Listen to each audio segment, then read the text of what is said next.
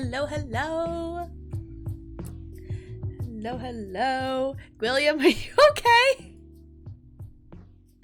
Welcome on in. Hi, Bo. Hi, William. Hi, NLA. Let me know if that worked. I did just like a block and then an unblock. So let me know if I need to do something different. Oh, hold on. I forgot to fix a thing. Ugh. Okay. Happy Saturday, everybody. Welcome on in. How's it going? Oh, the unfollow. Okay. I was like, I figured you're testing something of some sort.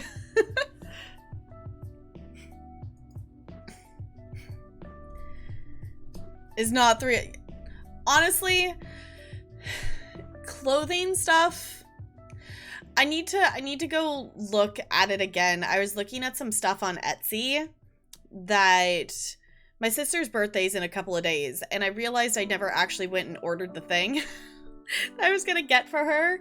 I'm not gonna say what it is on stream because I don't know if they're here. My mom said they probably are gonna hop on stream, so I'm not gonna tell you what it is on stream. But I found a couple things on Etsy for my sister, and one of them I need to actually order because I know I want it, but I need to figure out the shirt thing. So when are you not? That's a very good point.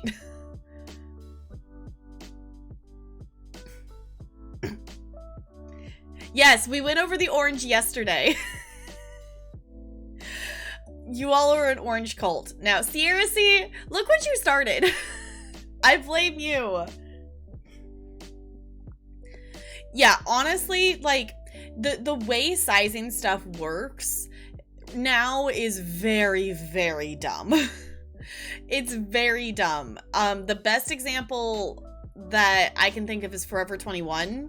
That there's been lots of stuff online about this, of people posting about how, like, sizing is really dumb. Like, the thing that I don't understand is, like, you know, guys' pants and stuff are, like, measured by inches and things. Okay, we're putting this on hold. I'm coming back to it because we're gonna welcome in our raiders. Crispy, it's good to see you. Can we get some hellos and welcomes for our raiders, please? And thank you. Crispy's done. We're your problem now. I am okay with that. Hi, Pazuzu. It's good to see you. Dragon Tears, welcome on in. If y'all don't know me, I am Tap Girl. I'm a variety streamer here on Twitch. We play all kinds of games here.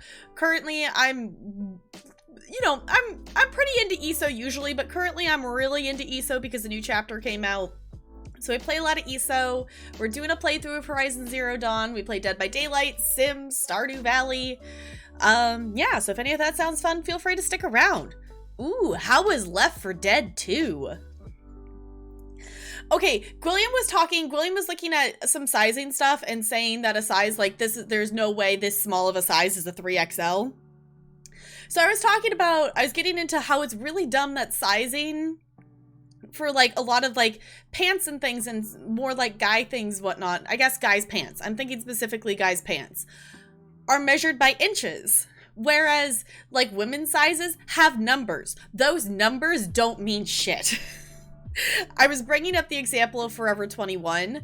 You can find it on the internet. There's multiple people who have done it. That they've taken a size, the one I've seen is a size 4 pair of shorts from, like, at this point, like 10 years ago versus a size 4 pair of shorts that they bought like that day. And there's like a 4-inch difference. And they're both a size 4. The sizes don't mean, the numbers don't mean anything. Yeah, sizing in general is just crazy. Bought pants for some places that fit. Then we'll buy pants of the same size for a different comfort and they won't. Yeah, like that's honestly, like, I would buy way more different clothes and stuff online, but sizing is never consistent. Like, sizing is not consistent in anything. So, right, like it's not hard to do. They just don't do it. Like, that's the thing is, and that's why there's so many problems with, like, the sizes of clothes have been getting smaller and smaller, and there's less and less clothing available for people who aren't the size of a toothpick. Not if you're the size of a toothpick, if you're really thin and whatnot, there's nothing wrong with that, unless if you're, like, anorexic, then that's not good. But like, the sizes should not shrink. Like, if I were to walk into the store and buy a large t-shirt when I was in middle school, that t-shirt would be like the equivalent of like a medium now. Like, the sizing is not the same, and it's so dumb. Ordered 2 different size shirts to see which one fit best. Same brand. The tags were clearly labeled as different sizes, but they were the exact same size shirt. See, that's really annoying. Yes, since Negs isn't here, so if any of you know the wonderful Nega Orc, she is going to be celebrating her 5-year stream anniversary really soon. If you want to leave a message on her kudo board, click that link. Go leave a nice message. I put like a fill in the spot thing. I was like, okay, I'm gonna put this here, and then I'm gonna go back and edit my post later when I think of something creative. Because at that moment, it was like, nope, nothing's there. See, that's the thing, is that Kafid's clothes aren't meant to fit real humans. That's the thing, though. Like, I've read articles on this and things like that, and people always talk about, like, celebrities and whatnot, you know, their clothes always look good, or, like, not even necessarily celebrities, but, like, people who, you know, go out and have more money to shop and whatnot and buy more expensive clothes. Their clothes always look better because they don't really pick a size. They pick something that they like, and then they get it tailored to fit them. Like, a lot of stuff is not, like, a lot of clothes are not made to be fit off, like, to fit you perfectly off the rack. A lot of stuff is like, here's a kind of base, and then go get it altered. But who alters random daily clothes? Not the average person. Narrator, she's going to forget. I'm not. I'm planning to mess around with it tomorrow is the plan. I just did not, I did not have the words. There was no words. There was no words. I'm like, nope. Also, I'm just really bad. Like, I always like want to write something super sweet and whatnot, but I'm not banana. I'm not eloquent with words.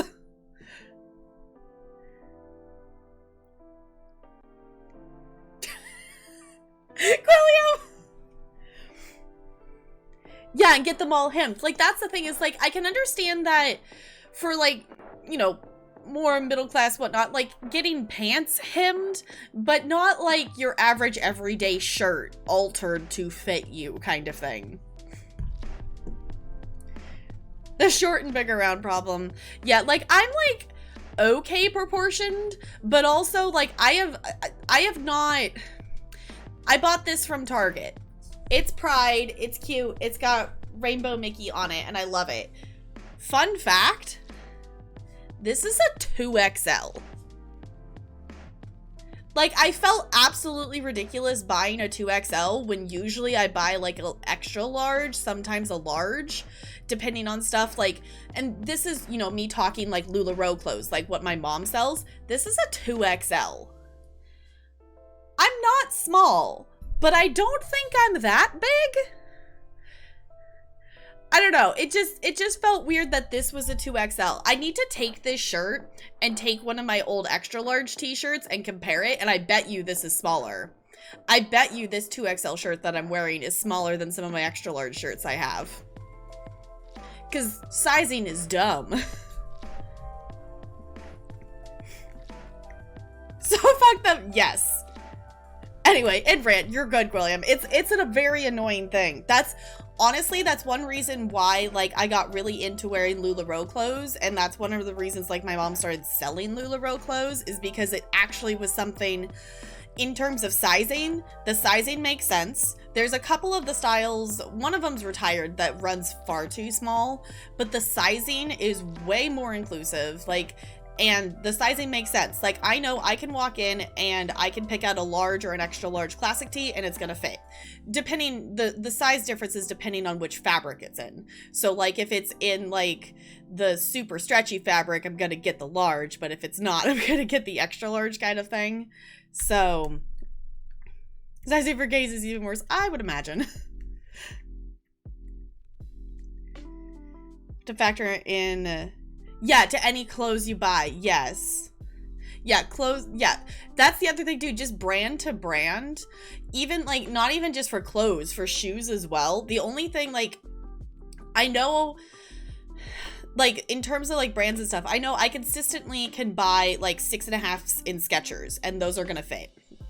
Which, I wear an absurd amount of Skechers shoes, because those I found in terms of, like, the memory foam and whatnot just work really well for teaching in.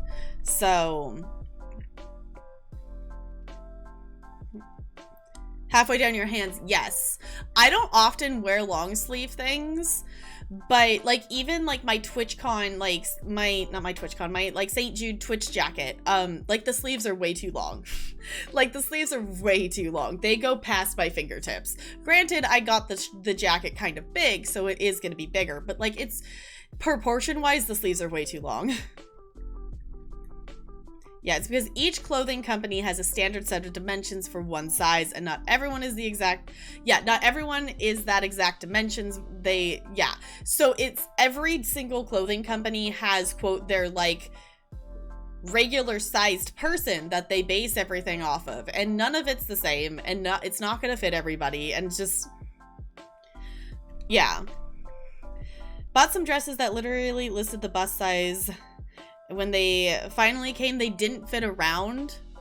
Like, they literally just lied about the size. See, that's so annoying. That's so annoying, especially, like, if they're gonna list, like, this garment, this piece of clothing is this size, and then it's not there. Like, why can't a piece of clothing ever accidentally be too big versus too small? Like, I get it. The likelihood of that is because, you know, they're not gonna waste fabric, whatnot. But they didn't fit by a lot. See, that's really dumb. I hope you were able to, like, return that and get your money back, because that is not right. I know, honestly. Okay, Broadway Blonde, I have gone... My shoes currently, I found some Skechers at Target. I had that moment, too, of, like, oh no, Payless is going out of business. Where am I gonna buy shoes? So my current pair of shoes I got from Target. My last couple pairs of shoes I've actually got from Costco, because Costco, like, rotates out, like, active athletic shoes occasionally. So yeah. Right, like, what's the point of putting numbers if they don't mean anything? The worst thing, I have not bought a bathing suit in quite some time, but bathing suit numbers are really, really dumb. They're, like, really dumb. This was, the bathing suit I'm thinking about, I bought this one not long after I graduated from high school, so a little while ago. And I remember going in there and I didn't even look at the size. And at that time, I was smaller than I am now. I went and I tried it on and it fit. I loved it. It was super cute. It was, like, you know, black with polka dots and whatnot. And it had a little skirt on it. And it was really cute. And guessing, like, based on, like, looking on it, if you were guessing size numbers, you would guess that it was maybe like an 8 or a 10, like, based on just, like, looking at the bathing suit, like, hanging on the hanger. You would guess that it was maybe an 8 or a 10. I looked at the tag. This bathing suit was a size 18. Numbers don't mean shit in terms of clothing. Like, it's so dumb. Now you're here. Yes, Jessica, crispy rated. So hi, Jessica. It's good to see you. I hope you're doing well. We're having a little mini rant discussion about clothing sizes. Yeah, so it was an 8 and a 10. Exactly. Like, you would think it was, like, you know, an 8 to a 10 size-wise. No. They had it labeled as an 18. I'm like, I'm glad that, like, at the time I was like, okay, I'm glad I'm secure in my image and I liked myself, whatnot. Because at the time I was like, if I didn't like myself and I was like, yeah, I think I'm this size, and then I look at it and I see 18, that would be, like, soul crushing to some people. It's like, the sizing is so dumb.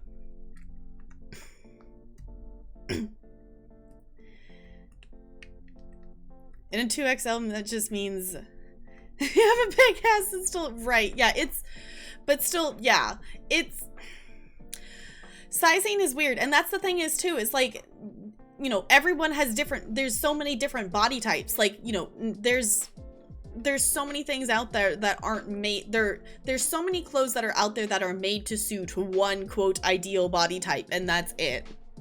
So yeah, understand small, medium, large being vague and inconsistent across brands. Right, like, I can understand, like, the generic words. Penguins is back!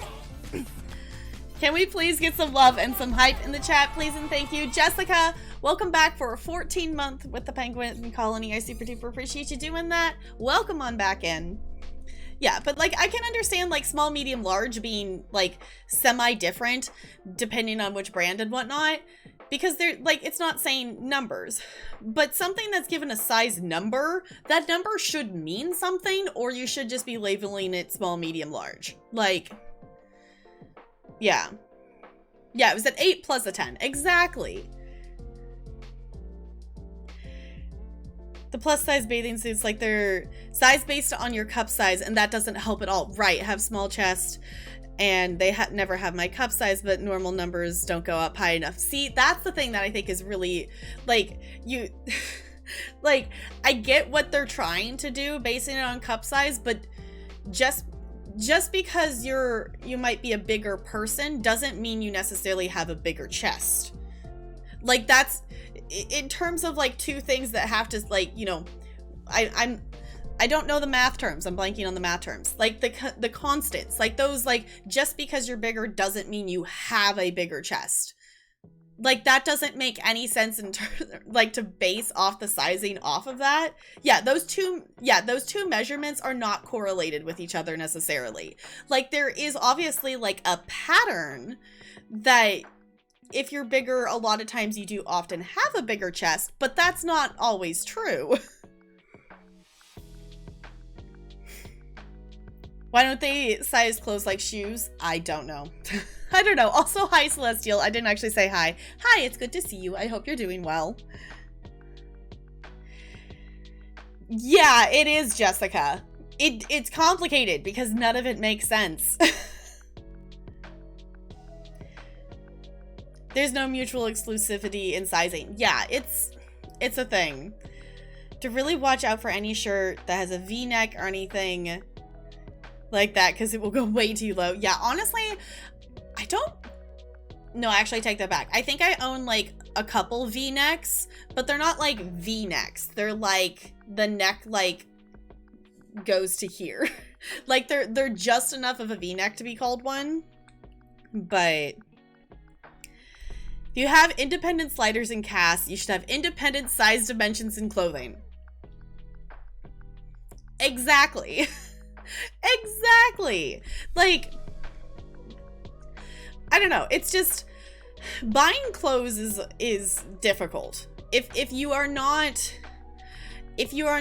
someone who is shaped in, quote, the perfect industry standards and, like, you know, really small and really petite, like, finding clothes is really difficult, which is why, like, you know, I don't really shop for clothes. Like, I buy clothes from my mom and that's it.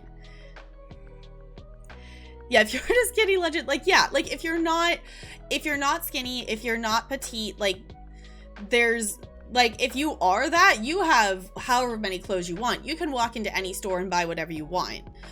Like, just coming from, like, my mom's, like, shopping, you know, owning a, like, a clothes business kind of thing, the larger sizes of her clothes sell more than the smaller sizes because the people who wear a size extra small or extra extra small have a lot more options out there in the clothing world than the people who buy, you know, the 2X and the 3X. And it's really dumb. It's really dumb that it's not like, hey, everyone has access to, like, buy clothing that fits their body.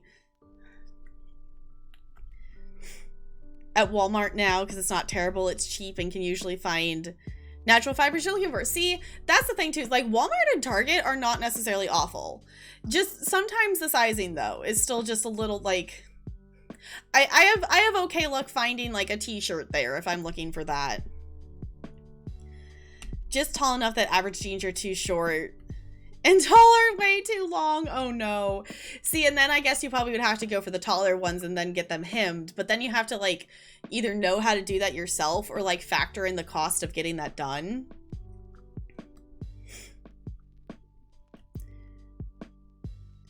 Only go down to 2 sizes above what you can wear. It's fine. Like, I can definitely understand the struggle with shoes. Like, for me, my feet are pretty small. I wear like a 6.5 or a 7, depending on the shoe. Talarian struggles sometimes to find shoes because his shoe size is like a 13. So for him to like casually go to the store and buy shoes, most stores only have stuff in stock up to size 12. Sometimes they'll have like a 13 for like a couple options of shoes. So usually he'd wear like a 13 or a 13 wide, and that's just not something you easily come across because he's 6'2", so he's tall.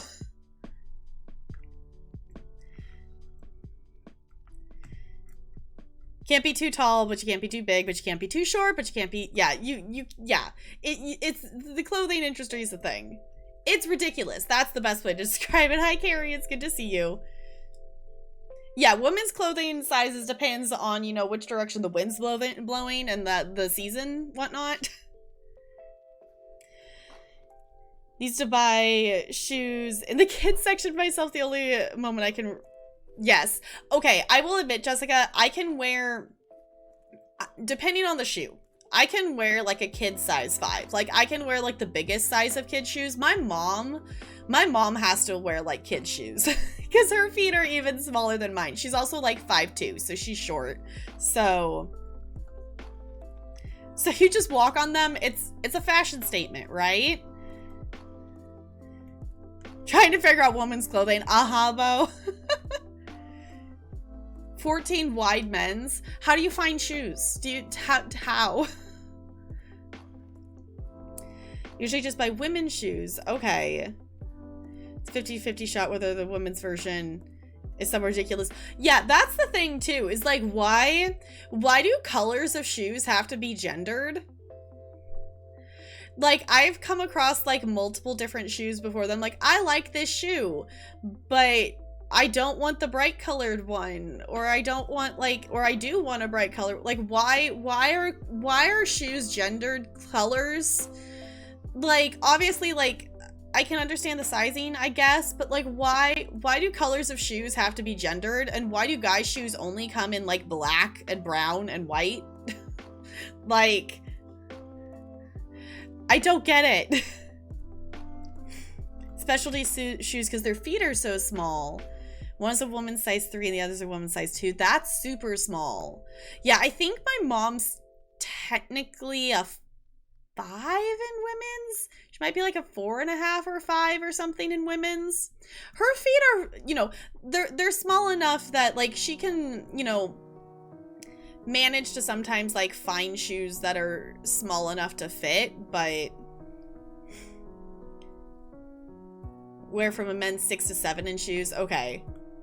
Coffson 5'1". Dragon, you're great. My mom's 5'2", so I'm like 3 inches taller than her. I'm 5'5". You don't find shoes. You order shoes online and hope they fit. Yeah, I guess that sounds about right. Yeah, just make normal shoes. Yeah, just make normal shoes. Sometimes people are looking for bright colors, some people don't. And give everybody the option. Yeah, why is clothing gendered, period, is also a great statement. Like, why does clothes need a gender? It's clothing, it covers your body, wear whatever the fuck you want to wear. Like, why does it need a gender? But has a lot of men's boots because she hates women's ones. I mean, wear whatever you like. But also just in terms of sizing, it's a whole thing of like, why can't that just be an option for different things? Depends on your country. Okay, never had much problem many things, however, I do never go buy most things anyway. Okay. I would love to, Gwilliam. I don't know. I did not use my PTO this year, so I think the contract I'm on now actually rolls over. So I might have more than 3 days of personal leave. I need to look at that. I need to go in and look at that. But I don't know if I can swing it, but I'd be down. I'd be down to go to Disney. Converse do custom shoes. Yeah, Converse doing custom stuff would make sense. I really wish I could wear Converse. I have a pair that I've worn on occasion, but I have really flat feet. Like I should be wearing orthotics, like foot arch support bad, like no arch feet. So for Converse, it doesn't really work well because there's no arch support anywhere in those shoes. They're just flat. Ooh, wait. I want to join the heist. Like, I'd like to be comfortable and wear leggings out in public, but fuck gender clothing stereotypes. Yeah, it's a whole thing. Most clothing is gendered because usually a man and woman are shaped differently. Like, I can understand in that sense. But, like, if someone wants to wear something that's typically for the other gender or whatnot, like, just wear it. Yeah, split stores into masculine and feminine sections, but yeah. But those bodies are built differently, but yeah, clothing needs, yeah, like, obviously there is, like, I understand that there is a difference between, like, body shapes and type and whatnot, but also, like, if someone wants to wear leggings, then they should be able to wear leggings. If someone wants to wear a dress, they should be able to wear a dress. If someone wants to wear fancy pants, then wear the fancy pants. Like, yeah. Only take 2 days of PTO? Okay. Because normally, like, that's the thing is, like, I'd have to look at it in terms of, like, doing it. Because usually, like, when my family's gone to Disney, like, we, like, go to Disney. Like, we go do, like, 4 or 5 day, like, hopper pass, go to Disney. So, obviously, like, we wouldn't necessarily need to do that. But you're the opposite. I purposely buy shoes with as little cushion as possible. Closer to bare feet, the better. Interesting. See, I wish I could do that. But this is the reason I'm a tap dancer and not a ballet dancer. I've taken enough ballet that I know the basics to be able to apply the technique to other styles of dance and to teach the basics of ballet, but I couldn't keep going in ballet because it just hurt my feet too much. Nobody fucks with them? Well, that's good. I'm so much less clumsy on my feet when I'm not standing in an inch of foam and can actually feel what I'm doing. See, that makes sense. Like, I can understand that. I definitely, for me, it's like, I want the cush, I want the memory foam for, like, arch support, but also, you know, with my current schedule at work, like, I'm outside and I'm standing on my feet for, like, 2 hours at a time. Like, I need the support, which, speaking of, you know how I've talked about my feet ending up hurting after that 2 hours outside? I think I finally realized what part of the problem was. It was specifically my heels that kept, you know, really hurting. I realized that the undercover area that I'm standing in isn't actually flat. It's actually, like, on a slant. Not a big slant, but just enough that the direction, me standing and facing the playground, it was enough that I was putting more weight on my heels because I was on a slant. So as soon as I realized that and I actually evened out my weight, my feet, like, my feet were okay this week. Obviously they still ended up being sore, but they didn't, like, hurt as bad. And I'm like, it took me like 4 or 5 weeks to realize this. I'm like, are you kidding me? You kidding me? You wore a Santa dress to a Christmas party of mostly rural folks. Nice. I like that. Do the whole thing for less than okay, for like 600. Okay. Planning on like 2 days. I go through it quick. Okay. See, you could definitely do Disney in 2 days. Like, I could definitely do Disney in 2 days. I would probably even, well, no, I would still want to do some stuff in California Adventure. Like, I was going to say, I could see doing, I would probably have to go for, like, at least 3. Because I would want probably 2 days in, like, just Disneyland. And I would want, like, a day to do stuff in Disney World. And I would want to go see World of Color. So, regular hiker, climber, and caver. I can tell you so much better when I, oh, tell so much better when I have traction than when I actually, right. See, that I can understand. Like, if you're out there, like, you kind of want to be able to tell what you're stepping on more. So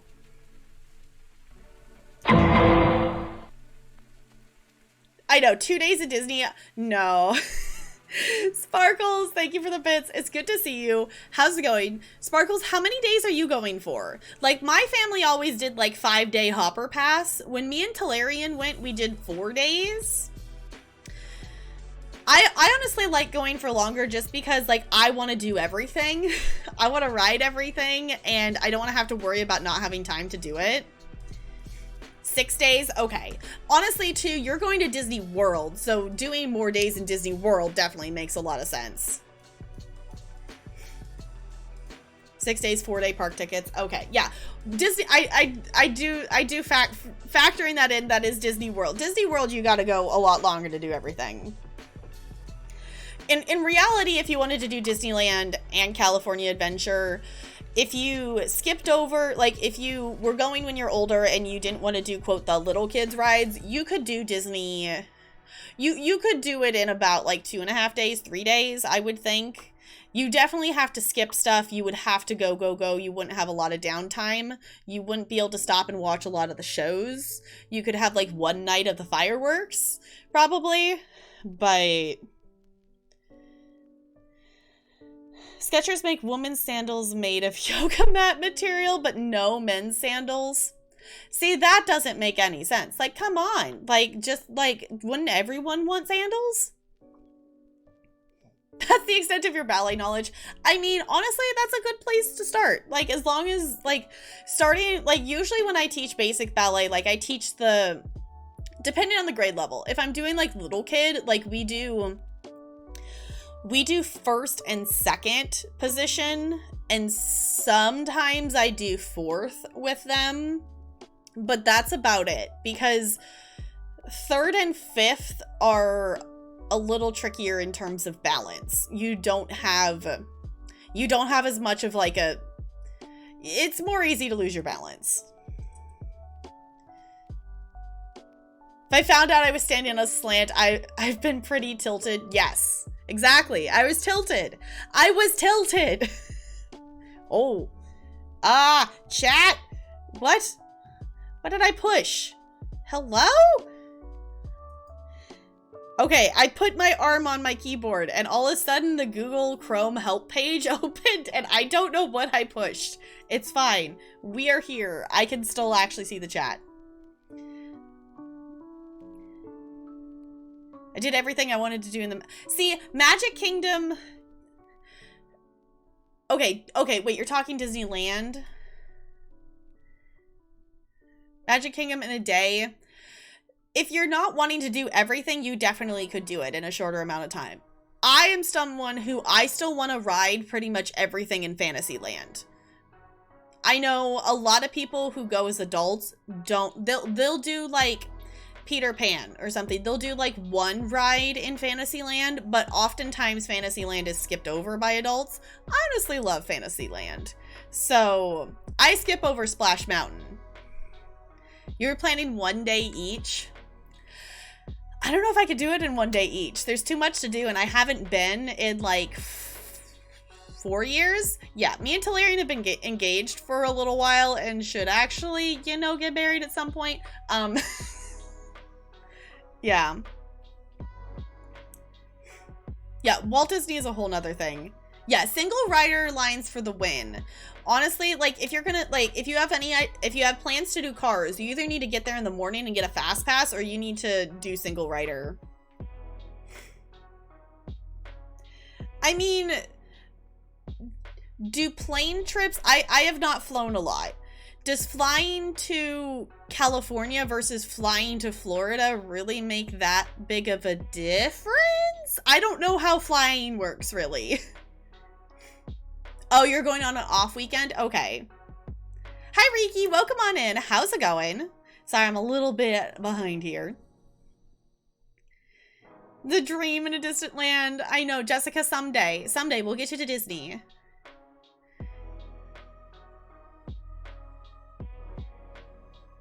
Oh, since that's opening weekend of Disney World's 50th anniversary.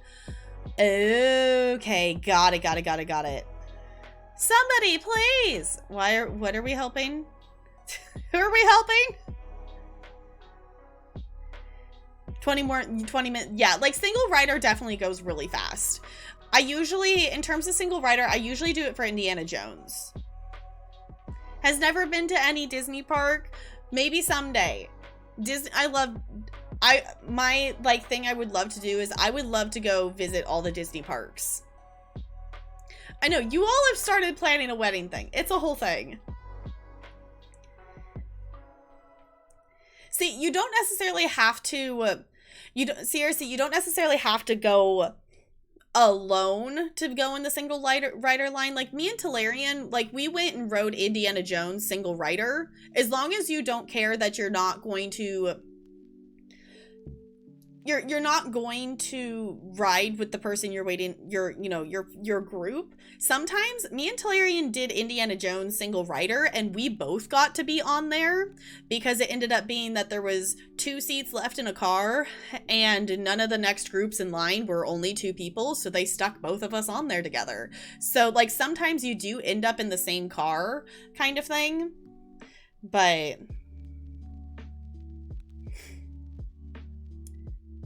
depends on the time of the year and the airport. Okay. I was gonna say, like, flying from New York to California instead of Florida, I feel like wouldn't make a huge difference, but maybe that's just me thinking that. Spend 100 both ways for World. Okay. I'll have to visit a friend with a pool, Carrie. Have fun with that. Have fun with that. Yes, go cool off. Yes, the one for I have not actually done single rider for Space Mountain, but oh my gosh. Space Mountain line is a whole thing. Me and my dad waited. It was one of those things that we ended up choosing to just go wait in the line for it because we didn't have anything else. This was like more towards the end of the trip. We didn't have anything else that we really desperately wanted to do.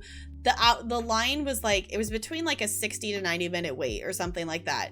The line was up on top. Like we wove around on top and then came back down. It was a ridiculous line, but can get to Orlando for 187. The cheapest I'm seeing to Cali is 303 that has connecting flights. Wait, so you would have to do like multiple stops? You can't wait. Can you not fly directly from New York to California? Is that not a thing?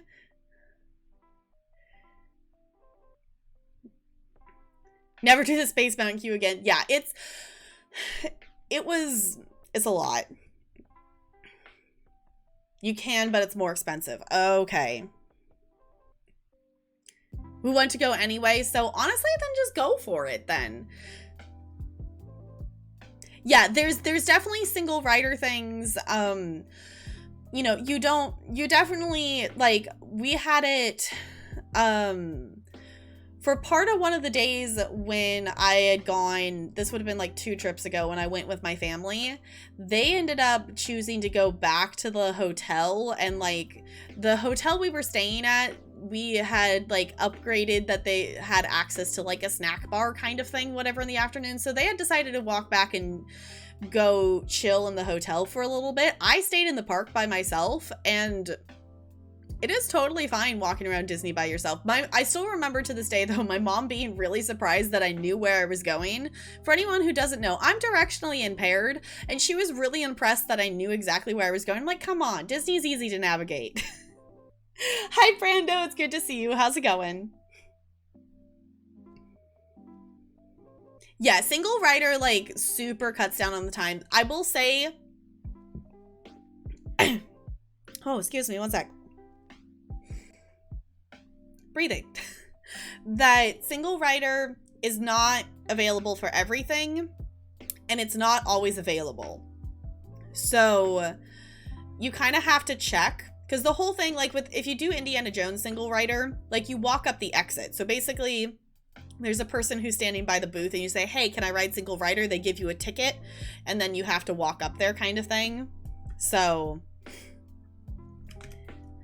cheapest nonstop flight is 324. Okay, so it is definitely a price difference, but I feel like that's not, It's obviously a difference, but it's not as big as, like, I think it could be. You found a nonstop JFK LAX for $270 round trip nonstop. Yeah, I was like, I feel like you probably could find some flights that would be cheaper. Obviously, it looks like it's going to be like slightly more, but it's not.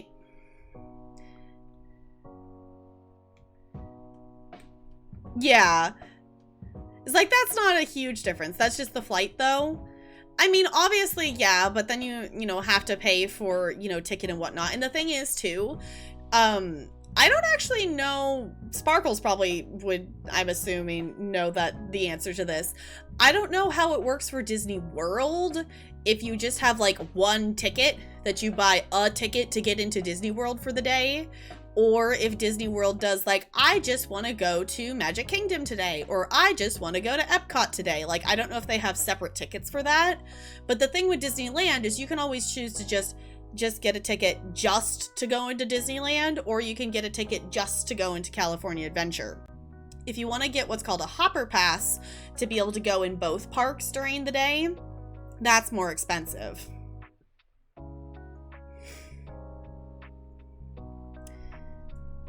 You have okay, so okay, that makes sense. It would be cheaper for you to go to Florida then if you have someone there that has a house.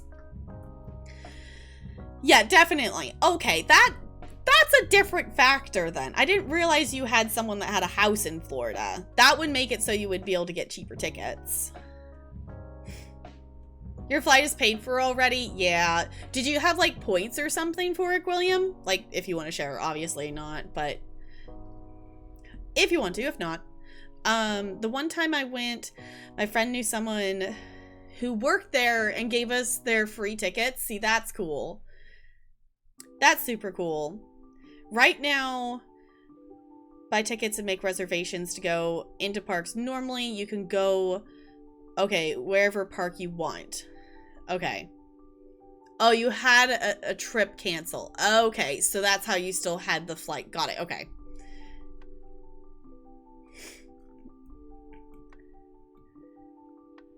Oh, have a house down there. Okay, so then it's, you know, then it would be cheaper for you to go to Florida then. You have see, that's the thing I always forget about Disney World, is Disney World has the magic bands. Disneyland doesn't have that. I've heard them talk of implementing the magic bands in Disneyland, but they haven't done it yet as far as I know. They did make the change in fast passes with the Disneyland app, that the first time they had the app out, this was, I don't know, I was still walking around with a Samsung Gen 4 phone, so whenever that was, they had the app, but the app was still basically just like a digital map. There wasn't really much you could do with it.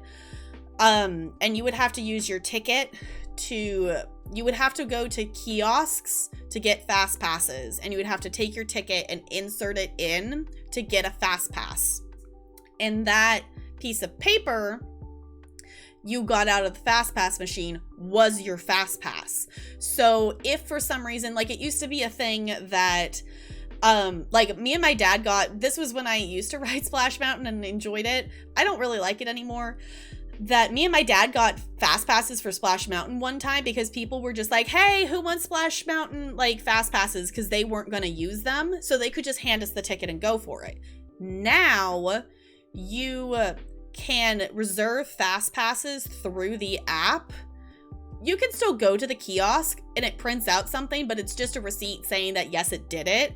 And you have to scan your park ticket on, like, the thing to use the fast pass when you do it now. So you can't just give it to random people anymore. So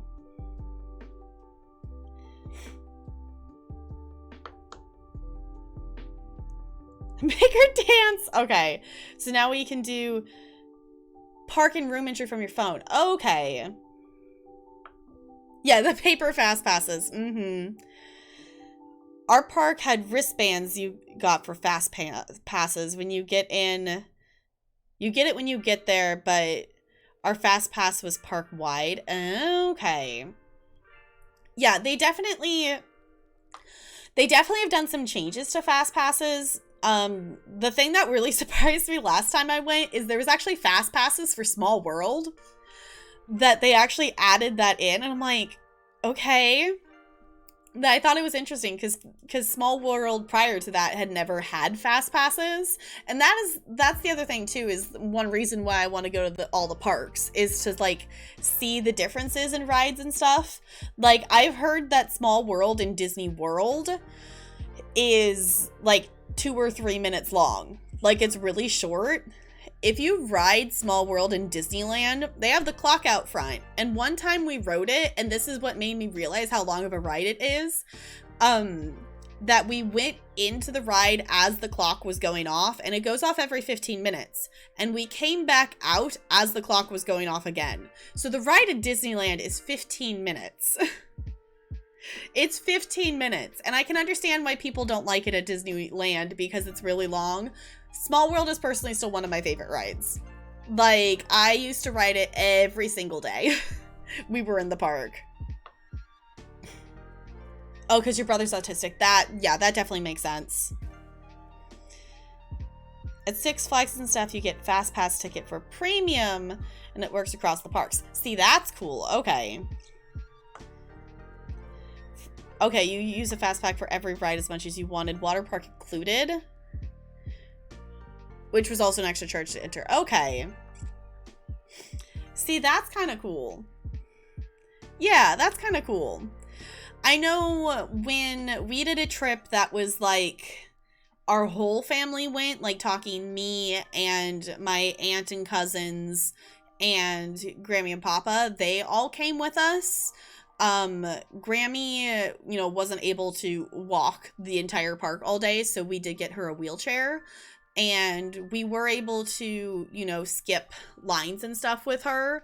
They unfortunately have kind of changed how that works because some people were, you know, obviously abusing of like, hey, this person's in a wheelchair. And it's like, okay. So, like, you can still, like, you know, be in the certain line and kind of thing. But they won't let you necessarily take people with you and things. Like, we as a group skipped the line for Peter Pan with like all of us, and we kind of felt bad about it.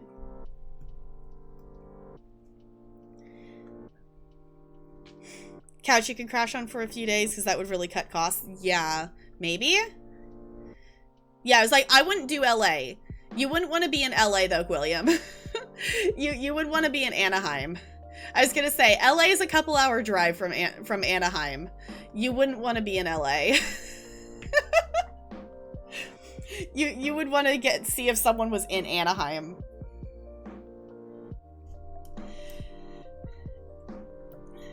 Pay for fast passes for the whole season if you were a season pass holder? Okay. Well, you know, surrounding, I get what you mean, but you would not want to be in LA. LA is still a couple hours from Disney. It's a small world after all. Yes. I also love that, I know some people didn't like it. I personally like it that they, this was actually, I guess this has been a number of years ago, that they went in and changed Small World a bit. That they actually went in and added in Disney characters into there. So, you know, like the area with like, you know, the underwater and whatnot. Ariel is actually now the mermaid that's on the tipping part. You can find, you know, Lilo and Stitch. There's Timon and Pumbaa. Like, and it's obviously it's the characters in the style like of the It's a Small World characters. And I personally really like it a lot. Don't think they have that in Florida? Okay. Yeah, I was like, I think they just did that in the Disneyland one. But they added in different characters. So it's kind of fun to go and like spot the different characters throughout it.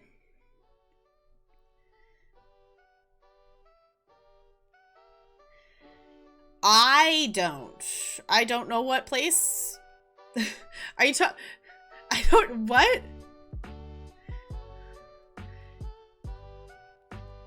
Arcadia? Is that a place in California? Never mind. I was like, wrong side of LA. Okay.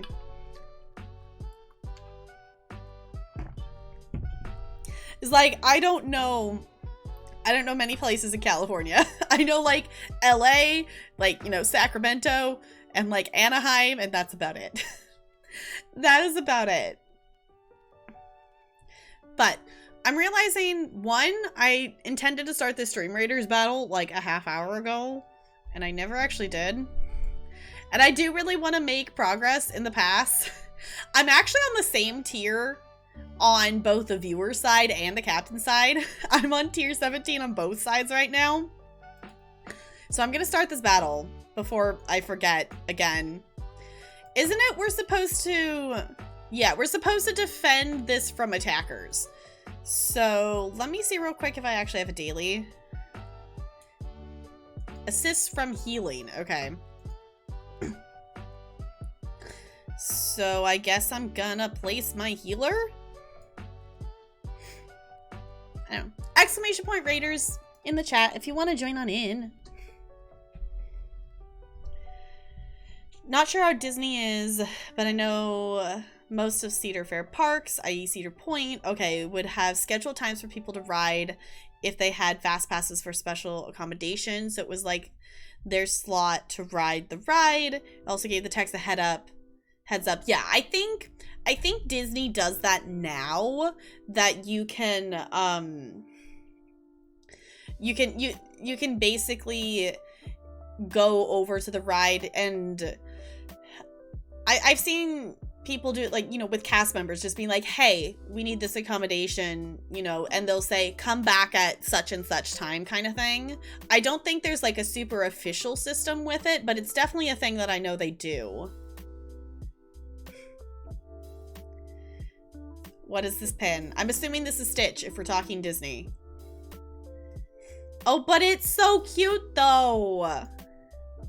It's so cute though. I have a couple Lilo and Stitch pens. I have a couple of them and they're really cute. I will admit, my favorite pins are my Hunchback of Notre Dame ones. I have one that's really special that I felt really bad at the time trading the cast member for it, because it was obviously one of her favorite pens because it's a rarer one, but I'm like, it's my favorite movie, I collect them, and she's like, okay, so she traded me for it. So I have my favorite pen I have is one, it's Quasimodo actually like swinging back and forth on a bell. It's great. I love it. Miss Stream today. Hi Goldie, it's good to see you. I need to go watch Peachy's VOD because now I'm interested in the cereal discussion. It's super cute. The property at Cedar Point, you could enter the park an hour early. That, yeah, Disneyland does something similar to that. If you stay, my family has done it. We haven't done it every time, but we've done it and gone and stayed in the Disneyland hotel. And then during your stay, you get like one day that you can enter the park an hour early kind of thing. Yes, the link that Bo posted is a link to a Stitch little pin, and it's really cute. The park made like a schedule for the person with accommodations for times to ride rides they wanted. Oh, that's nice to have like a physical schedule to hang on to. Yeah, it was kind of, Disneyland does, as long as, you know, as far as I know. Last time I was there didn't have anything like that, but there's definitely things that you could go and like talk to the cast members there and, you know, like arrange stuff with the cast members who were currently running the ride.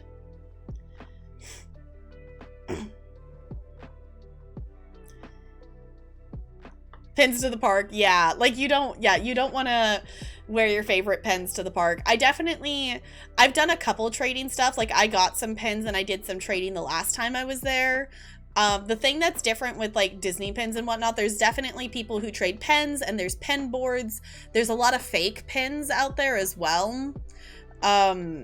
So do keep that in mind if you trade them on pin boards and things. But honestly, the pin trading is pretty fun. I did come home with some cool pins. Obviously, not all of them were real, and I didn't necessarily care about that. You know, I traded fake ones for fake ones kind of thing. Yeah, the extra magic hours, exactly. Yes, Bo likes salads, of course. The day Bo likes salad is the day hell freezes over. I mean, we need to make Bo eat a salad. You all know it's gonna happen. You all know what's gonna happen. It's gonna happen at some point. We don't know when. But we are going to get Bo to eat a salad. And it's not going to kill him.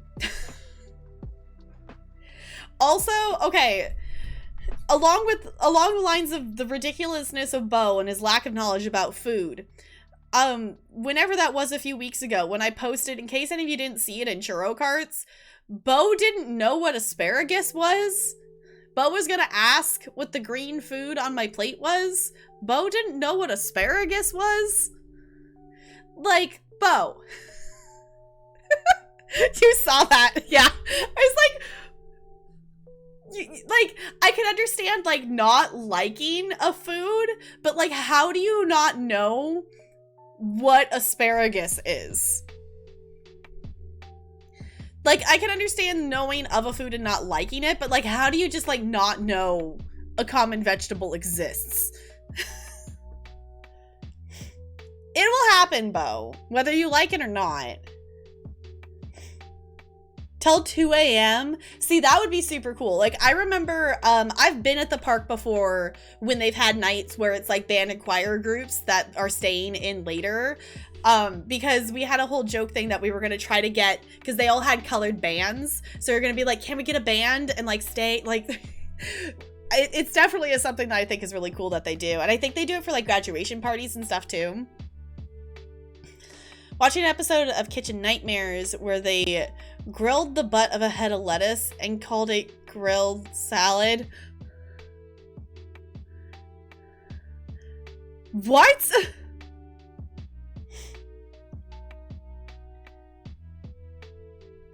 Everyone gets asparagus pea. I don't think I realized that was a thing. Before you lost your kidney? Okay.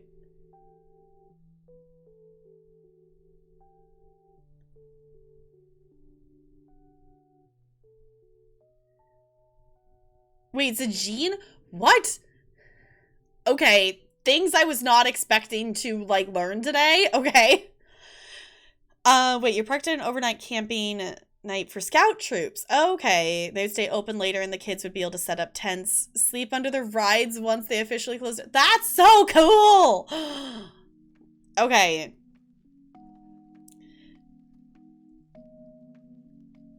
Just not everyone can smell it. Man, genetics are weird. Genetics are weird. I'm putting this into the category of the whole, what's it called? Was it cilantro? That somehow it, like, some people it tastes good and some people it tastes like soap, and that's apparently a genetic thing? Yeah, it's like the cilantro thing. Yeah, it's like, that goes in that category. Genetics are weird, man. Still, okay, scientists are still figuring it out, though. Okay. I'm glad you like cilantro. Yeah, I think I like cilantro. I'm pretty sure I've had it in something that I've eaten, and I have not had the whole, like, thing. On your Mexican food? Yeah, I'm thinking I've had it in some kind of Mexican food. So I think I like it. I don't know, I'm not even gonna read that. Preferring sweet or savory can be a genetic factor? Interesting, okay. Does it taste like soap, you just don't like it? Yeah, which is totally fair. Which is totally, absolutely fair. Yeah, genetics are wild. Genetics are wild. The thing that I started, like, I had, like, the realization of how wild genetics are in high school when we started, you know, basic stuff, you know, like Punnett squares and things like that. And I just realized how wild it is that genetically me and my sister exist. Like, the fact that both me and my sister have red hair and blue eyes and freckles the genetic chance of that, considering both of my parents have brown hair and green eyes, like the genetic chance that both me and my sister would come out the way we did is small. And that was like the moment in high school was like, weird. See, I've thought about doing one of those DNA things, but I don't know what I would really learn from it. I don't know. It could be interesting to do. On the bus says it tastes like soap. That's the thing, is like, how do they know what soap tastes like? Like, why is the defining taste soap?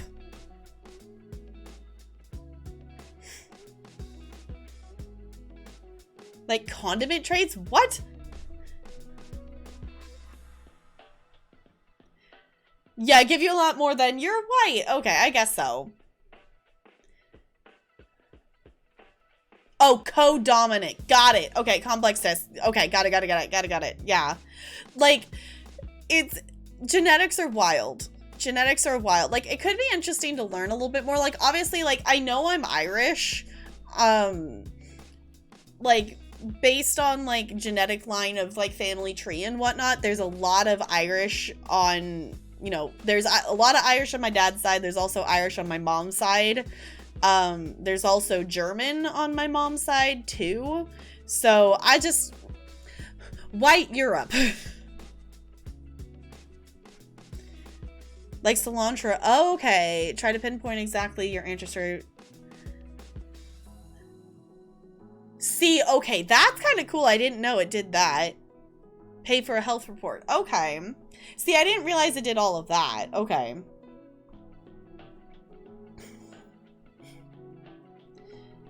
The Italian grandmother who brought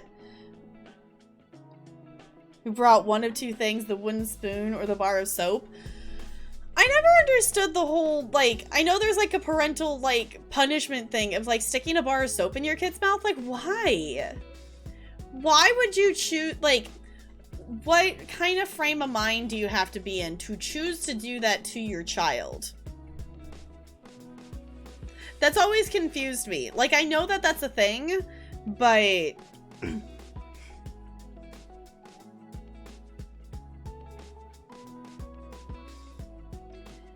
It's like 10 feet from the highway? Really? Okay, fun fact about Disneyland. While you are inside of the park, it is impossible to see outside. Like, you can't, like, besides the sky, you can't see anything of other civilization from inside of Disneyland. Sounds barbaric? Exactly. It's like spanking, but with the added metaphorical emphasis. I guess so. I always thought it was very interesting that, and... you know, I've been out and about and seen, like, you know, kids get disciplined, whatnot, like in, you know, grocery store parking lot, whatever. The thing that always gets me is parents who, for some stupid reason, choose to spank their kids. And the dumbest thing was this kid getting spanked for hitting. So you're hitting your child to teach them not to hit their sibling. 'Cause that makes sense. I just don't, it's like, why would you choose to do that? Alternate dimension you can never escape. I'd be okay with that. I would love to go work in Disney. Like, obviously, it would not be a long-term thing, but I would love to work in Disney. My like, childhood dream thing was always to go dance in the Disneyland parades. Like, that was always, like, one of my little childhood dream things that I thought it would be really cool. Now I would just really want to go to the park and, you know, go in the, you know, get an annual pass for the year and go in the park every day kind of thing. Yeah, like, I get the metaphoricalness of, like, washing out the bad words, but also, like, really? You're gonna get that upset over your kid saying a bad word? Like, come on.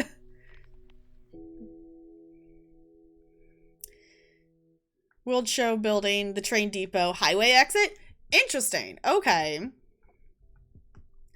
If you also have family members who've done the 23andMe test, you can see how much DNA you share with what you have in common. See, that would be actually kind of interesting to see. That would be super interesting to see. Just out of like pure curiosity. It could be interesting to see. It could be interesting. You've done 23andMe? I think it could be kind of cool to do. I think it could be kind of a cool thing to, I don't know, it'd just be fun to know. I am swapping us over here. Obviously we can, you know, continue the conversation, but I am swapping us over here so I can at least open some things up, because we are going to play ESO today. I don't think I've ever actually said that yet, but we are going to play ESO. Genetics, it would also just be interesting for me personally to see, like, if I did it and if my sister did it. Like, obviously, like, we're gonna have a lot of stuff in common, but it'd be interesting to see, like, what, like, in terms of, like, specifics, if that makes sense. Like, what we would have in common. Like, compared to, like, mom and dad kind of thing.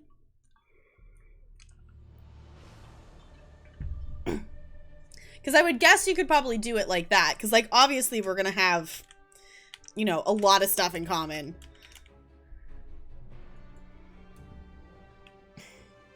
I don't know what we're different than in common, really?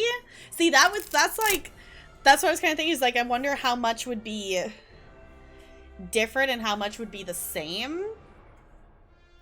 Because just in terms of, like, appearance-wise and whatnot, I look more like my mom, and my sister looks more like my dad.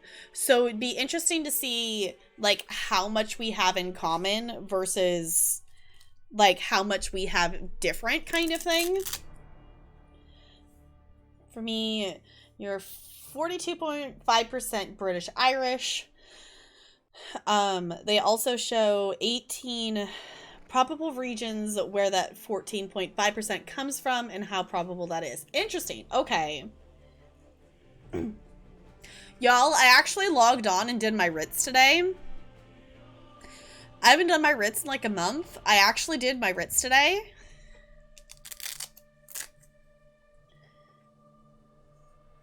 Curious what your test would say. Like, that's the thing, is, like, I think that's really the primary reason to do it.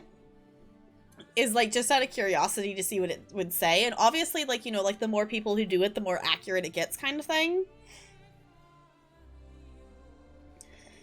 I know, it's like, I want to get back into doing my writs. When I started doing them today, I'm like, I actually kind of miss doing them, because it's just, it's almost like a comfort thing of, like, I know exactly what I'm doing. Just that comfort, like, just chill. I did my writs. Why am I getting a scrolly wheel thing? ESO, please don't crash. Please don't do that. I know I updated my add-ons, but don't crash on me.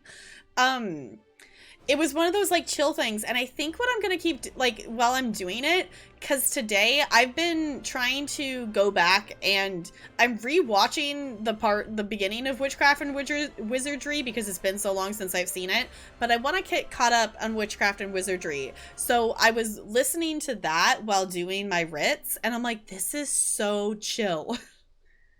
It was so chill. Basically, my screen, I had ESO, and then I had Witchcraft, and I had Broadway Blonde stream up. And it was just, like, super chill to just chill and do writs. It was nice. I was gonna say, I think ESO's doing a thing.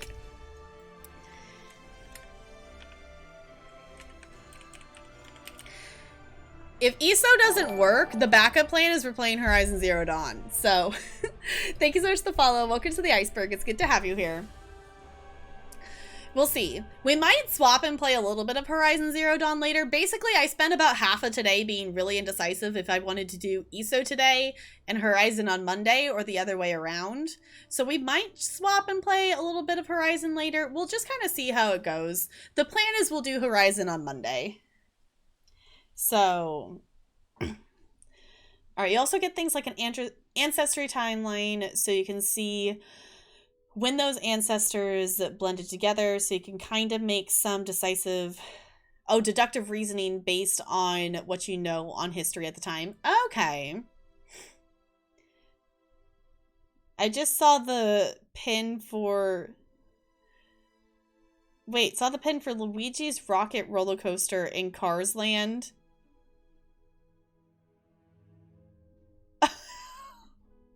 No, not that Luigi. I was like, what about... I did that too. I was like, what about Mario? And then I realized you were talking about Cars Land. I'm like, oh, okay.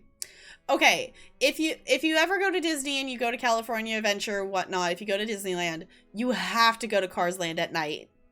Walking down the street in Cars Land at night with all the neon on, you feel like you're just walking down it in the movie, and it is so cool. It obviously it looks really cool during the day and whatnot, but you gotta go see it at night. I will say the next I'm gonna be like, I don't know how much of stuff they've built or whatnot. It still hurts my heart that Bugs Life Land is no longer there. They're turning it into a Marvel thing, and it hurts my heart a lot. I'm like, Bugs Life is better than Marvel, but I get it. Bugs Life is, currently it's not, it's not a movie most kids have seen anymore. It's not as popular. Like, it hasn't, it's not like Lion King that everyone still knows what it is necessarily. The Marvel thing just opened. Okay. When the last time I was there was right before they closed Bugs Life Land. And I'm still sad. Okay, especially if you're a minority, please do the DNA test. Unfortunately, there's racial bias in DNA research. Yeah, like, that's the thing, too. Is like, it's one of those things, the more people who do it, the more accurate it's gonna get. Wasn't a big fan of Bugs Life.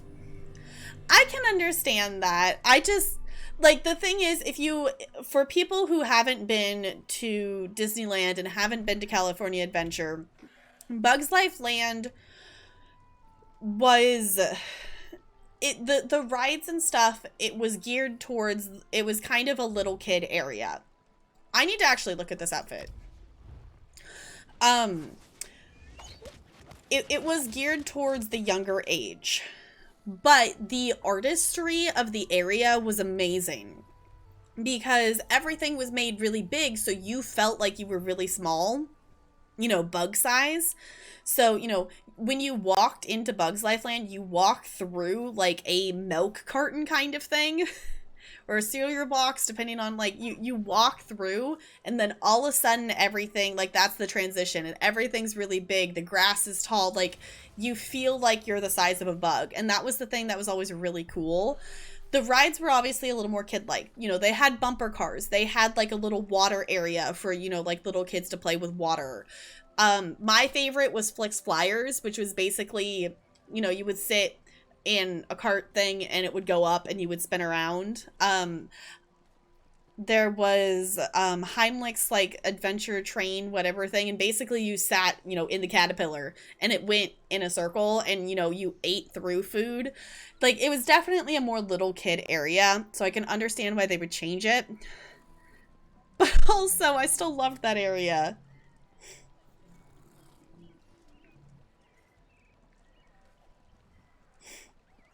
There's not a Toy Story Land, though. There's a Toy Story ride.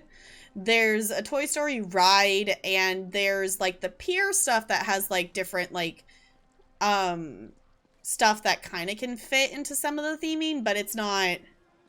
There isn't Disney World. Okay, Disneyland just has this, it just has Toy Story Mania. William, I will watch it if you give me the link, but I'm not gonna go Google it right now. I'll Google it later. I might have to buy crowns. I might have to buy crowns. Not that this is, it doesn't, it's not a timed one. It looks like this is a thing that's going to be in the crown store. I am 200-ish. I'm 195 crowns short. I might have to go buy some crowns because I need this outfit. I was like, oh, this actually looks really good on my Khajiit. This looks really good on my Khajiit, and I think I'm gonna have to go buy crowns. I'm not gonna do it right this second, but I will be purchasing crowns because my Khajiit needs this outfit. She needs this outfit. Also, before I forget and leave everything super duper quiet, let me actually turn up the sound. So it's like, obviously, like, it's cool when things changes. I remember someone mentioned back at the start of our Disney conversation. Be a visitor to Somerset. Help uphold someone mentioned about wanting to ride the new California Screamin'. Someone mentioned that, like, towards the beginning of our conversation, and I was going to comment on it, and I have not... The last time I was in Disneyland was, like, 3 days before Pixar Pier opened. I guess maybe that was one of the last times. That may have been the time. I was really close to being there when Pixar Pier opened, and basically the only thing that's different is they changed the covers. The covers on the roller coaster are no longer just blue. They are red, and they have some Incredibles characters, like, reaching out of it, like it's Elastigirl and whatnot. Like, they didn't change anything about the ride. The ride is the exact same thing. They just changed the covers on it and changed the name, so it's now the Incredicoaster. You said Soarin'. Soarin', I try to remember which version of Soarin' I've seen. It would be cool to see the newer one. It could have been I think it might have been you saying Soarin' that was jogging my memory. They definitely have changed Soarin' a couple of times. Unfortunately, one thing they have changed, if I remember correctly, is it doesn't do the scents anymore. Like, it used to be when you ride it and you went over the orange fields, it would smell like oranges. They don't do that anymore. We're not questing a Markarth. We're over here!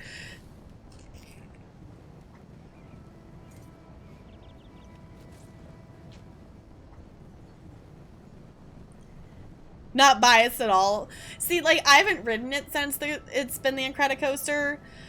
Like, I get them wanting to actually theme it, because, like, basically, the Paradise Pier wasn't... Obviously, it's now Pixar Pier. Paradise Pier didn't really necessarily have a theme of any kind of sort, so I can understand that they wanted it to be more themed to a movie. Like, I get that.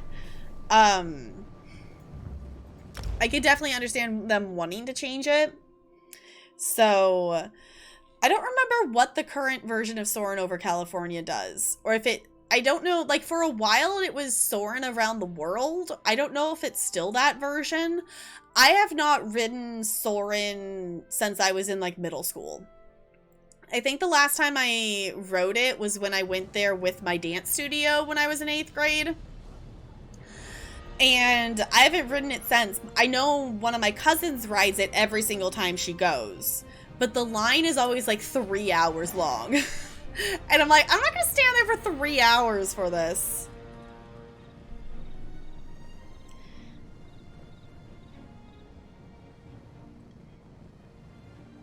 Because it's red instead of blue. Okay, hold on. I'm looking at this. Hold on.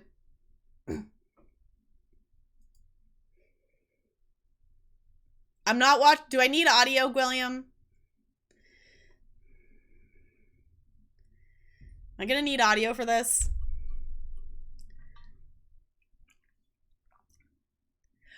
Okay, that's cool.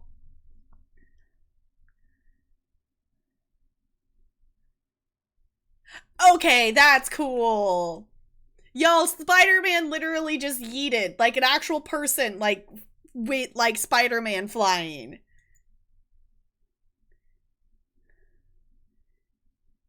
Wait, that's an animatronic? Hold on.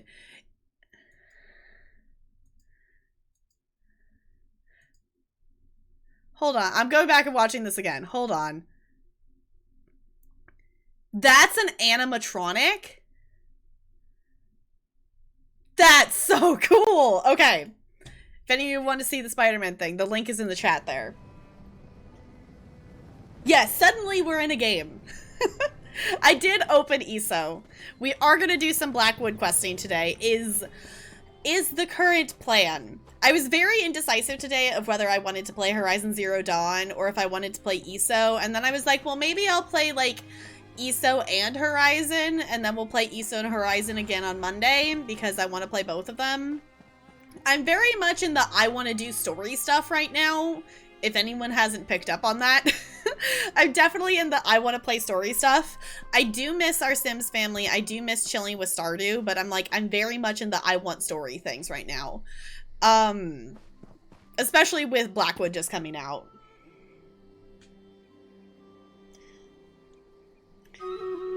They're just yeeting animatronics through the air. That is so cool. It is so cool. Okay, like, the thing is, like, I'm excited, like, the Marvel stuff, like, obviously it's gonna be super cool. I didn't know they were yeeting an animatronic Spider-Man across the sky, but, like, obviously they're gonna do something cool with it. I'm just very sad that Bugs Life Land is no longer there, because that was still one of my favorite places to go to in California Adventure. So, I didn't do my Ritz in Blackwood. I realized that I should have looked at them after I'd already done them on my main character. And while you're mentioning it, I'm actually going to go over here because I do actually want to see where they're at.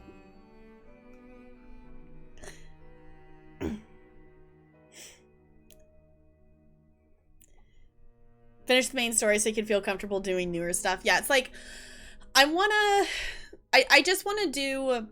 Like, my struggle when new content comes out with, especially, not so much with dungeons, but, like, when a chapter comes out kind of thing with story questing stuff, I always struggle because I want to hang out in ESO's streams and people playing ESO, but I really like, you know, not having spoilers for any of the quests, so I don't want to rush through the quests. Like, if I was rushing through the quests, we would have streamed ESO yesterday. We would be streaming ESO today. We would be streaming ESO on Monday. Like, I would only be doing ESO right now.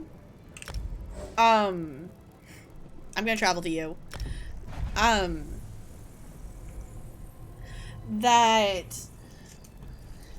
I would be, you know, just doing ESO. Obviously, last week we did do multiple nights of ESO, but that was, you know, like, the chapter was just coming out, and I was, you know... I'm still excited, but I was like really excited last week about it. But I want to be able to watch other people's streams and do the questing stuff. I don't want to rush through stuff, but also I kind of wish I had quested through every single quest in this game so I could just freely watch people do stuff. Oh, that's interesting. I have not actually been grouped with someone who has a companion yet. So their companion gets like a little bar underneath you. Okay, William, why are we grouping? What's up?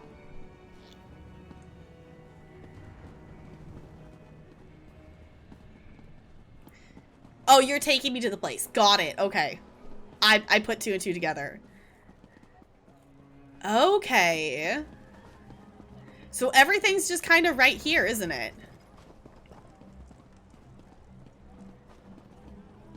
This is cool.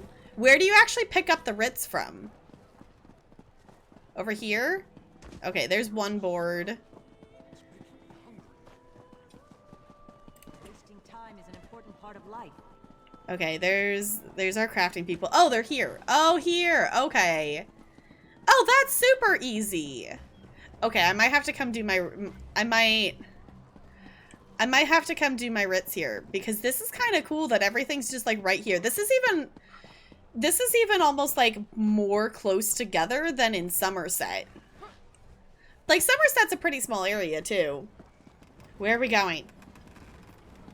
I'm following you. Where are we going? Also, I like this outfit on your character. I need to make my Argonian. Ooh. Okay, they look cool. This is where you turn it in. Oh. I got distracted by our... Look at this guy's skin stuff. It looks super cool. Okay, so the turn-in is pretty close by then. That's cool. Okay. I might have to come over here. I really like the layout and like the look of... what is this? Is Leowin? I like Leowin. I might have to bring a few characters over here as a home base thing. I guess the other thing is there mount training nearby? Is there a stable? No, the stable's like all the way over there. Okay, so there is a stable, but it's not next to here. Okay. Also, I do have... How do I...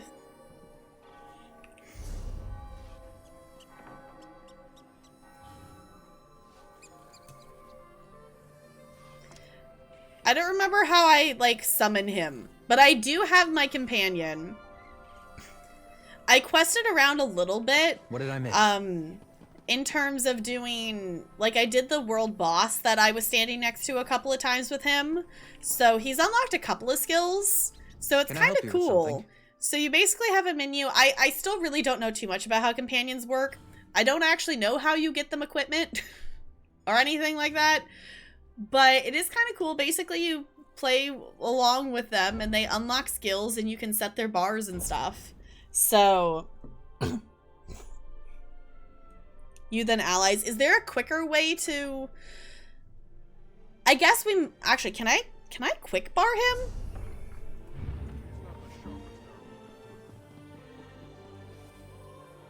No, I haven't made my Argonian yet.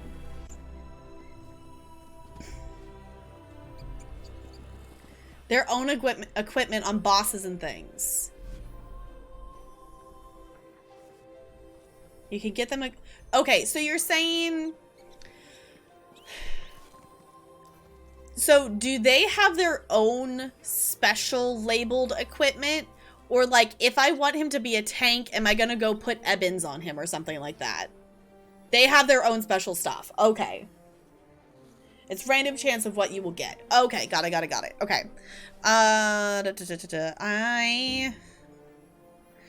I don't need her as a thing. Okay. It's like, I definitely want him on a quick slot because I don't think... I think while I'm getting him stuff, I'm gonna have him, like, help me out and whatnot, but I really don't think I'm going to have my companion out. Like, right now. Obviously, I'm gonna probably change my opinion later. But in terms of just, like, going around the world normally, I don't think I'm gonna have him out all the time. I will now because I want to get him experience and things, but... Unless if I'm trying to, like, solo a world boss or something, I don't really think I'm gonna have him out that much.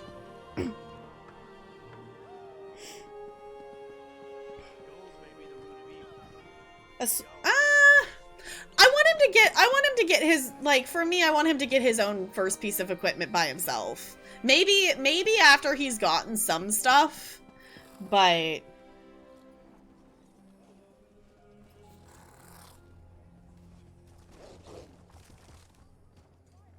They comment on things they have. Oh, and they have their own personal story quest. Okay. So maybe I'll keep them around. Like, I'm hyped. Don't get me wrong. I'm hyped for companions.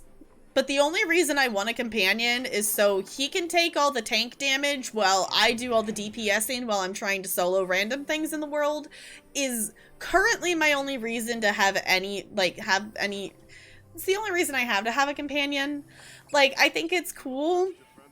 But also, one of the things I like about my main character is I like that she can just kind of do stuff on her own a lot of the time. So, this is just going to make it so I can do even more things randomly on my own.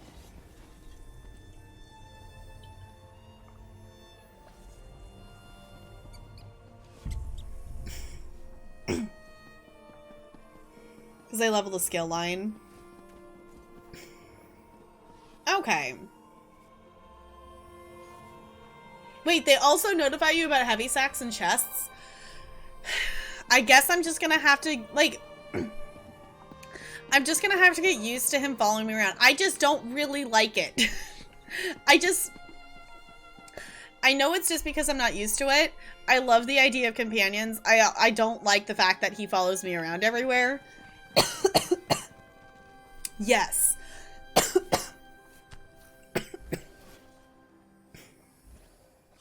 you can put him in costumes, which I think What's is on your kind of mind? cool. I tried on some stuff on him because, of course, I had to be silly and be like, yes, that's exactly the aesthetic that I imagine you in. I mean, he was rocking it, but that's definitely does not fit the aesthetic I see him in. Ooh, actually, what does this look like on him?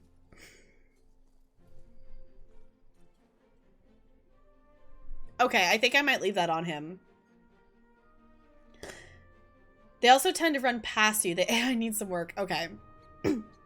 It's definitely a new thing. Like, I don't expect it to be, like, perfect. Like, obviously they've done a lot with it, but, you know, there's only so much you can do in testing. And then fix it once, you know, more and more people have, quote, tested it. Should I just make him Dark Brotherhood?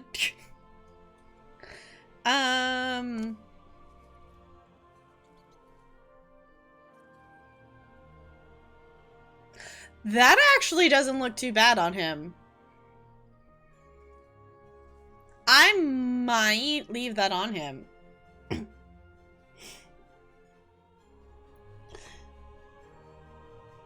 Half learned a dance combo. Knee's been having issues, so I wanted to take it easy. But it's fun, nice little workout. I'm glad you had fun with it. What style of dance is it?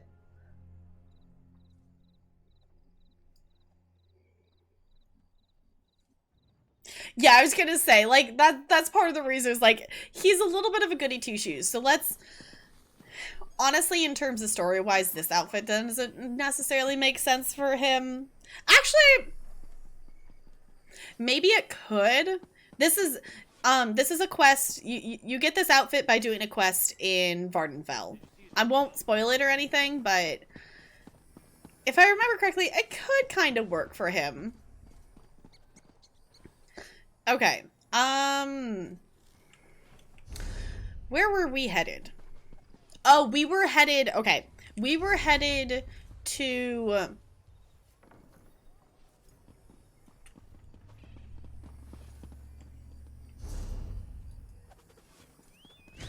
Why did the map show me Oridon at first? That was really weird. I'm like, wait a second. That's not where I'm at. Do I have an... I guess I think I do. I probably do. I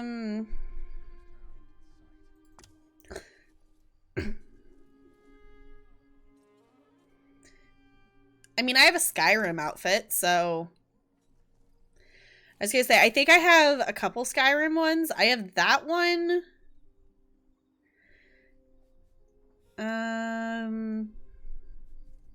Okay, hold on. I have to see what he looks like in this.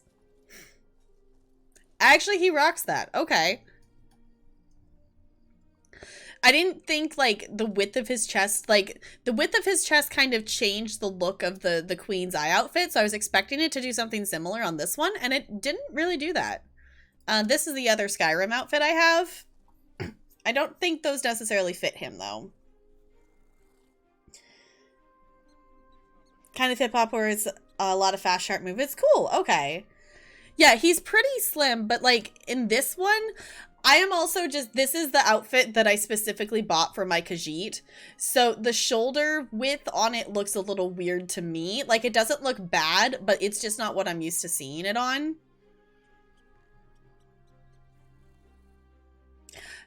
I mean, fair enough. Fair enough, William. You know, we could just have him running around in the Nordic bath towel. This is a choice we have. We could just have him run around in this. Hold on. This isn't... I was gonna say, this isn't gonna be as good without... It doesn't have the hat.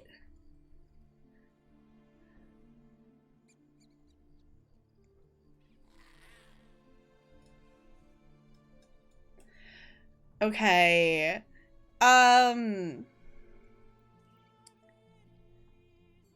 Yeah, I definitely have a collection of costumes.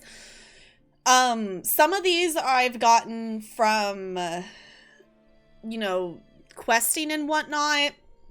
Some of them I've gotten through, like, this one here is this is technically an Elsewhere outfit. This came with, you know, like, I don't know if it was base or collectors, but this came with Elsewhere. Let's see. So in terms of questing, so 1, 2, 3, 4,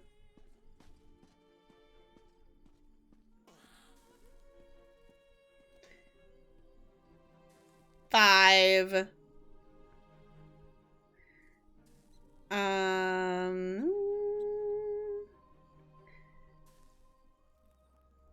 6.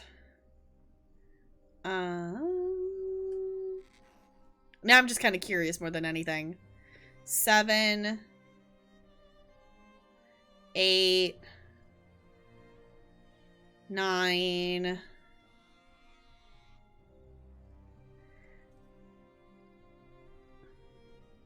10. Okay, so 10 of these I've gotten purely just from questing. Oh, we do have a battle. You are right. I heard that sound a little while ago, and then I didn't actually do anything about it. That is me getting distracted. But if any, you all know, you all are very well aware of the fact of that's how we do things. Wait, drops are on for everybody? I thought drops were just on for team members. I thought drops were just on for team members right now. I didn't know it was on for everybody. Cool. Okay. Enjoy your drops. Hi, Bella. Yeah, you're adorable.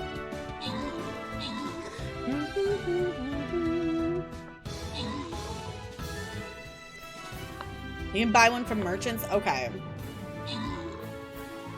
Learn 20 seconds of a 57-second combo, so almost halfway. I did like how the choreographer was like, I'm gonna do this, but you can do something like this, because I can't improv. Okay, because I can't improv, so it forced me to come up with something. See, that's kind of cool. I like how, like, people will, like, modify things and whatnot. From Luna, I know, I was watching, I opened, oh, I'm blanking on what her username is right now. I opened one of the stream team members. Starts with a T. I'm blanking on her user. She was doing a really long stream yesterday, and I opened hers last night and got my drop last night. Hey, me and CRC making it out of that heist. Okay, there's 3 tank scrolls up for grabs. If you want to claim those with channel points, I'll give you a second to do so. Bella, I have literally hugged you for like half of today. Do you really want more snuggles? Like, I hugged Bella like a lot today. Like, a lot. I love you, honey. No, not T the Khajiit. She does a lot of building. She does a lot with the houses in ESO.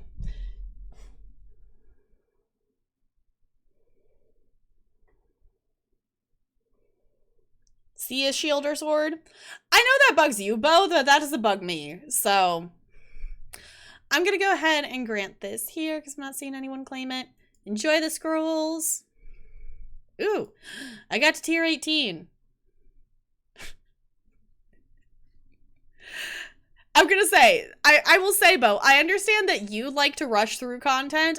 I don't care. I don't care if it takes a while. I don't mind the grind. Obviously, if I've grinded for a very long time and I still haven't gotten the thing, that's a different story. But I'm gonna go with my archer. This is me saying that if you have stuff to give me, I will probably ask for it and see if you know, still have it and whatnot in like a few weeks. But in the meantime, I'm gonna see what I can get through my own questing stuff. This is the other one I wanted to try on him. Because he's technically a mage. So this kind of works on him too.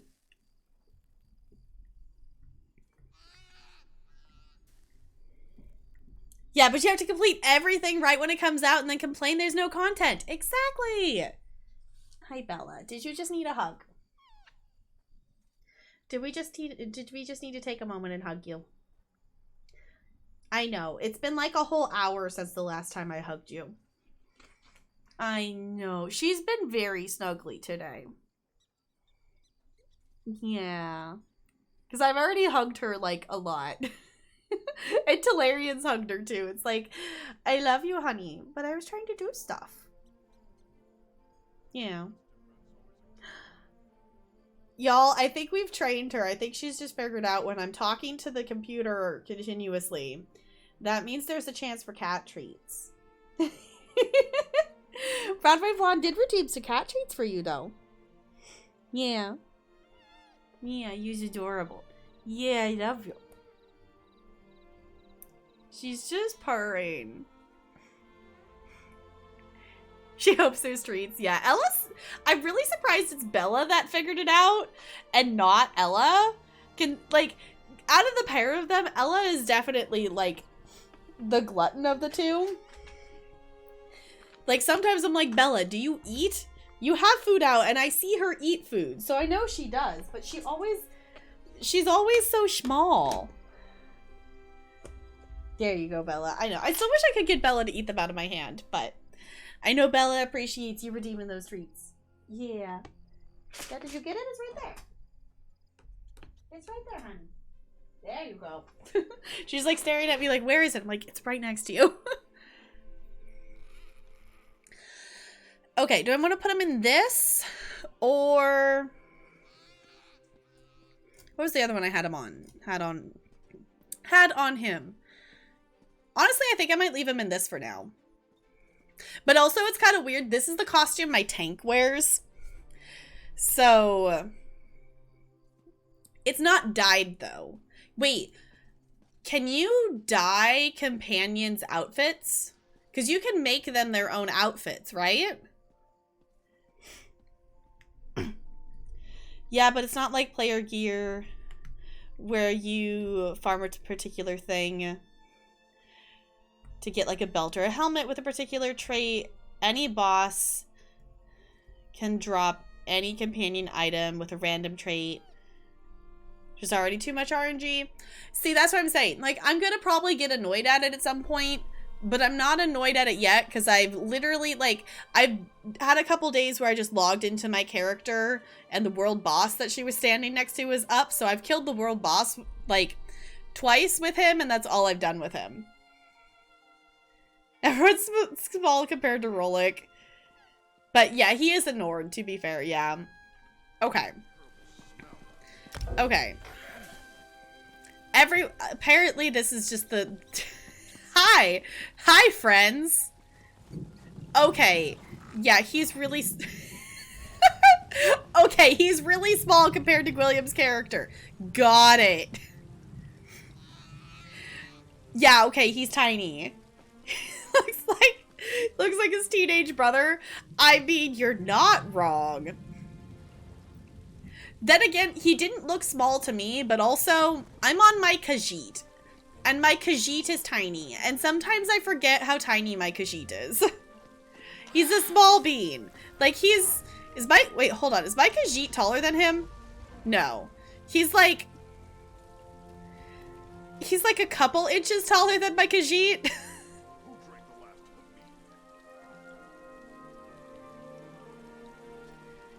Yeah, high elves obviously are, you know, taller. Khajiits are small. I think you two are about the same height. Because they're high. Exactly. Yeah, my Khajiit, when I created her, her bar isn't all the way to as short as you can make the Khajiit, but, like, she's pretty short. Like, even for a Khajiit, she's short. Yes, they have to look down on everyone. Exactly. I was like, is he gonna move or not? Okay. The when your companion moves is not consistent?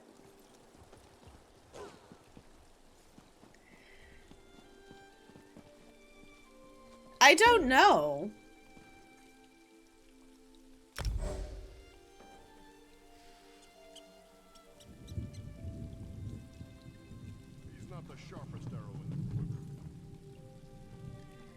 It said something about he was unsummoned. Can we only have... Can we only have one companion out at a time? Oh, that's Zabi. Never mind, I don't want a Zabi. There's no room for your group. There's no room in your group for this collectible.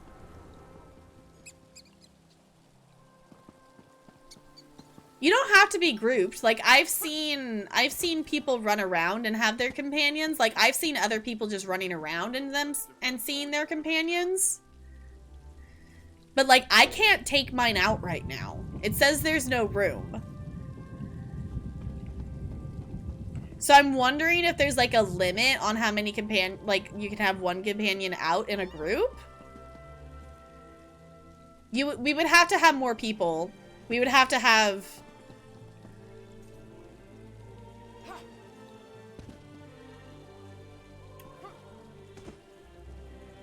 Because it's a group of 4. We would have, to make it a big group, we have to have, I think we have to have 5 for it to be technically a large group.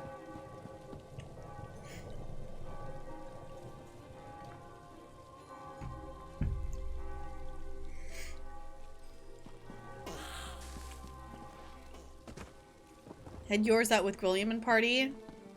I wonder if it's limiting us because it thinks we're a group of 4. Don't have Blackwood. Yeah, I was like, we might have to mess around with that. Yeah, and since you have the crown, it kept your companion out. Interesting. Okay. I don't know. Something on the list of things to ponder. Also, what are these just the World Boss Delve dailies over here? If you have opinions about crows, yes, okay. I have got a job for you. Want to prove yourself? I'm gonna see. I think is this the acknowledge? Is this the acknowledge that there's daily quest? Yes. Okay. I'm just gonna click through this one probably. So many new faces in the city. Yay! Oh no, not me. If you prefer to. Okay. Remember. Yes, I acknowledge that there are daily quests in this zone. Thank you for the gold. Thank you for the gold. Thank you for the experience.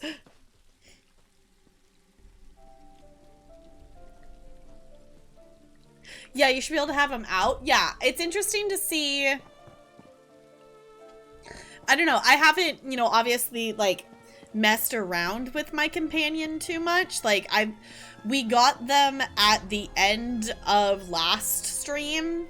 And I have logged on, obviously, and checked in, but I haven't... I've done my writs. That's the only, like, actual gameplay I've done besides, like, helping murder the world boss that was being attacked when I logged in. Like, I haven't really played much with him. So...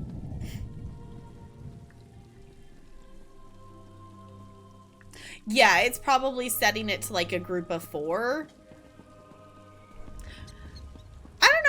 I don't know. That's the thing too, is like, I don't know if I like the idea of all of us having our companions out. Like, that makes it be so it's like, instead of running around with a group of 4, you're running around with a group of 8. And that's like, I don't know. It's fine, but also that's 4 NPC characters to like get in the way.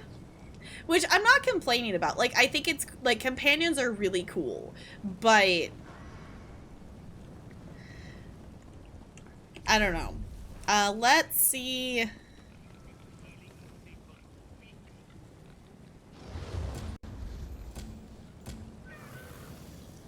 Why are none of these marked as the main quest?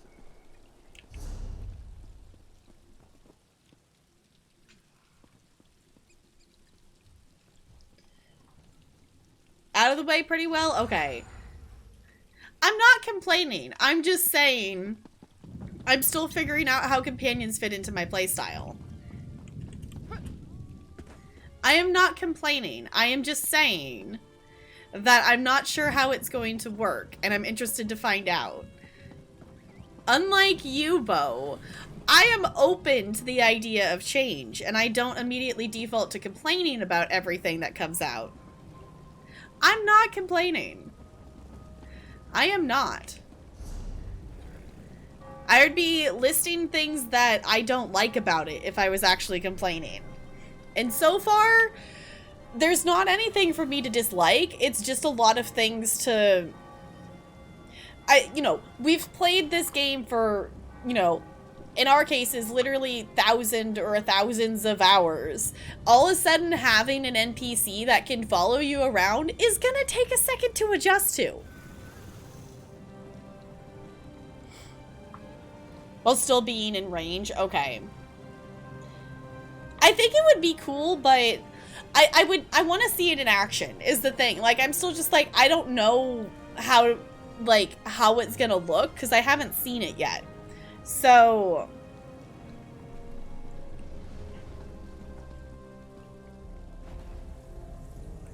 to minimize lag, yeah. Oh, that's not the button I wanted. So I'm gonna leave the group. I'm assuming since I've left the group, both of you can probably pull your companions out. Wait, this isn't... No, we don't have that way shrine yet. No, we can go here. Okay, I'm just figuring out where we left off. Why don't any of these actually have the main... Usually they have like the... This is the main quest thing. Like this one. I don't know why it doesn't have that. William!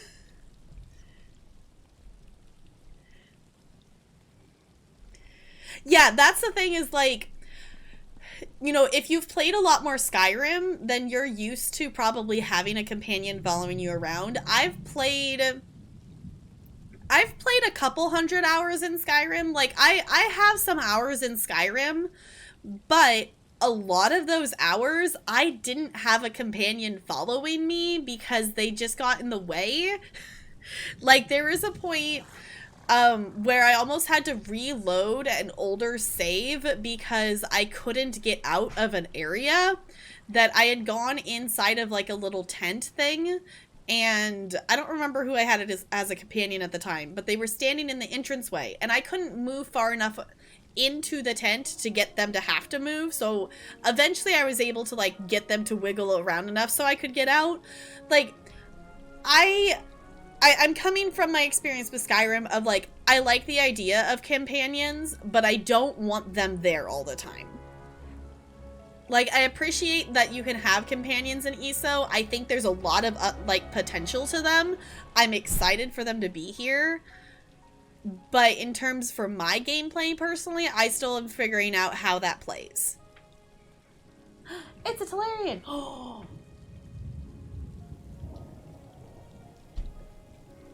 Tolarian just walked in and gave me coffee. Huh? Is it hot chocolate? Oh, that's even better. Yeah. I have hot chocolate. So I got caffeine for both of us. Yeah. Well, don't step on Bella. She's being adorable. It's okay. It's hot chocolate. And it's Dutch Bros, and it smells really good. Dutch Bros hot chocolate is really yummy. Okay.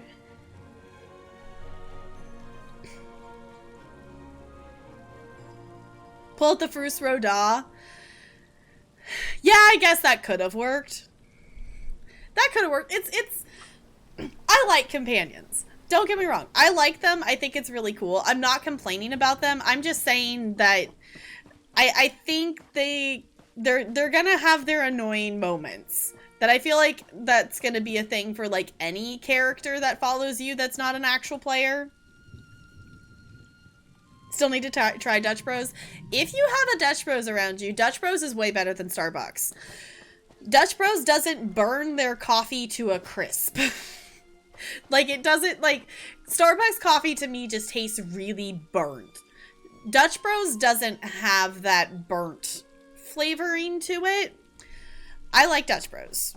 I have not had a variety of things at Dutch Bros. Like, I pretty much just get a caramelizer, but Dutch Bros is really good. So we were gonna go, William was recommending that I go up to this eyeball and pick up this quest called the Shrine of, like over here with the Shrine of Nocturnal before we head to the next main quest place. Okay, destroying what remains. Is that our... I don't get why none of these have the main quest marker, and I'm like, did the main quest bug out? An unexpected adversary. Okay, is the one we should have in our inventory? Okay, that is the main quest. I don't know why it doesn't have the main quest marker next to it. Okay.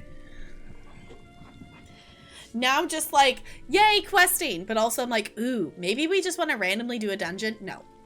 The whole idea was that we were questing in Blackwood. It's fine.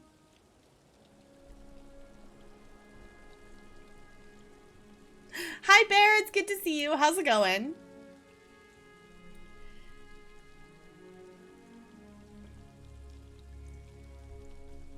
For like 2 seconds? Okay. So, I think I have... Yes, I do have a way shrine that gives us a little bit closer, so let's go here. Wait, you went to Japan? How was that? That's cool. I want to go to Japan. For 2 weeks? That's cool. Also, wait. It hasn't been 2 weeks since I've seen you, has it? Did you jump into the stream from Japan? Because that's cool. Okay, we're gonna stand up for a little bit. Was mostly for work? You've been in chat? Cool. There's been someone in my chat who was physically in Japan. That's cool. Okay. I don't know why that's so cool, but it's really cool. Japan ahead by like 18 hours. What? Japan ahead by like 18 hours. I don't know. How? Probably? I don't know. What's the time difference from here to Japan? Talarian's Googling, because now I'm curious. Mostly for work? 16 That's... hours ahead. 16 hours? Okay. So, middle of your stream is, almost noon. Okay. You were in the future? Okay.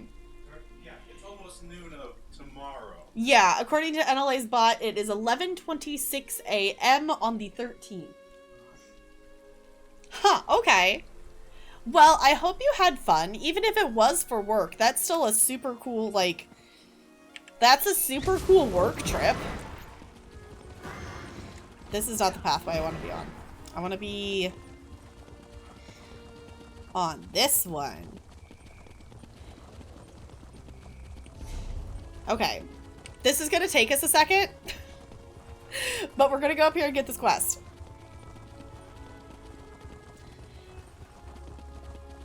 Yeah, I think it would be really cool to go to Japan someday. Specifically, like, I want to go over there because Disney stuff, but also, like, it would just be really cool. For reference, I've never been outside of the United States. I have not traveled a lot. So someday, once this whole panoramic is, something in the past, I would really love to travel. It would be really cool. Your bank crowd is crying. I was gonna say, one delay of that is that takes a lot of money. I would imagine that would make a lot of sense. The only big coffee change... Oh, coffee... Okay, we had here is Starbucks. We have a local chain, but I don't care for them. It's basically Starbucks just serve fraps and smoothies. Ugh. That sucks. Hopefully someone will come and open like a Dutch Bros or something. Because I'm not saying Starbucks is bad. I beg you. Ungrateful child. Bear the consequence of your failure with grace. You mortal. I command you to speak with me. Alright. I'm not saying, like, Starbucks is bad. It's just... Dutch Bros is better. Not sure if I had to pick one, whether I'd see more of South Korea or Japan. Ooh. See, I think, I don't know. Honestly, it'd just be really cool to go a lot of different places. Someday I want to go to Ireland. I think that would be pretty cool. I supposedly have relatives over there of some distant nature. I don't know who, but supposedly there's still relatives over there.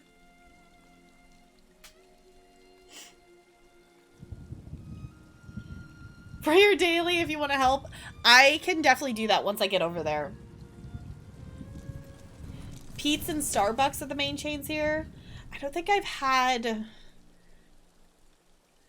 I think there's Pete's at... I've heard of Pete's, but I don't know if there's actually a place nearby. Is overpriced hot water. Yeah, Starbucks is... It's not bad. I will say I have been to the original Starbucks location. It's insanely small. But I have gone to the original Starbucks location. And... Like, Starbucks isn't bad, but, like... If I'm choosing between Starbucks and Dutch Bros, like, I'm gonna choose Dutch Bros.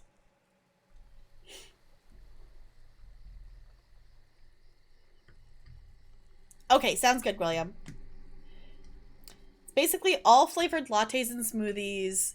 Then they have teas. Okay, they have basic stuff, but like, I'd like my cold brew with some flavoring, not straight up, right?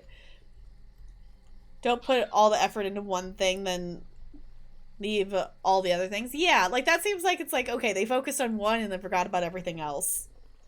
You did Tokyo Disney for one day? I want to go to Tokyo Disney. I've seen so many videos with Tokyo Disney stuff, and I want to go. It looks so cool. It looks so cool. I'm jealous. You only had Dutch Bros once? Do you remember if you liked it? That's usually what you go for there for. I haven't gotten like a regular coffee from Starbucks in a very long time, to the point that I pretty much forget how it tastes. Like, the only time I get Starbucks is when I have a gift card, and I usually get like a Frappuccino just because I'm like, it's a gift card and I'm gonna get something fancy. Didn't get anything super special. Okay. Yeah, I usually just get a caramelizer. I'm gonna see if this is cold enough for me to drink.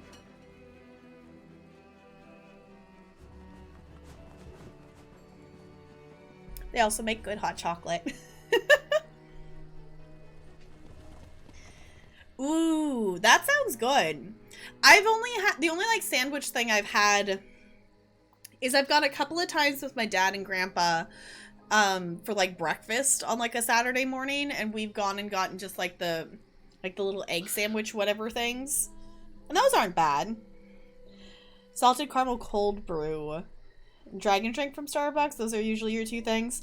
See, I think Starbucks can make like, they definitely have some good things, but if you're going to get like, they're just like coffee isn't necessarily great. Like their fancy stuff isn't necessarily as bad, but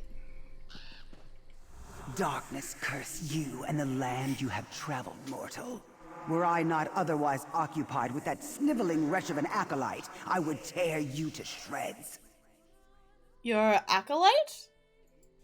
Yes, a faithless weakling named Milona Brolis. When thieves came to my property, she spoke to them as friends and asked them to stop, as if that would stay their hands. I was gonna say, you're gonna be friendly and stuff in front of Nocturnal. She's not gonna like that too much.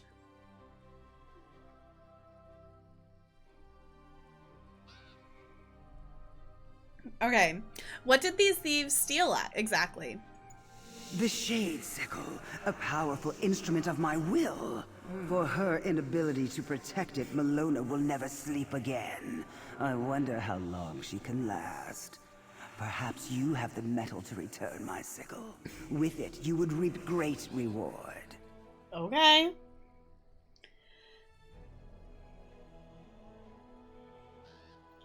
Who will go somewhere and get plain coffee if you want plain coffee? You load up the Keurig, yeah. And that's the thing is, like, for me, I will say, obviously, with my opinion with Starbucks and stuff, like, I'm not someone who would just drink coffee, just coffee kind of thing, which is why, like, I don't make coffee at home. Like,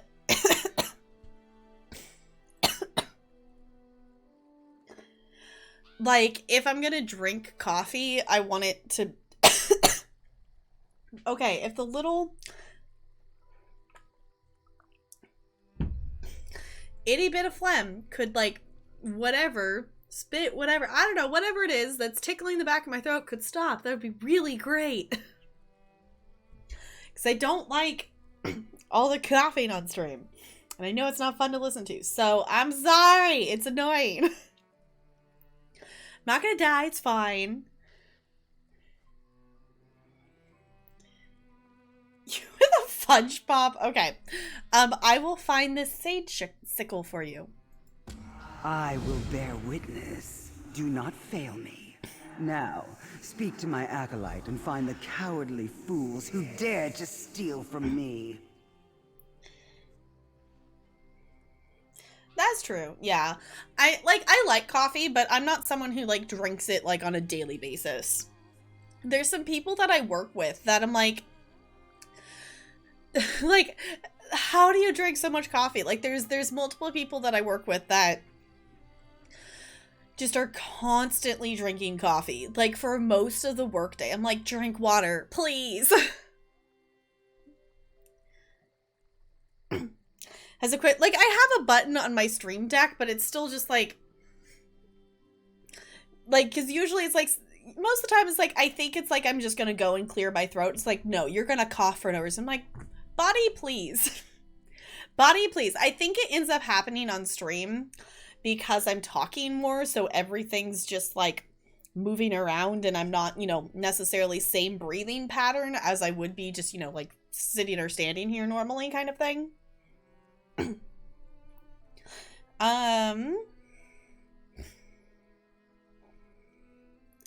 I faced you before. How do I know this isn't another plot? A petty quarrel. I am eternal mortal. Do you think I see your impertinence as more than a flicker in the candle of time? My sickle was stolen. I want it returned. That is all. How can I trust you? Trust or doubt, it makes little difference to me. I am overlooking your past transgressions, mortal. If petty grudges would prevent you from reaping my blessings, so be it. How can I even be sure that you're really nocturnal?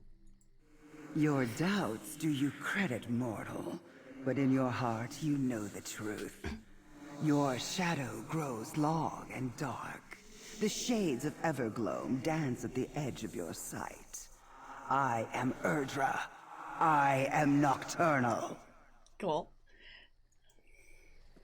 Honestly, Nocturnal is probably one of my favorite Daedric princes. Someone makes coffee at the station every other day or so. I'm surprised at the restraint most mornings. The Mountain Dew is free-flowing all day, every day. Yeah, you would think, like, especially with, how early you have to be there and whatnot. Is it early or is it late? Like, that's the thing. Is, like, are you getting up early or are you just staying up late? Like, because you go to work at, like, 3 or something like that, right? Like, that's almost just, like, that's almost, like, so early, it's more like you're staying up late. Late for most of you? Okay. I was gonna say, like, if you were doing it the other way, if you were doing it in the, like, you're getting up that early, I could see, like, a lot more coffee drinking.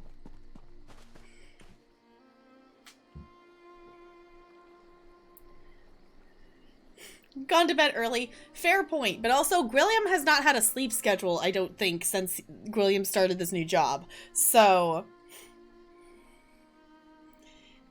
Wait, the weather guy's coffee mug. He just has Mountain Dew in his coffee mug? Love that. Okay.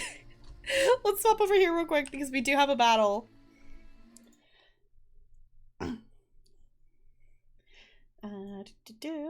Actually, we're gonna put this here.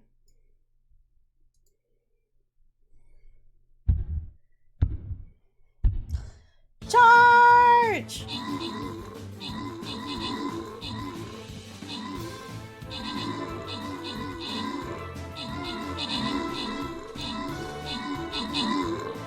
Yeah, like, I figured, like, that definitely makes sense that he wouldn't want to have, you know, in terms of free advertisement, like, you know, he wouldn't just want to be drinking from the can kind of thing on camera. So, like, putting in the coffee cup makes sense, but also just drinking Mountain Dew from a coffee cup just sounds funny. The morning guy is known for breaking the rules. Rule breaker. Alright, I'm just gonna grant this. This is 15 gold. Like, not worth it. I'm just gonna grant it. By the way, we are headed towards a token chest. I don't know if I actually said that out loud or not. Or if I just mentally said that to myself. I don't remember. Sometimes it's just like, yeah, I thought that thing. And I don't remember. Oh, I did get the skin to work on the flying rogue, by the way. I know it hadn't shown up yesterday when I got it. But it is there.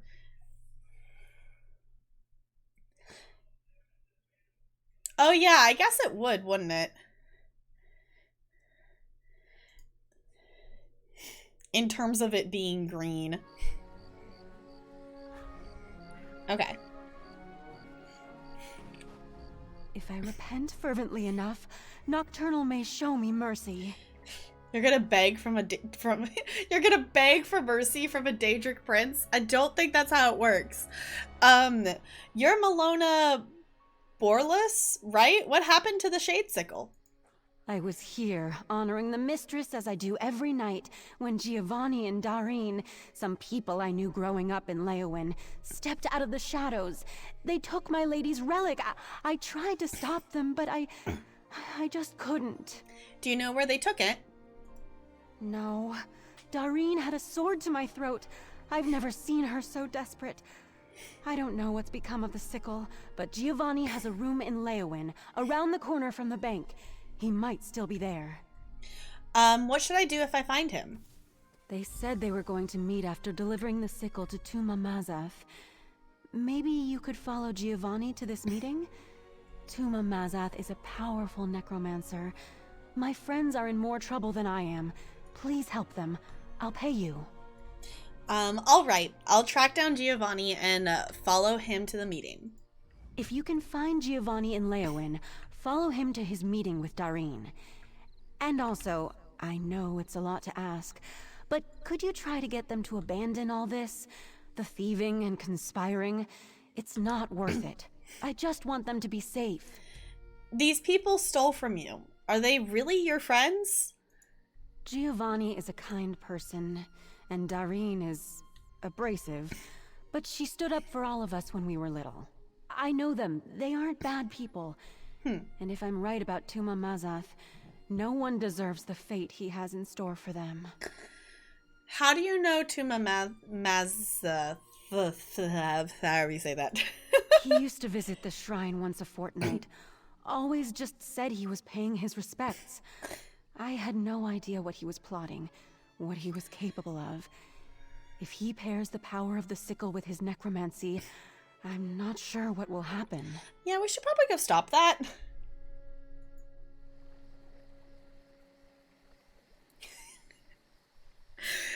I love that I look back and the first thing I see is, do you think Elphaba likes Mountain Dew? I want to say yes. I want to say yes. Also, I've not rolled yet today. I will take that 17. I know, these are the very important questions. I bet she likes salads. It would not surprise me if she likes salads. Okay, while we're over here, since we ran all the way out here, I am going to go over here and get this way shrine. Oh, a 19, so close!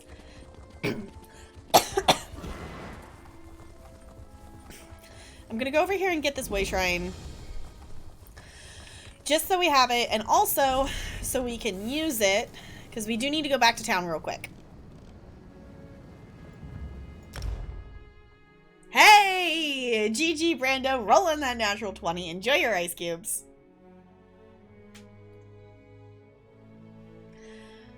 See, that's what I was trying to think, is like, would she like green things? Or would she dislike the color green so much that she wouldn't like anything green? I could honestly see it going either way. You finish your dangerous job for Tuma Mazeth? Be about your business, please. Okay, got it. Okay, we have to stealth. Got it. We're being sneaky. I didn't realize we were stealthing, so I just ran up to him. This is a completely normal stroll through the streets.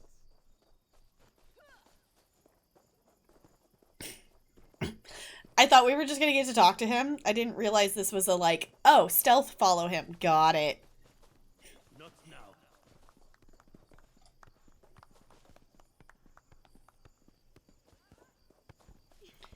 We're being sneaky. We're being sneaky. Ooh, I didn't even think. I see someone using their antiquarian eye. I should do antiquities. I really should do antiquities. Anyone who's not on this quest is probably like, why are you sneaking? Why are you just randomly, because this is Leowin, this is like main town, like with lots of people running around, like, why are you just crouching? It's fine, don't worry about it, it's a quest. Okay, we're gonna witness the secret meeting. Hey, GG CRC and Broadway Blonde making it out of that heist.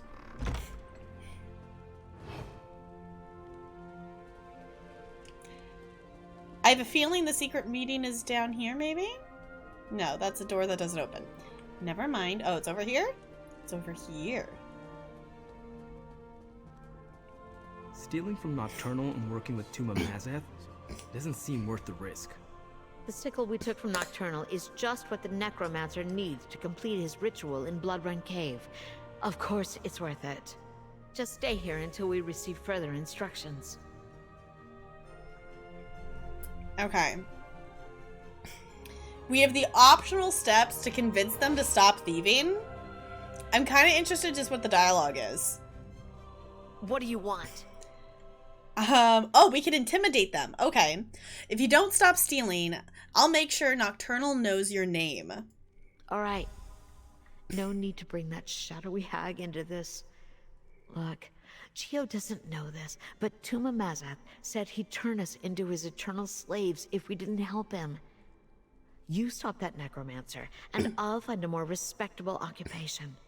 I know you stole the I know you stole the shade sickle. Who have you been talking to? Malona? She went crazy after she found religion, judging us when she worships Nocturnal. Psst. Never could appreciate irony. All right. Let's see if we'll do it on him too. Who are you? What did you hear? Okay, I was kind of wondering if one was going to be a persuade and what was going to be an intimidate. In case any of you don't know, in order to persuade and intimidate in ESO, you do have to have a skill point. Intimidate is a skill point into a passive in the Fighters Guild, and persuade is one in the Mages Guild. So I was wondering if they were going to put that behind both those. Like, you know, if you have one, you can do one of them, but not the other.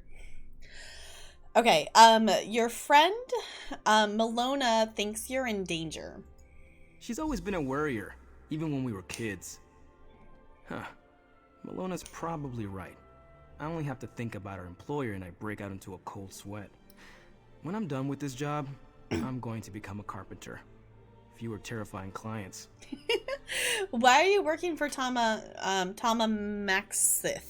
I keep forgetting how to say it. Who told you that? Malona? I won't apologize for what happened the last time I saw her, and you can tell her that yourself. Okay. Okay, now we're gonna go to Blood Run. So, this was a quest that William pointed out that this quest leads to Blood Run, and that's where we're going for the main quest anyway. So, might as well pick up a quest that has to go to the same location, just so we don't necessarily have to go there multiple times, which I don't mind, but also, why go there multiple times when you can go there once? Because we're headed... I'm gonna set the main quest as active. Oh, I'm like, why is it not showing it? This is one complaint I have about ESO so far. I don't have a lot of complaints about ESO. The fact that the quest marker tells you that you have to leave the city before you can see where the quest marker is actually supposed to be is really annoying. Like, I get it. Obviously, for this next step of the quest, I'm gonna have to leave Leowin. Just show me where. I know it's up here. But, like, why? I don't get it. I could do that. That would definitely be the faster way than running halfway across the map. That would be the faster way. I forgot that you were already over there. Because difficult. Like, I have very few complaints about ESO, but that is one for questing purposes that, that bugs me. Is there something you wanted? I know, it does happen occasionally, but I don't have many things to complain about. The quest marker not accurately showing on the map where you need to go if you're inside of a city is annoying. Like, if I shouldn't have to travel outside of a city to be able to see on the map where I'm supposed to go if the way shrine I'm traveling from is inside the city. Like, I get it because the way the map works, it's like you're inside. Like, the way they do it, it's the same as like if you're in a cave or a delve or something like that. The city counts as like you're inside a place, so therefore you have to leave it before you can go somewhere else. But also it's a city. Like,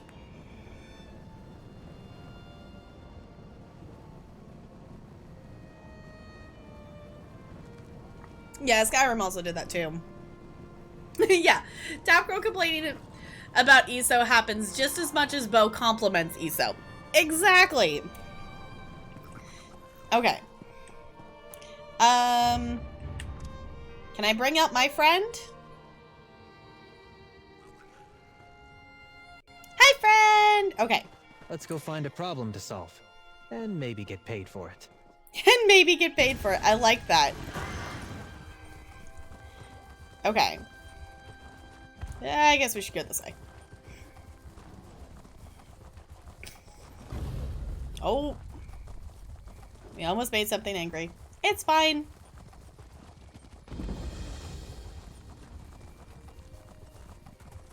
Okay, I'm also gonna have the Delve quest as well. Fear, death, the will of Sithis cannot be ignored.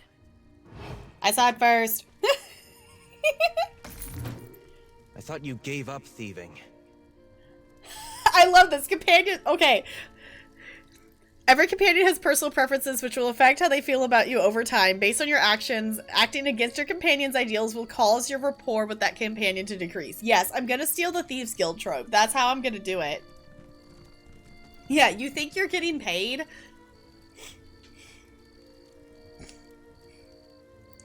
Well, yeah, but you can say that about a lot of games. Cough, cough, Sims. I mean, you were walking towards it, so I thought you were gonna take it. I know, that probably reduced the rapport. I'm gonna pick up this Delve quest, though. So, we're gonna be doing 3 quests at the same time in this cave. So, there's gonna be some crossover. Yeah, I'm pretty sure WoW's the same way. WoW's got... So far, the one thing, like, it's not even a complaint. I just don't understand why bags have to be a thing in WoW. Like, why can't you just give us inventory space? Like, Sirius was super kind and gave me some, like, better bags, so I actually have, like, more inventory space, but I don't get why that's not something that they just haven't, you know, here, you have this many slots in your inventory. Like, I shouldn't have to get an add-on for my stuff to be in one spot in WoW.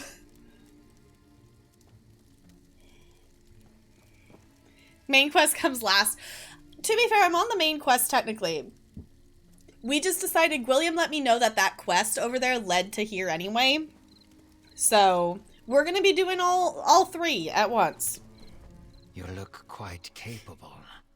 Might I be able to recruit you to help me?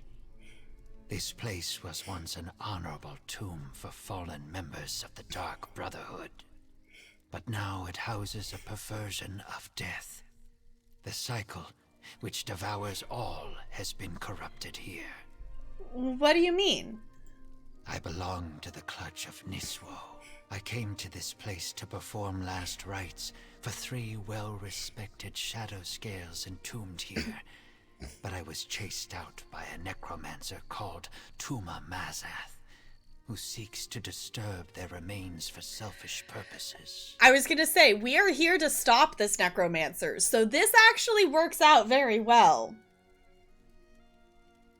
I'm not, because this one relates to the one we just picked up.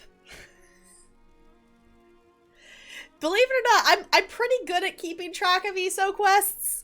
Like, if I haven't quested in an area for an extended period of time, then some things get mixed up or lost. But we just quested in this place, like, last week, so... Ooh, I want to go on a heist. Okay, disturbing their remains? Yes. When I arrived here, he had already raised many shadow scale bodies to fight for him. In order to spare the 3 I came to perform last rites upon from this fate, I must destroy their skeletons. Will you help? I can pay you for your services.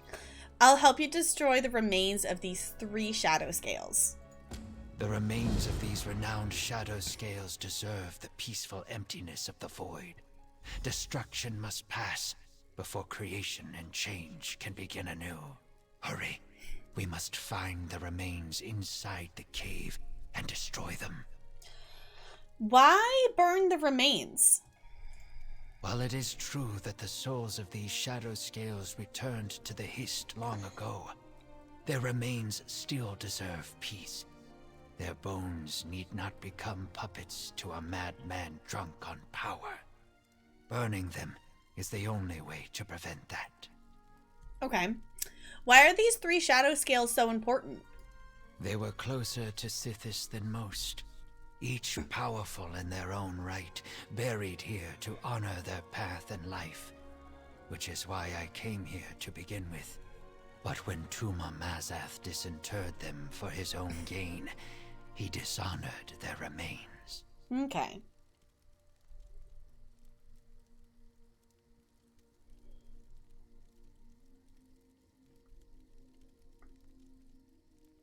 Yes, I do need to go look at the other house. I was like, what are you talking about? I was very confused for a second, and then I remembered there's another house that I still haven't looked at in this zone. Don't play Real Tale that much. But there are a lot of complaints you have about that. I feel like, Bo, here's a charity incentive idea for you. You have to stream, do an entire stream of ESO, and you are not allowed to complain once. You have to do an entire stream of ESO, and you're not allowed to complain about anything in the game.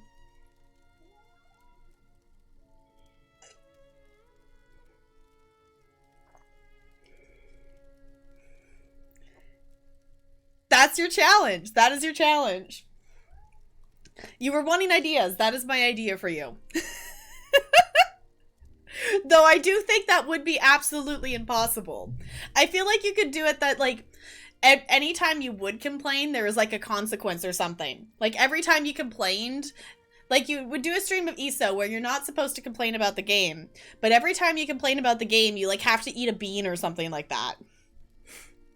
You couldn't do it. I don't think you could, and that's why I think it would be funny to see you try. Yeah, do a stream of ESO, and every time you complain about the game, you have to eat a bean. That is my charity incentive idea for you. Okay. I think we've heard a little bit about the Niswo because we were requesting a Murkmire, but I'm still gonna ask about it anyway. We have also been called Nothing Speakers. We are a fellowship that honors Sithis and the truths of the Void. We all speak different words, but our purpose follows those lessons. One must first apprentice under a mentor before joining our ranks. Do all Niswo perform last rites for the fallen shadow scales? Each Niswo is different. I choose to honor Sithis by ensuring that the unavoidable truths, such as fear, death, darkness, and change, are not compromised. I guess the Niswo one that we did in Murkmire was the guy who made the piece of art and then destroyed it.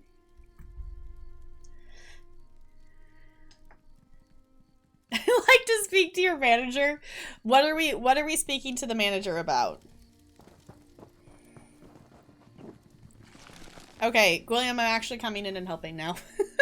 I got distracted. Do I want the daily too? I mean, I'm already doing 3 quests in this cave. Might as well do one more. Can you share it with me? Time is a force of change. We should hurry.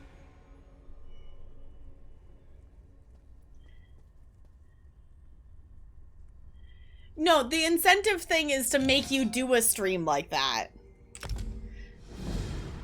It's an incentive. It's like a milestone unlock, saying that you'll do this for a stream. Glad you made it. I wasn't looking forward to going much deeper without you. Okay, so we're now simultaneously doing 4 different quests while in this area, so I apologize, William, because I'm probably going to have to stop and talk to multiple NPCs. Because I do have to talk to Evely. So this is Blood Run Cave, huh? Creepy. You go on ahead. I'll follow behind you. Make sure nothing tries to ambush us. So, I'll catch up farther in. Evely is main quest, so if you're someone who's not wanting main quest, Evely is the one that we're going to be doing main quest in here with, but there's also 2 side quests and a daily, so...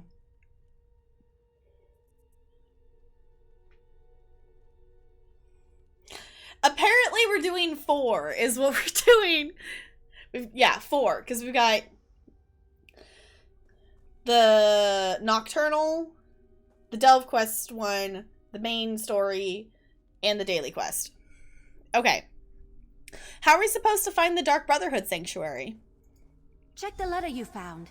It said something about a door located deeper inside the cave. And there was a strange line about death being the key, whatever that means. Go on. I'll follow along shortly. Okay. Just assessing what all these circles are. Okay. Where... Okay. That is Delve Quest, Delve Quest, Delve Quest. I'm assuming these are the dailies. Okay.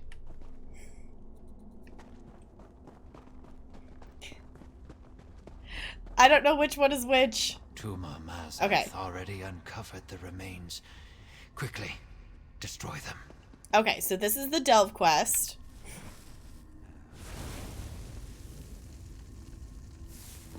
Okay. May these bones find the emptiness of the void. Nestle's making cookie dough? Ooh. I haven't made cookie dough or cookies in a while. Purify? Why do I have a button that says purify? Interesting. Okay. Oh! Bastion gets 85 XP. That's cool that that shows that in the corner. Okay, hold on. Which direction are we going?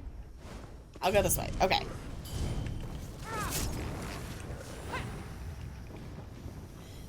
I don't know which quest the Purify button is from, but apparently it's the thing.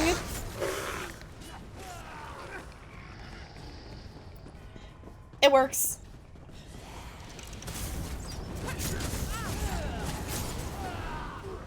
Right. I don't know what that Purify is doing. Yeah, I was like, I think they've had that for a... I was gonna say, like... Now, like, they've had cookie dough. Oh. Hello. I'll actually do my rotation for this guy.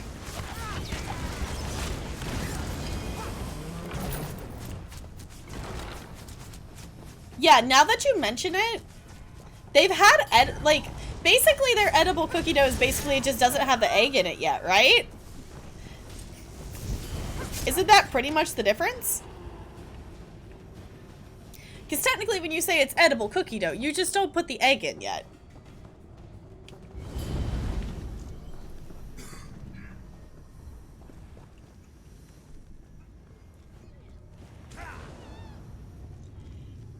Like a cup of edible cookie dough, the chocolate chip and funfetti. Now I just want to make cookies. I was honestly kind of thinking about like wanting to make cookies because I think that would be kind of fun because one of my schools, the staff has kind of been bringing in like stuff and like putting, you know, treats to share with each other in the staff room and stuff, and I'm like, I kind of want to do something. Okay. Hey, cool. That counted for me.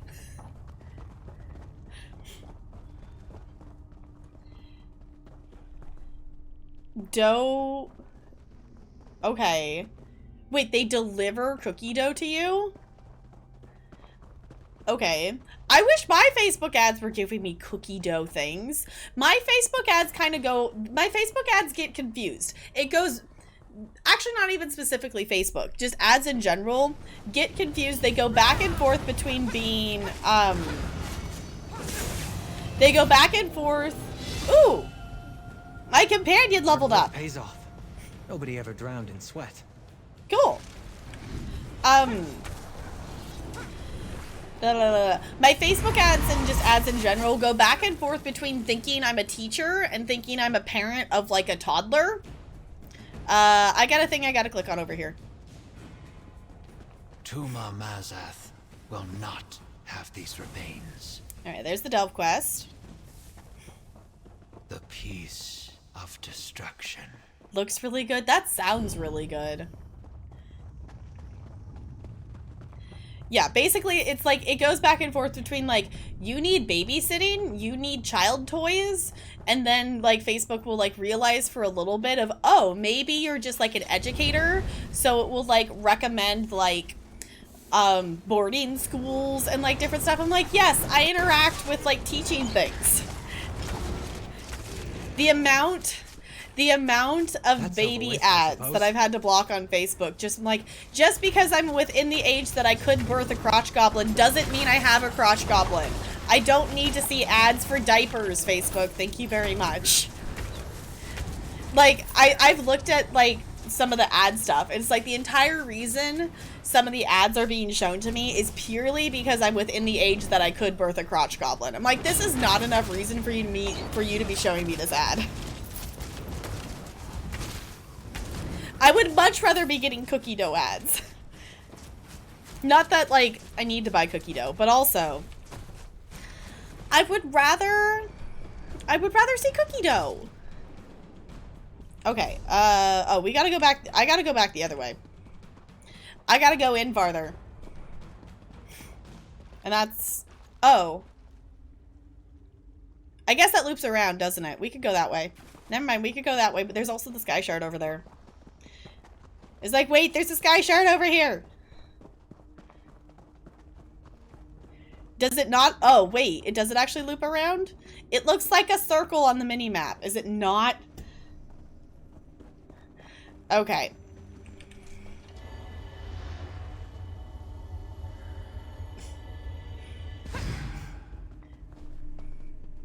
Okay. Not that I need the skill point, but...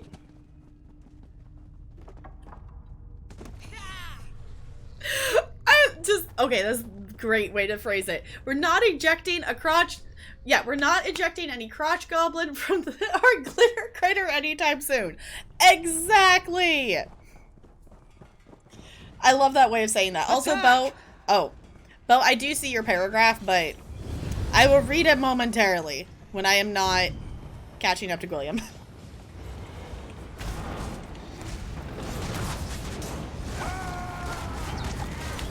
Alright. Can I not? There it goes. Like, can I not attack it? I was pushing the button. It's kind of cool that it shows, like, your companion's experience and your experience in the corner. Bye-bye. There you go. It's always fun using my ads on little things like that, because it'll just be like, and one shot. Okay. I don't know which bubble this is, but there's something in this room I'm supposed to interact with. Supposed to destroy remains somewhere. This place is huge. Oh, Evely's also in here too. No sign of the Dark Brotherhood. Just a lot of creepy undead. The skull of this shadow keep scale going. is missing. I think I know why. Okay. In case anyone missed it, we're simultaneously doing 4 quests in one area right now. Okay, we've got those to destroy. Was Evely... Am I supposed to talk to her? Must eventually okay. be destroyed and then renewed. The cycle is unbroken. Okay.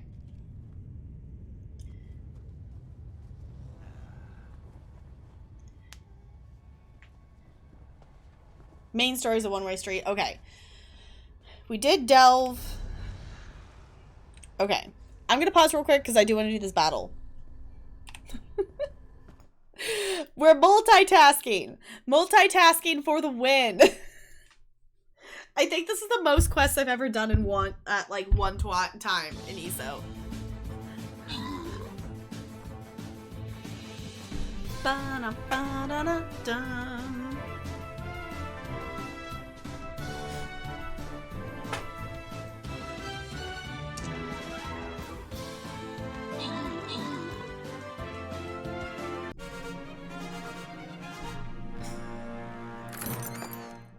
All right, we have a bomber scroll and some gold up for grabs. If anyone wants to claim that, I'll give you a second to do so. I'm gonna take a sip of hot chocolate.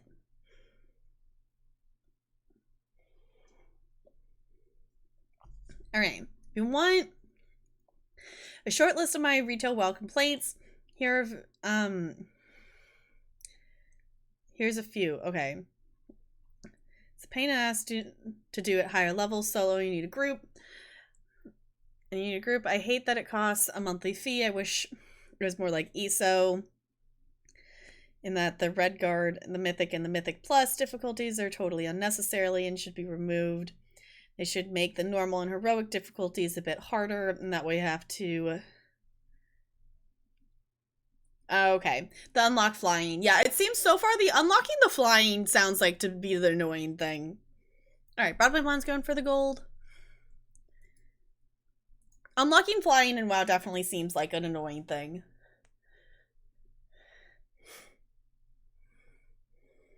Okay, I'm gonna go ahead and grant that one there. Enjoy the loot! Okay. Going for this one here. I actually realized on this one, our purpose of this one is we're supposed to defend these dinos. We're not supposed to, like, try to get at these things. We're supposed to defend those dinos. So, that is technically our goal, I realized, for these ones. So, keep that in mind. Rolik did the Delve quest. Then I found Nocturnal. Then I got the daily. So, when I got the Delve, the main story, you got them all. Okay. Got it. Okay.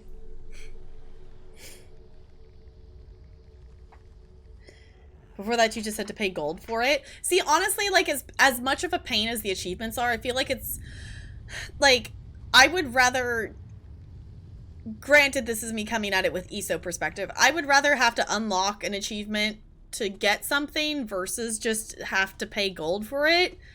Like, that's less exciting. Warlords of Denor. Okay. We successfully destroyed almost all of the remains, but the shadow scale with the missing skull is cause for concern. I believe those remains once belonged to Ajum Shay.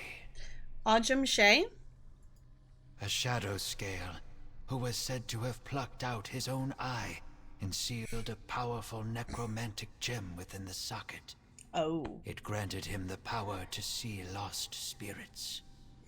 Tuma Mazath must have taken it in order to conduct his ritual.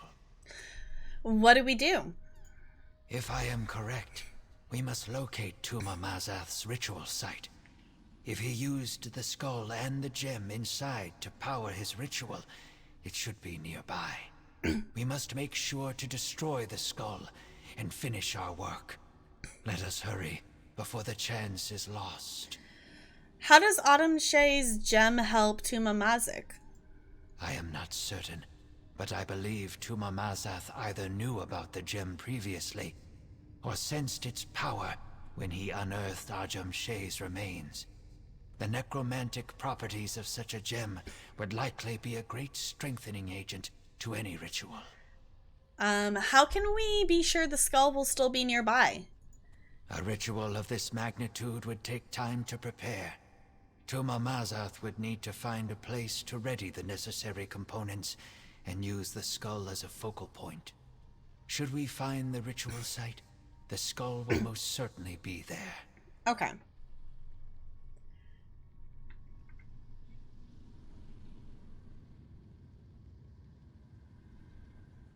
Yes, William, you came in here and you were like, finished! And I was like, what? You finished everything, but you sped through it. The thing is, wait, this thing of cookie dough has... looks like you should grab some more thing on the side. Like, you're gonna eat the whole thing in 2 sittings, yeah. Okay. Now I just want cookie dough. Also, do I need to do anything to my companion when he levels up, or is he just kind of chill?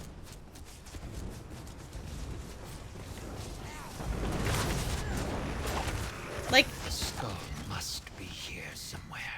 I'm assuming he maybe unlocks some skills and stuff or something. Warlord Draenor? Okay. Where is he? There you are. Okay, maybe he's not going to be annoying if I can't even figure out where he's standing. Oh, I'll look at it later. Because you're attacking things, and now he wants to attack things. His ability build? Okay. I will mess with it momentarily. I'm assuming he maybe just unlocks some more skills or something. Like, I don't really get what leveling up for him, I guess. Oh, it unlocks the different... okay, got it. Okay, I get it. I get what it's doing. I'm basically trying to level him up to unlock more ability slots. Okay. Okay, we're finding the sanctuary. There's like 3... Y'all, there's literally 3 circles layered here from the 3 different quests of stuff we're doing.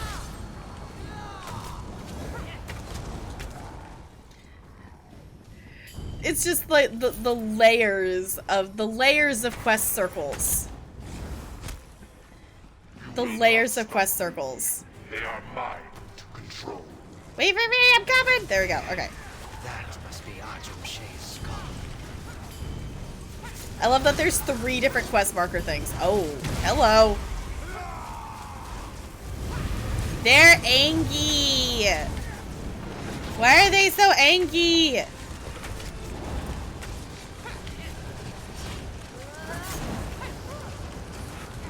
Can we attack them now? No. Why are they green? We need to get rid of these things. Oh, there we go. Okay. Hiya! Oh, they're green again. Okay, I think the thing is going to be getting used to being like, what's an enemy and what's just a companion?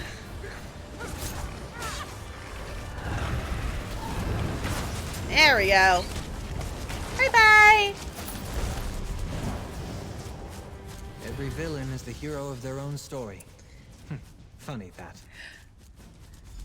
I know. It's like, is this assigning too many quests?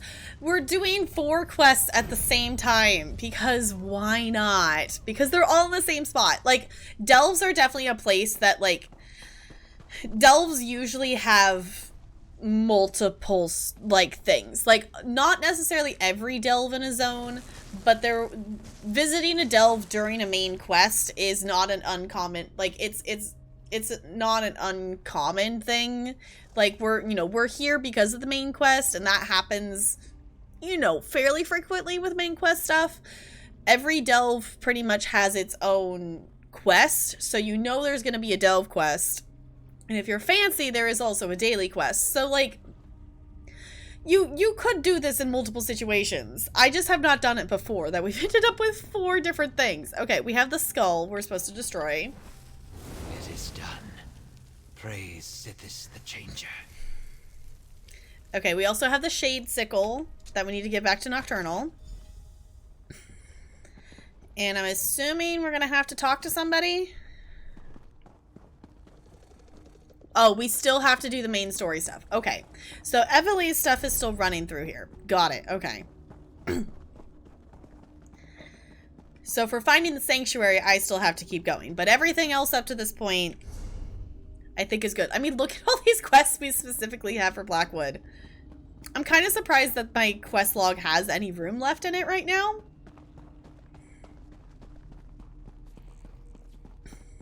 Alright. I'm assuming someone must have just gone through here, or there would have been something attacking me by now.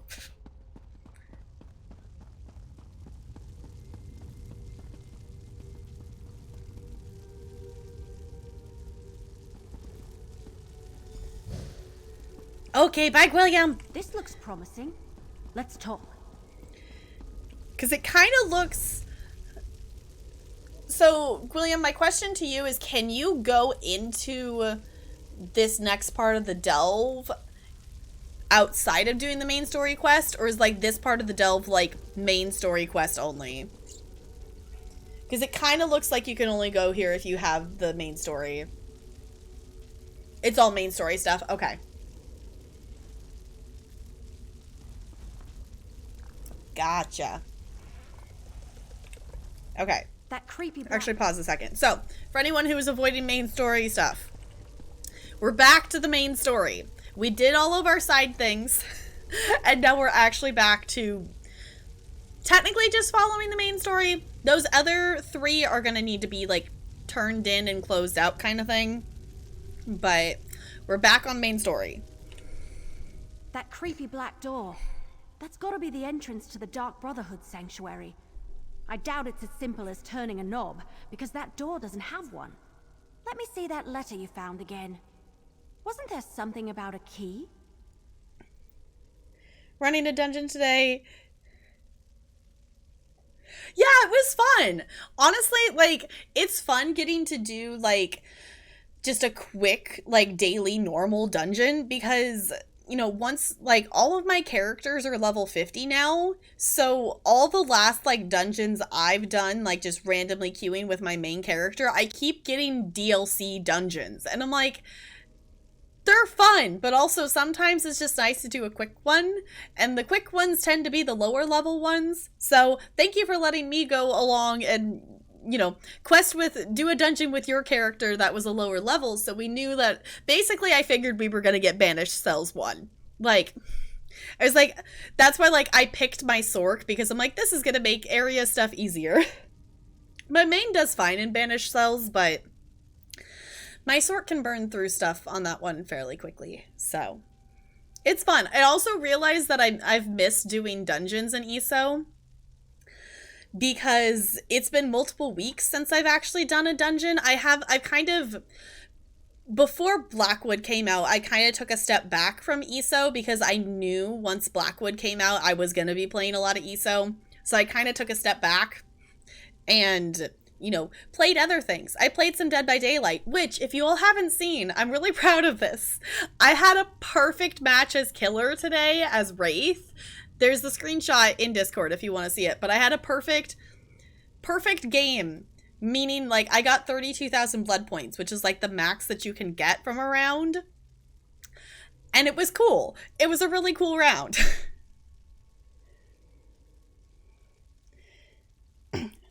Someone with many max levels, I enjoy speedrunning daily normals and not slogging through DLC ones. Yeah, like speedrunning the non-DLC ones can be nice. It's also a really nice way to, like, you know, quest with, you know, friends and, you know, bring your character through a dungeon and be able to get you, you know, the daily dungeon XP and also give you, you know, a dungeon quest that will give you a skill point. And I like doing dungeons. I kind of wish there was an option for you to choose to not have a DLC dungeon included in your normal, but also then I feel like it's going to make it be that there's even less people doing the DLC ones, especially in random normal dungeons.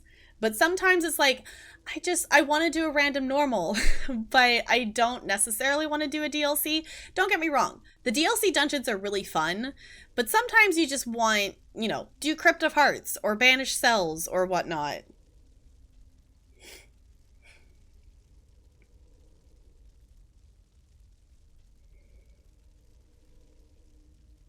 Yeah, the original tank, I think, wanted to speedrun it, because a lot of people will speedrun that one, but that's the other thing, too, like, especially at lower levels, why it's like, I will go in a dungeon with you, because then I will stand there and be that half a group, so then they can't kick you out of the group for taking the 2 seconds to actually do the quest for the dungeon, because unfortunately there are some people who will just be like, you're waiting for this NPC to stop talking so that you can talk to them so you can continue the quest. We don't want to wait for you. We're just going to kick you out of the group. Like, there are people, unfortunately, who do that.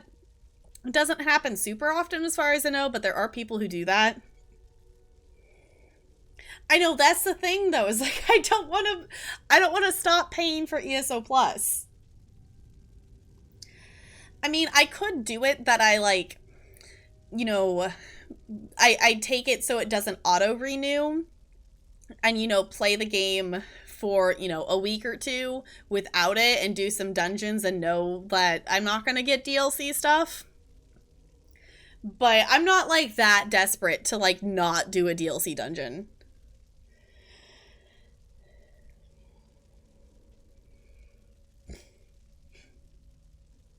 With healing once we caught up, yeah, it was like, the tank that was there definitely was, they were definitely squishy.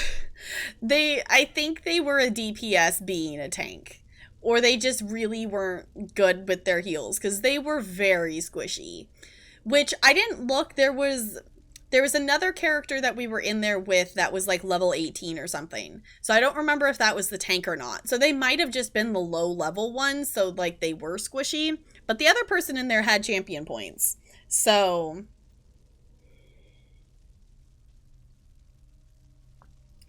it's still weird. It's still weird seeing people have, like, it say champion points higher than 810. It's still really weird seeing that. Okay, anywho, I'm handing this to her. Here you go.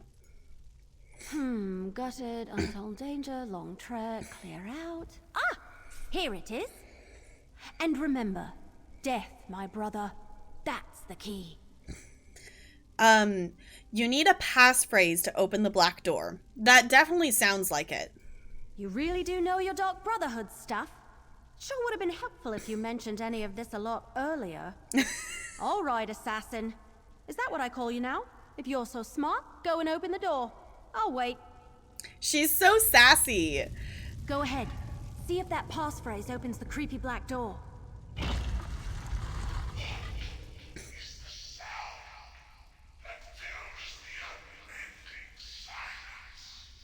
Okay, death, my brother. She's sassy.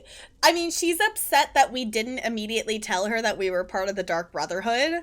I'm interested to, like, go, like, I want to quest through this on a character that hasn't done Dark Brotherhood. Like, I still expect her to be that kind of sassy, but she wouldn't be sassy because we didn't tell her that kind of thing. Only have till the end of the month to do enough quests. Wait, why till the end of the month?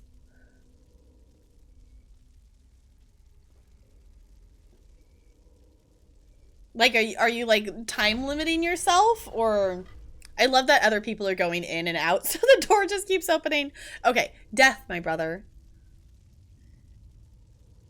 Wait, it's the June house? Wait. Foe, thank you for the bits. It's good to see you. How's it going? Wait, so the one in... I keep forgetting the name of the freaking city. The house in Leowin is only available in June?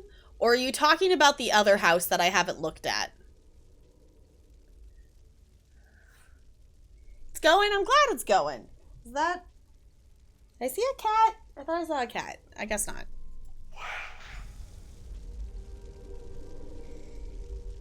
There they are. Okay. Wait, so I have to get it by the end of the month? Is that why you sped... The other house isn't even available yet. Okay. Our house in the middle of our street. Yes. Okay, so you're saying I have to quest enough in Blackwood by the end of the month to get that house? I thought it was just you had to do the achievement. Because the house in Solitude, I got way later, but you just had to finish the quest. Like, you had to finish enough quests and have the gold. I didn't realize it was June. Okay, so we're gonna have to do a lot more questing. Got it. So I want that house. Still looking for your murderer? Well, you've come to the wrong place, my friends. We found the Black Hands beside every body. Must I say it again? You've been duped, and the Dark Brotherhood has been set up to take the blame. The House Flipper Edition. Honestly, I have multiple houses that I need to decorate in this game. I have a house in Solitude that I want to decorate, and I also have the Snow Globe house that I got that I want to decorate. So, hold on. Let me look. I forget that I have that many. Okay. Hey, William. What's it called?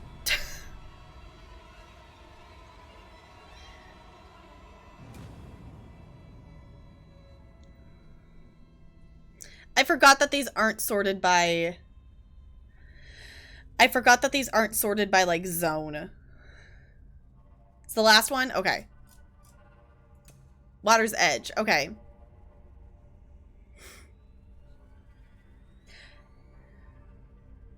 Yeah, it's not going away. This is one that you just have to have... It's just like the House in Solitude. Yeah, it was like, this house shouldn't be going away. It's not like a purchase one. It's not like a limited time in the Crown Store one. Yeah, there's no time limit on it. It's not, like, you could also look, if you look in the Crown Store, like, it's not for sale in the Crown Store. The only ones that are, like, limited time would be ones that are, like, have a day limit that are in the Crown Store.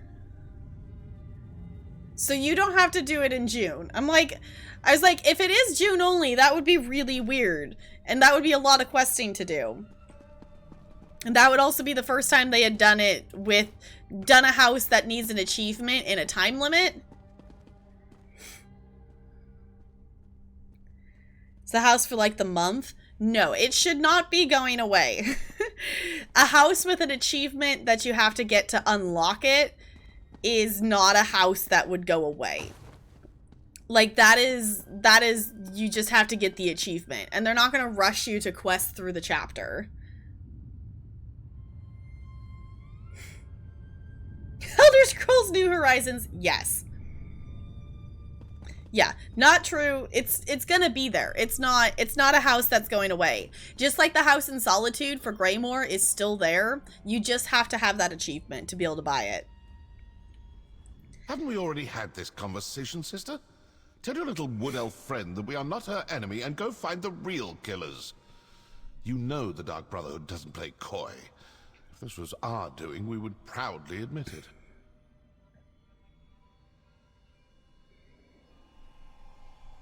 Yeah, that's like yeah, there is the Halloween house that you do have to have the achievement, and like you can only buy it during the event, but it like keeps, you know, it's like a house that like comes back when the event comes back.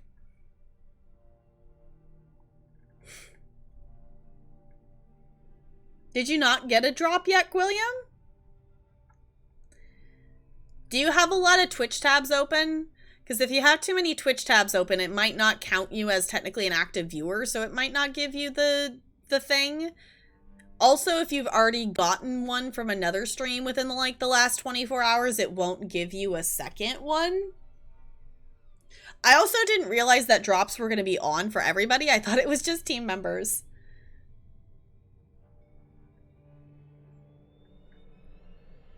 Oh, it usually takes... 1, you have to make sure to like click on the thing in Twitch to like claim it. 2, it doesn't immediately show up in your game. They send them out once this like section of drops, like this drops time is over, then they send them out. So you're not gonna get the drop and immediately see it in the game. So if like drops end on Sunday night, Monday morning, that's when all the drops will be sent out. So it's not immediate.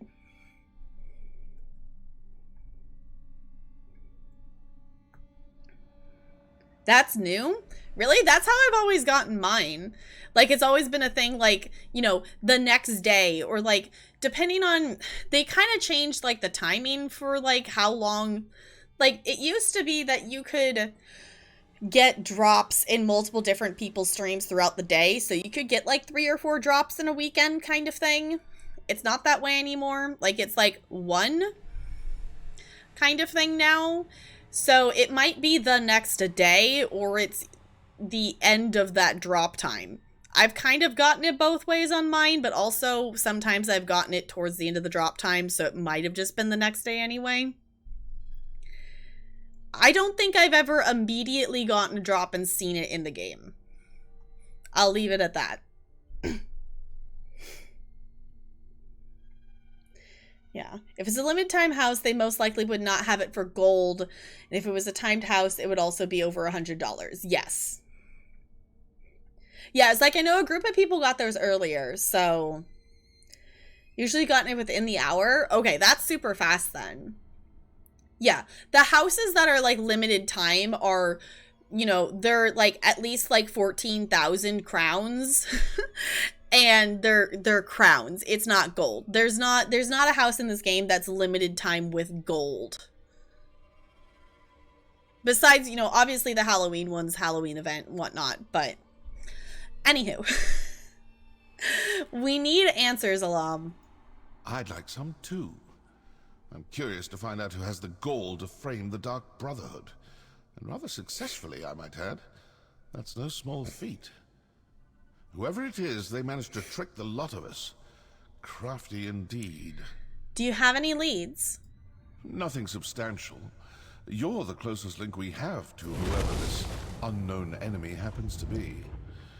Now that you're here, maybe you could... What? Look out! Now what? Cultists, portaling in. Quickly, secure the sanctuary. That's the Order of the Waking Flame. What are they doing here? Come on, we need to figure out what's going on. Huh. Okay. That was just like, guy appears growing from the ground. It's like, what is happening? This can't be a coincidence. Did the Waking Flame cultists follow us here? Do we know of these Waking Flame cultists already, or am I just not remembering them? You have 200k channel points? That's so many channel points, Goldie! Oh my goodness!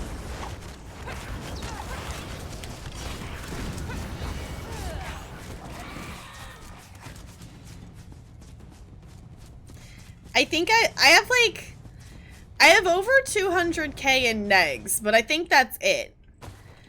I could maybe have that much in Kipsies, but I did spend 100k to do a gift sub thing. So I don't think I would have that. I don't have that many now. 7? Okay. You have 154 in negs? Okay. I think I have,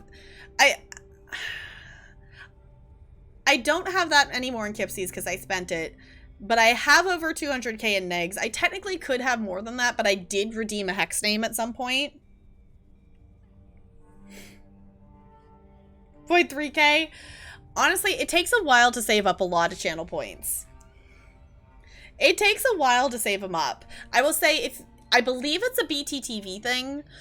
There is a button in the settings in BTTV that you can set it to auto-collect, like, the bonus points. So I definitely, more recently, have been getting more points quicker because I have that setting turned on for it to auto-click on the bonus points. So, if you did not know that was a thing, that is a thing that you can turn on if you have BTTV. You know what I'm realizing? How can I help? I guess I probably could maybe change his skills or something.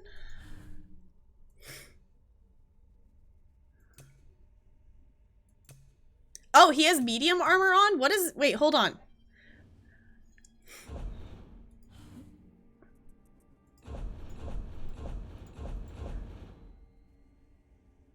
I guess he just has the medium unlocked now?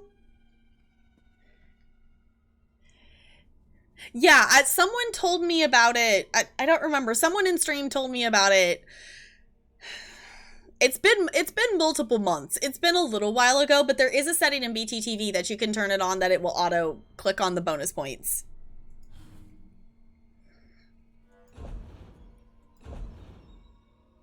Wait, I can give him a mount? Default mount. No, I want to give you a mount. I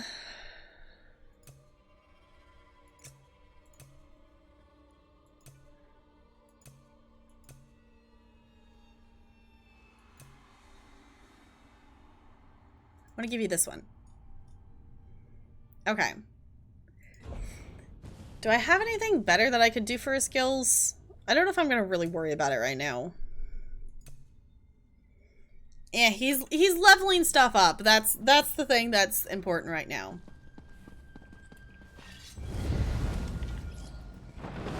I'm sure there's people who probably have put builds out there for companions and such. I'll get to it eventually.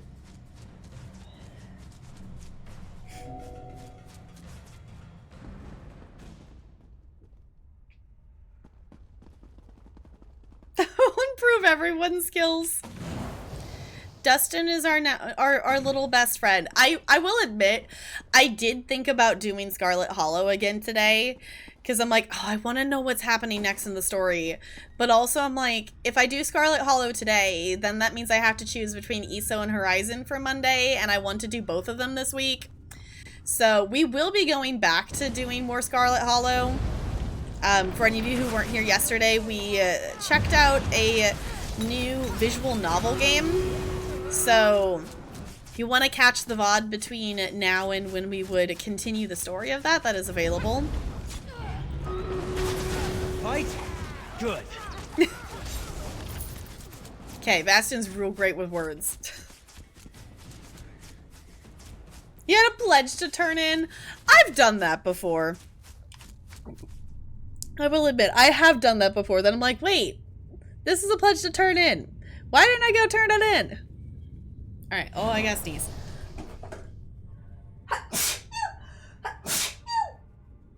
Oh, excuse me. Okay. Anyway, What I was going to say before my body was like, you need to sneeze now. We have a battle. Huh, thank you, Foe. Okay.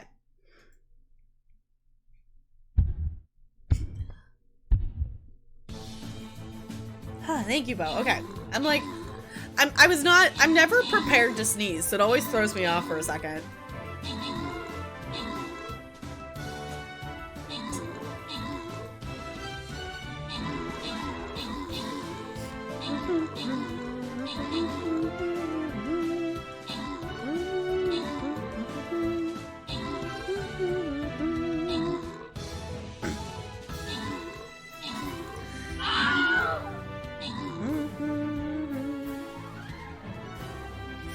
No, you're supposed to save the dino!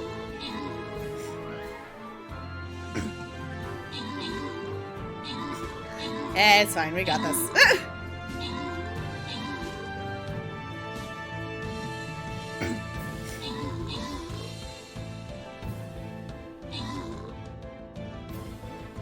There we go. GG. Alright, we got a couple Musketeer scrolls up for grabs. If anyone would like to claim those for channel points, I will give you a second to do so. Also, looking at the time, I should probably actually get up and take a wiggle break. I want to make sure I leave my ESO character in a place that she's not just going to get, you know, attacked and murdered.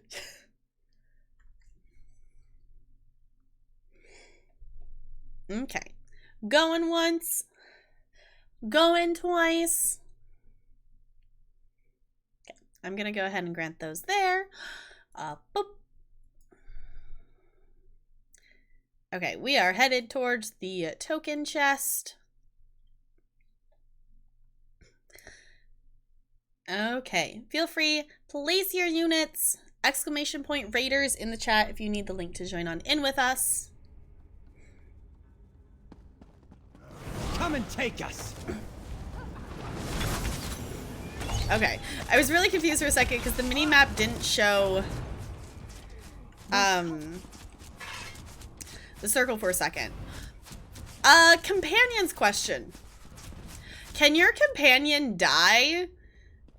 Like, do they have to, like, can they die and you, like, have to res them? Or are they just kind of like, they don't die? Yes? Okay. I haven't fought anything big enough that they would even have a chance to die yet, so... I think we were going this way? That was not the bar I thought I was on. Never mind. They come back after the combat is over. Okay. Cool. It's like I haven't fought anything big enough that it would, like... you know, kill them kind of thing. Or you can try and res them. Okay. The waking flame is definitely trying to occupy this sanctuary. But why? Because I was just thinking more about... because we can bring companions into dungeons, can't we? In terms of dungeons, like if they died in a dungeon, wouldn't you be able to res them kind of thing?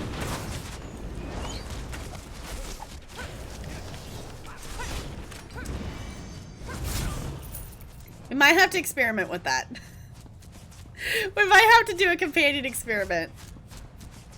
Wait, can I actually craft at this table? No. I was going to be excited if I could randomly craft things.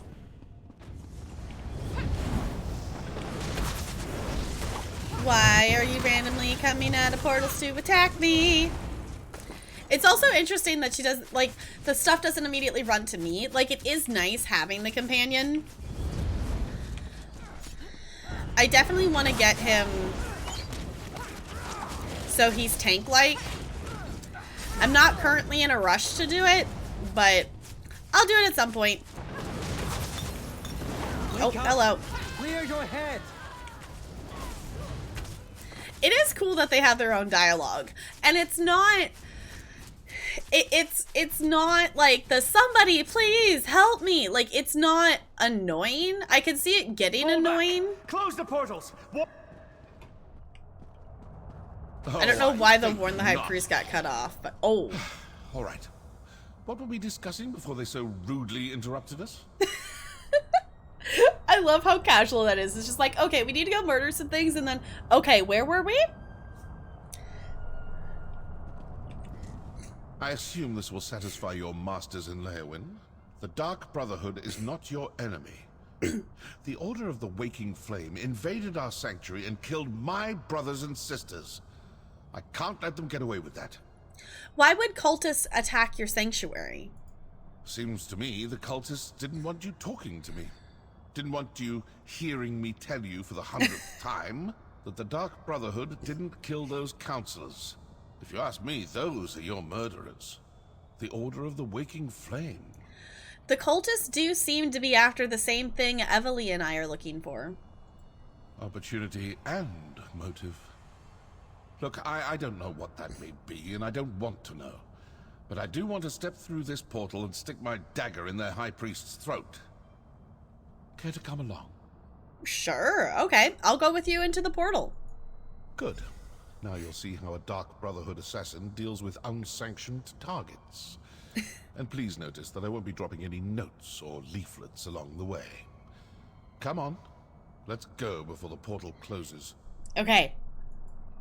Stay with the assassin. I'll inform Captain Rianne and Counselor Leviticus about the cultists. Okay, sounds good to me.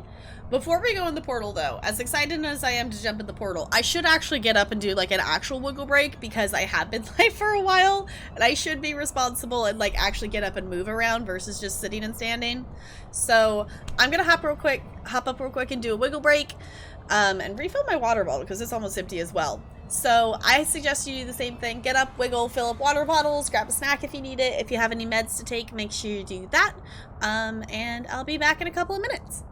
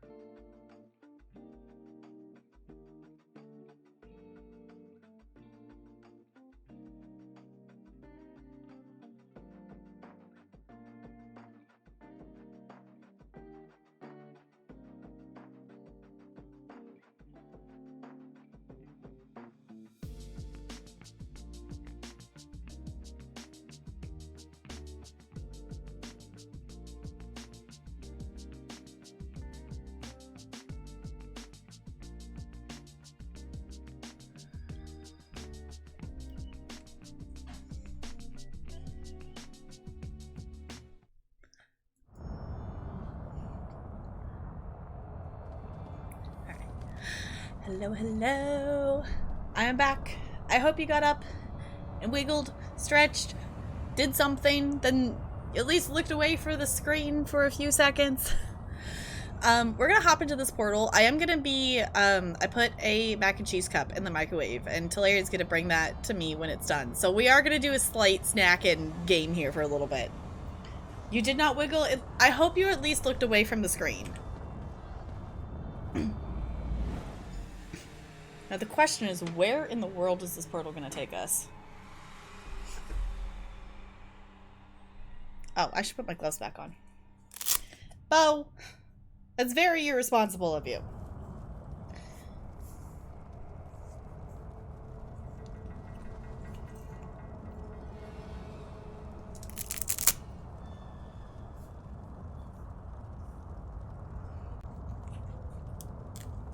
Okay.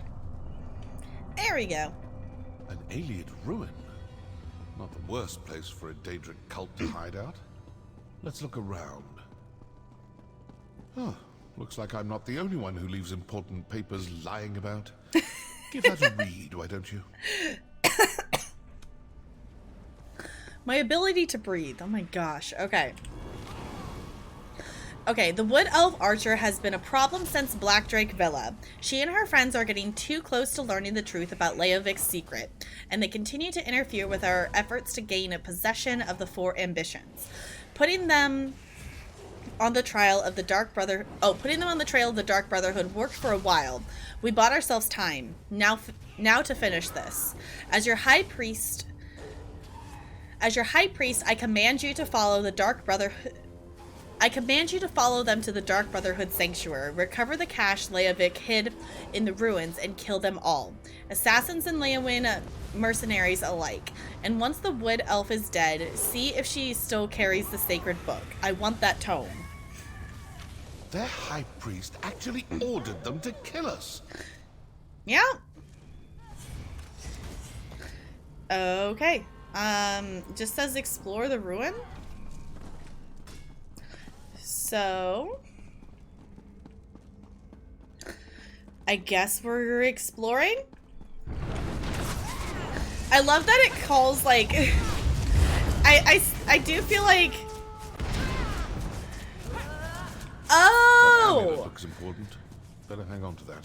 I think the stuff that I'm seeing the push the X from is from him.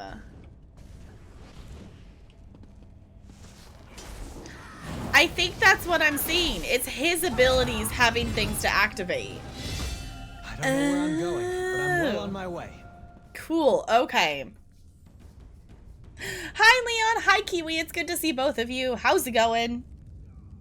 Just watched the trailer for the new Avatar game, and honestly, I don't get why it's already getting hate just because it's Ubisoft. The graphics look great. I will admit, I did not really watch anything of E3 today, but I did see, I have seen the trailer. Well, I saw part of it through, if you know Dorm Streams, he posted like a clip of him like reacting to the trailer being revealed on Twitter, so I did see that. Honestly, I think it looks really cool. But there's so much WoW to do. Bo! You should go wiggle. I know there's a lot of WoW to do. The WoW will be there when you get back. Believe it or not, it will still be there when you get back. It's not gonna disappear.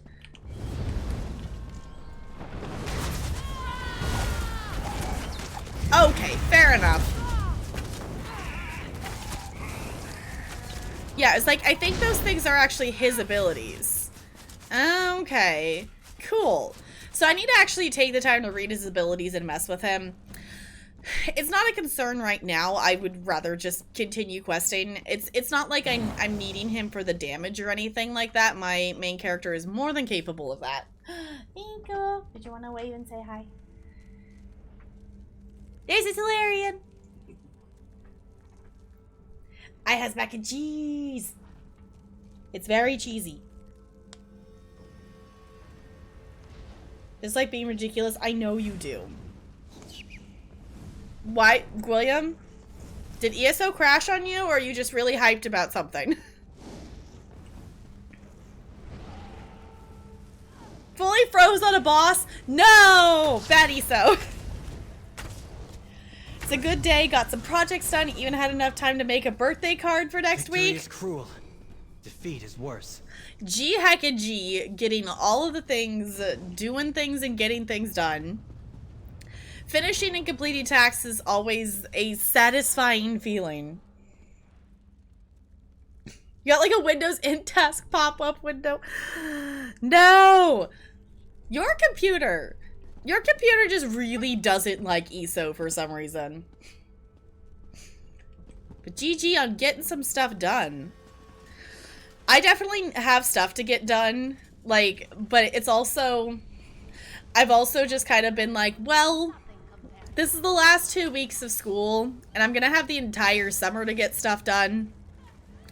I finished grades, so I'm like, you know what? The stuff can wait 1 more week, and I'm just gonna do it during the summer, just to, like, chillax and make it through the last end of school, because everything, schedule-wise and everything, is gonna be bonkers this next week.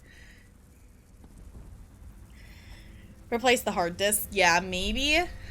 Because there's definitely something up with your computer. It shouldn't be, considering, like, that's, you know, you haven't had that computer for terribly long, it shouldn't be causing you this much problems, I think. A Okay. close approximation of our calling card, but that entire pile is obviously a forgery. Okay, we just have a pile of fake Dark Brotherhood hands. Did we just go in an entire circle? Can we go down? There's steps. I didn't even see the steps. Oh. We can talk to him. And recase it? Your poor computer has so many things to do with it. My computer is not, like, in need of replacing or anything. Like, it still works perfectly fine. But I definitely have thought about, like, building a computer, but I don't have, like, this computer, like, is still fine. Like, I bought this computer, I've had this computer for 2-ish years now. Like, I got it in June before I started streaming. So I started streaming in July, then I got this computer, like, right after school kind of got out. Obviously, you know, not last year, but the year before. So this computer is still doing really well. But the idea of looking into building my own computer is kind of becoming an interesting idea, because I've had the thought that if I set it up, like, obviously we figured out that I can do Just Dance streams in this room, but to have, like, an actual, like, permanent setup for Just Dance, like, out in the, like, in the sunroom that I was gonna do it in, that I could take this computer and put it out there and then build myself a new one for in here. But I don't necessarily need to do that right now, but that's a future idea.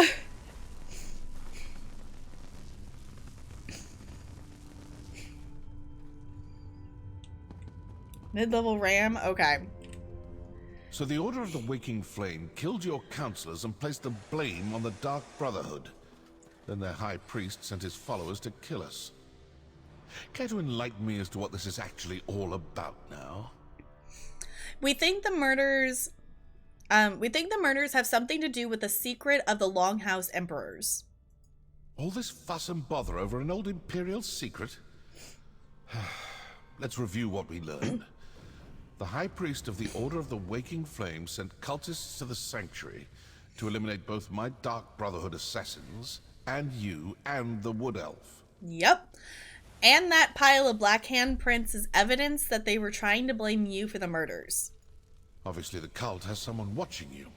They knew exactly when to attack, certain we'd all be in the Sanctuary. Plus, they were after some cache hidden there. So who are these cultists? And how well do you trust your masters in Leowyn? That's an excellent question, isn't it? Are you suggesting the Mehrunes Dagon cult has spies in Leowyn Castle? I'm not suggesting anything. Just following the clues. If the cultists are Dagonists, then their high priest is probably a true fanatic. This secret must be pretty important. and most likely pertains to death and destruction. Let's keep searching. Okay, something that I've been thinking about for Alam here, not like just now, but I feel like I should point it out to anyone if anyone has not noticed this. I know he has a mask thing on, but this part of his mask right here, it just makes him look like he has two giant eyebrows. Does anybody else see that? Because I keep thinking that, like, every time we talk to him, that his mask just looks like he has two giant eyebrows. And I, like, can't unsee it. I just can't unsee it. Oh. No! Luckily, I think we were done with the dialogue. Luckily, I think we were done with that dialogue. Because I was like saying, go on. Hopefully, I'm hoping there wasn't other dialogue that we could have asked him about the Dark Brotherhood after that. That's the thing that's really annoying when stuff respawns like that. Yeah, you see it? Okay. Let's see if something deeper inside this ruin points us to the identity of the cult's high priest. Okay. Figure out who they are, and you may learn more about this secret than you ever imagined. Oh, and you still have that amulet. It might come in handy. Okay, we definitely missed dialogue because it cut off his dialogue because enemies respawn. And that is so dumb. So dumb. Okay. Why are you interested in figuring out who the High Priestess is? Because I owe them for besmirching the good reputation of the Dark Brotherhood and for ordering the deaths of my brothers and sisters. And because now, I'm curious. It's like an itch that needs to be scratched.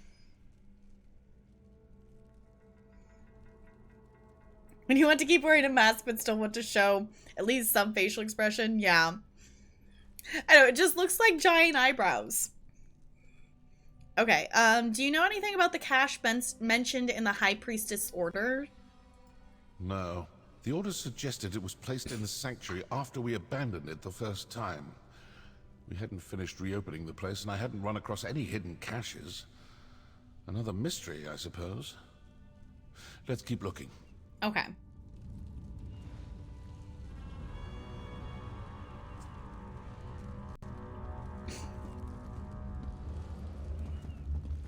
And this PD, the only thing I know PD stands for is professional development. Are you taking a class, William?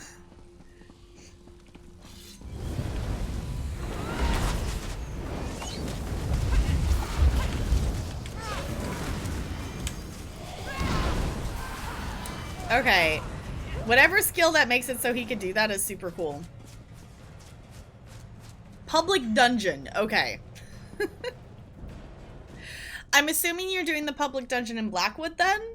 Because I would not be surprised if there's a lot of people in Blackwood. There's also always way too many people in the Grotwood public dungeon. The Grotwood public dungeon is very small and there's always somebody in there. Which is why farming it is really annoying. Because I haven't worked on it in a while, but I was working on finishing the Grotwood set that I have 38 out of 66 of them. So I was running around in the public dungeon trying to get the set completed. So I've gotten a lot of stuff, but I definitely still need to go back and farm a little bit more. That was when I was sticker book collecting.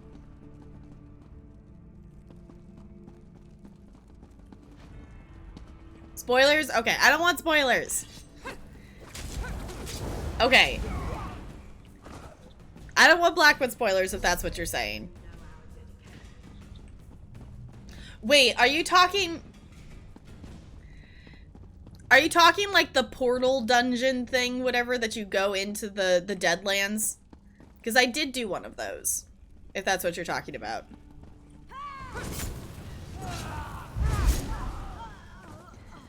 That's almost more it's kind of dungeon, kind of boss kind of thing. Where are we going? Sipping? Okay.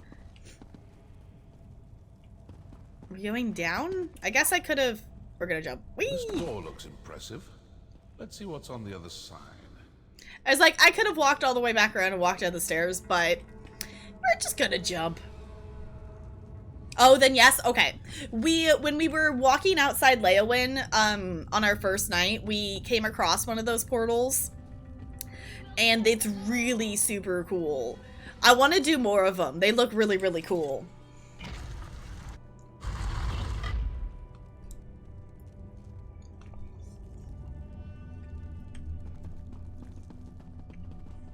Yeah, because those basically... Like, obviously, we still have our world bosses. But those are kind of like the special group event thing for this zone, which kind of seems to be a thing that there's multiples of. Like, no, I don't travel there. Vardenfell doesn't really necessarily have something like that, other than, like, Vardenfell has a lot of world bosses in it. Somerset obviously has it has the Abyssal Geysers, and Greymore has the Harrow Storms and things like that. So I kind of like that they kind of have something, you know, in terms of group stuff to do together that's different in each chapter.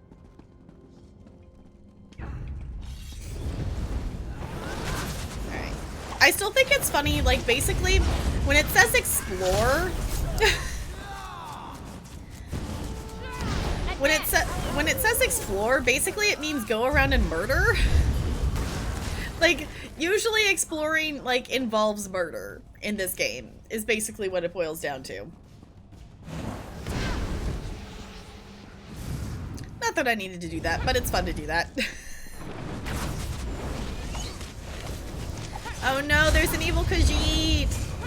I don't want to murder the Khajiit, but they're an evil one.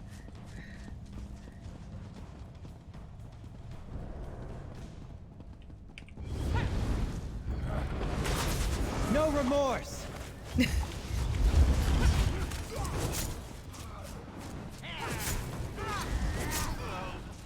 All right. What are we looking for in here? There's a circle here, like there's something we're supposed to find here, but I'm not seeing what that is. Practice makes the master. Hey, I got a champion point. All right. 988.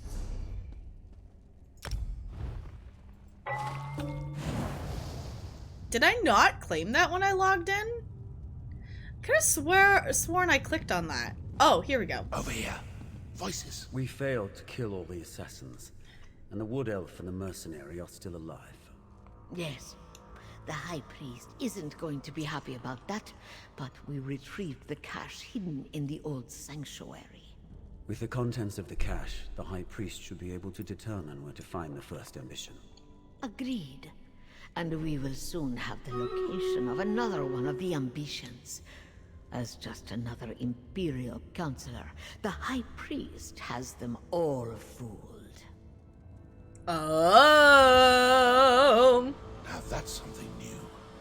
What do you think? Okay, apparently one of the counselors is their high priestess. Wait, did they say high priest? I think they said high priest. I'm guessing it's that guy that caught his assassin.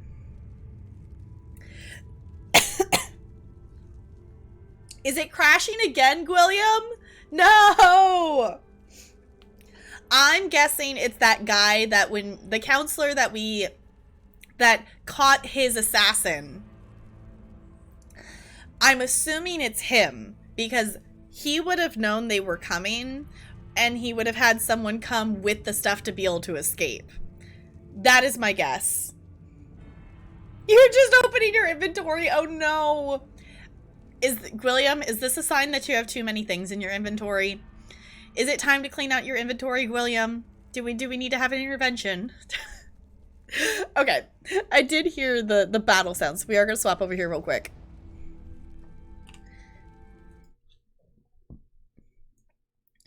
Actually, no. I want to do... This one worked well last time.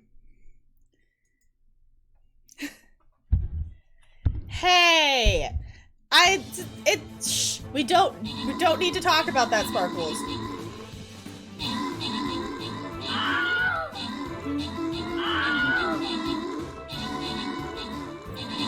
We don't need to talk about the 100 and some odd surveys and treasure maps I have in my inventory.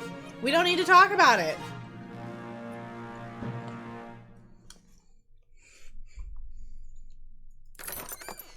All right, GG.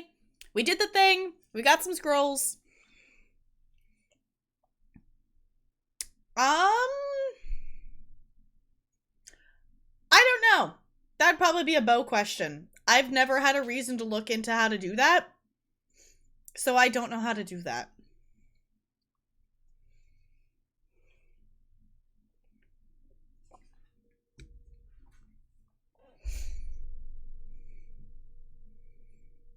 Got it? Okay. I was like, I've never had to verify my files, so, like, I know how to do that in Steam, but I don't have ESO through Steam. So, alright. I'm gonna go ahead and grant these here.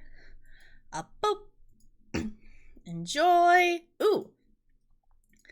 I got a badge, and I got some scrolls. Okay. We are on to a loyalty token chest. So, if you are wanting to get some tokens, make sure that you place down a unit, because this one is going to give you a chest with a lot of tokens in it. So make sure you place a unit, exclamation point Raiders, in the chat if you would like to join on in on that. I find it interesting that I've actually stayed, the captain side is now ahead because obviously I'm playing on the captain side right now. But when I started playing Stream Raiders tonight on the captain side, my viewer and captain side were on the same tier. They were both working on 17. And I'm like, okay. I've been playing a decent amount on the viewer side. Considering I started the event late and I'm on 17. So Sometimes listening provides the answers we seek.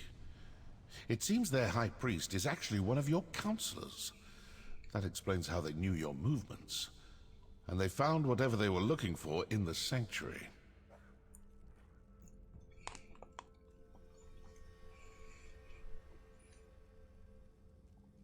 Alright. Right. Sounds like they knew, they know where to find one of the ambitions, too. From Leovic's secret. I'd rather not know any more about this damn secret. It's cursed. I can't blame you. But did you see how they opened that portal? They used their amulet on the pedestal. You still have the one we found. Let's find another pedestal and see if we can follow them. Okay, so that must have been the dialogue that we missed out on. It must have talked about how we picked up an amulet when we were in the sanctuary. Other than game freeze. Oh, other games freeze, but I have my graphics down pretty low. Yeah, it shouldn't crash on the menus. I will say, William, the other thing you might want to look at is how many add-ons are you running? You might need to consider what add-ons you're running, because I don't know how many you have, but that could be bogging down the game. And also checking to see if they're updated, because if you're running out-of-date add-ons, that could be causing problems. So I would double-check and see if your add-ons are up-to-date as well. I don't know how much of an effect that would have, but it could be something to look at. Okay. Find another pedestal. Looks like we're going this way. All things considered, I don't really have too many add-ons. Like, I have a lot of, like, individual stuff, but a lot of them are just, like, contingencies for, like, the ones I want to work. So, I have a lot of, like, library things. Basically, I have Lazy Writ Crafter and things that add timers and you know, stuff for crafting. Like, I have crafting stuff more than anything. Keep looking. We need to find a pedestal like the one those cultists used. Oh, hello.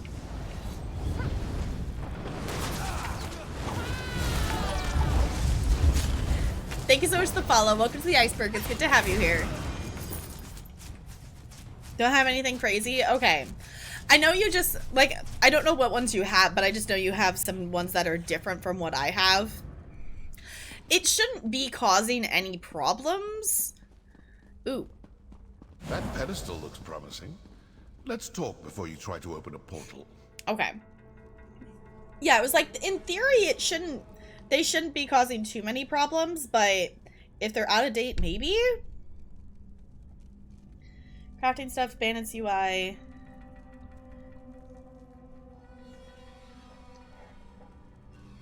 Oh, right. I forgot you had the lazy mount trainer. Honestly, I should just install that one so I can, because my crafting character, my healer is the only one who still needs mount training. And like map stuff. Yeah, I was like, I have, like, obviously I have the mini map. I have mini map and map markings and stuff. I have the lazy writ crafter and also stuff to alter the crafting stations and making, you know, sets and stuff crafting easier. And then I have like the thing that gives me the numbers for my abilities, but that's pretty much it. Yeah, so that shouldn't really be causing any problems.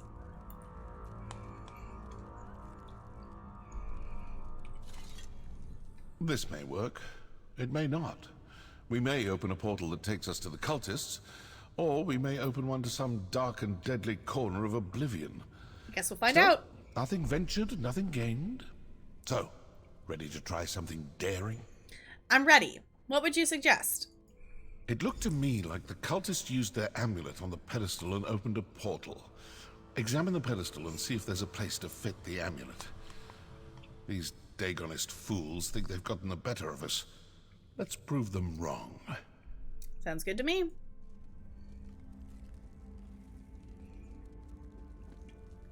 Hey, Lokechild, welcome on in. How's it going? Oh, I appreciate that.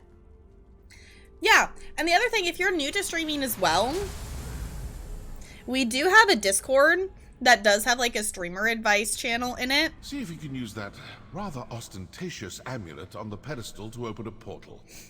The 3 things you're not using, who knows, it might make a difference. Yeah, we like to keep things pretty chill here.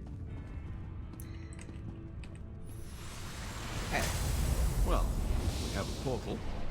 Now to find out if leaping into it turns out to be a good or bad idea. Let's see. Do we end up where we want to be, or do we end up in some whatever place? Also, it's really interesting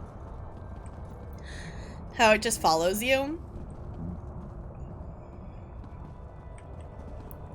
It just kind of, like, the center of it just follows you. It's kind of creepy. Okay, I'm gonna go in the portal now.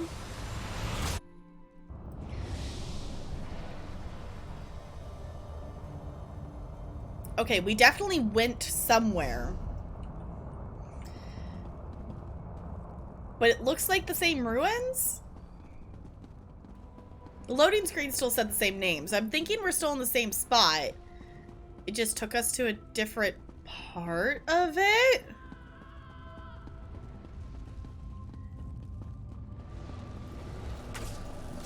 Here, I shall help. I killed the thing!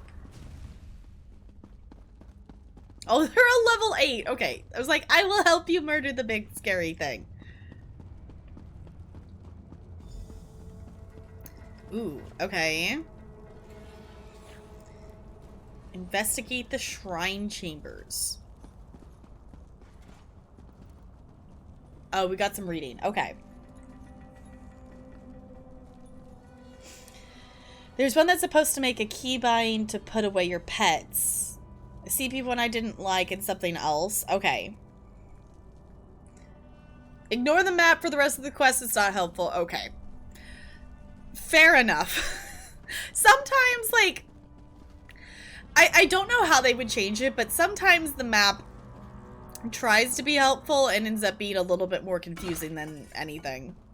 Mostly when you're in areas that have, like, different levels. I don't know how they would change that on the map per se, but sometimes it does get a little confusing. 9 times out of 10, like, it's really helpful to have the map and it, you know, does its job, but sometimes on that rare occasion it's just like, huh? Okay. Disastrix Zansora. Okay. The time of the four ambitions is almost upon us. We must accelerate our efforts, or decades of planning will amount to naught. Emperor Leovic hid the ambitions and was killed before he could inform me of their locations. But he left clues in various hidden caches throughout the Empire. We can also ferret out the portions of the secret that my fellow counselors are aware of before we execute them. And yes, they must die to preserve the secret of the Longhouse Emperors. We will blame the Dark Brotherhood for their murders, thus deflecting suspicion from the Order of the Waking Flame for as long as possible. Besides, I have recently learned that one of Leovic's caches is hidden in the former Blackwood Sanctuary. Send out your best acolytes. Send Steward Farrell Lupus and Counselor Abor.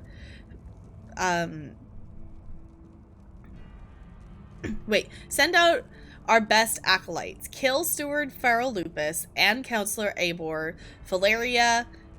Oh, okay. Maybe it's not Valeria. I think Valeria is the one that caught the assassin. Intina, Jerich, and Sophis.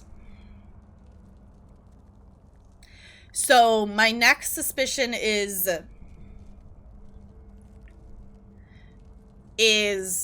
the guy who said he didn't know anything. Alright, we may need to murder Leviticus as well. The former chief counselor is too smart for his own good and may realize what is happening and act against us before we can secure the four ambitions. I shall also plan an attack against myself. One that will be foiled, but will further implicate the Dark Brotherhood. Remember, do not contact me. I shall contact you. Nothing must reveal my true nature until the appropriate moment. In the name of our Lord Fire and Flood, High Priestess Vandacia? Is that one we talked to? I don't remember if that's a counselor we talked to. Vandacia is the Order's High Priest. I knew I disliked the man the moment he had me beaten.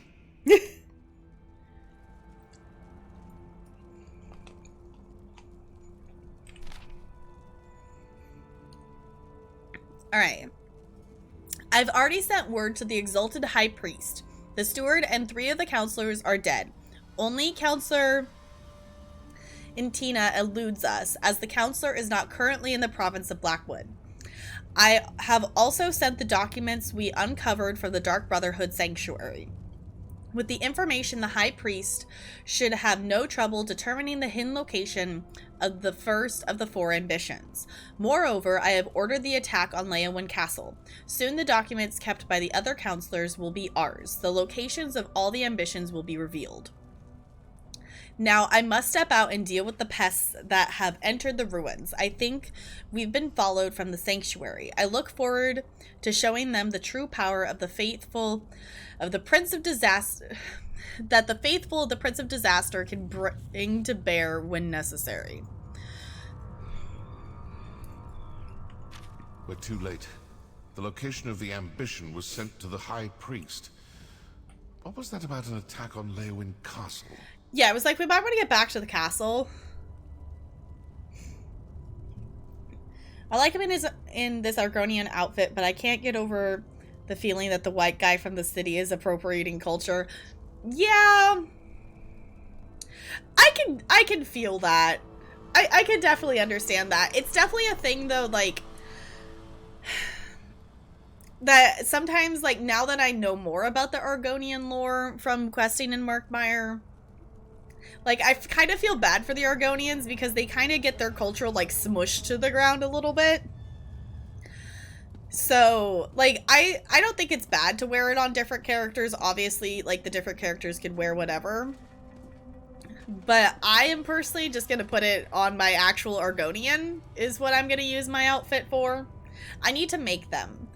We might do that next time I stream ESO.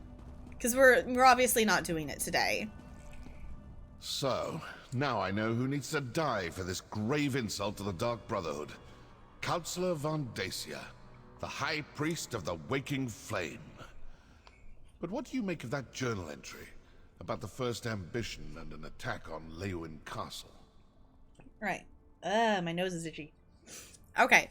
They sent whatever they found to Vandacia and apparently ordered the cultists to attack Leowin. They got what they were after, and now they're sending their forces to kill the rest of the councillors.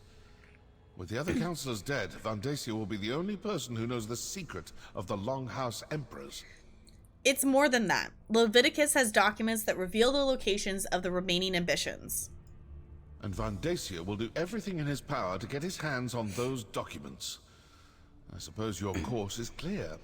You need to return to Leowin Castle as quick as you can. And what are you going to do?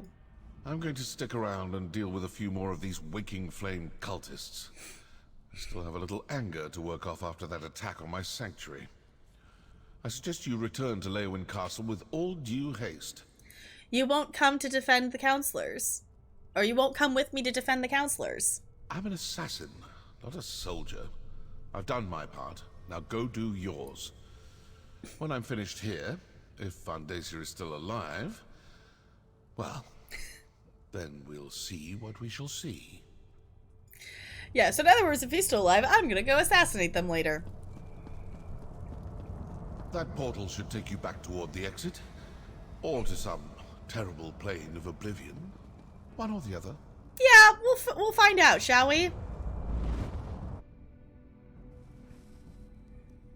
Cool. It conveniently put me by the door. How convenient. Convenient portal is convenient. I'm not going to complain about though. I don't want to run back all the way through.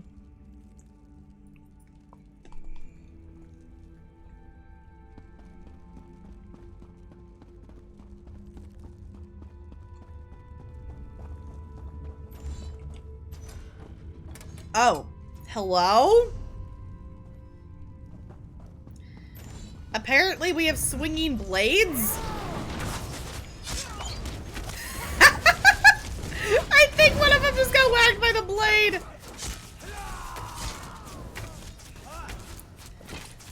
That was great.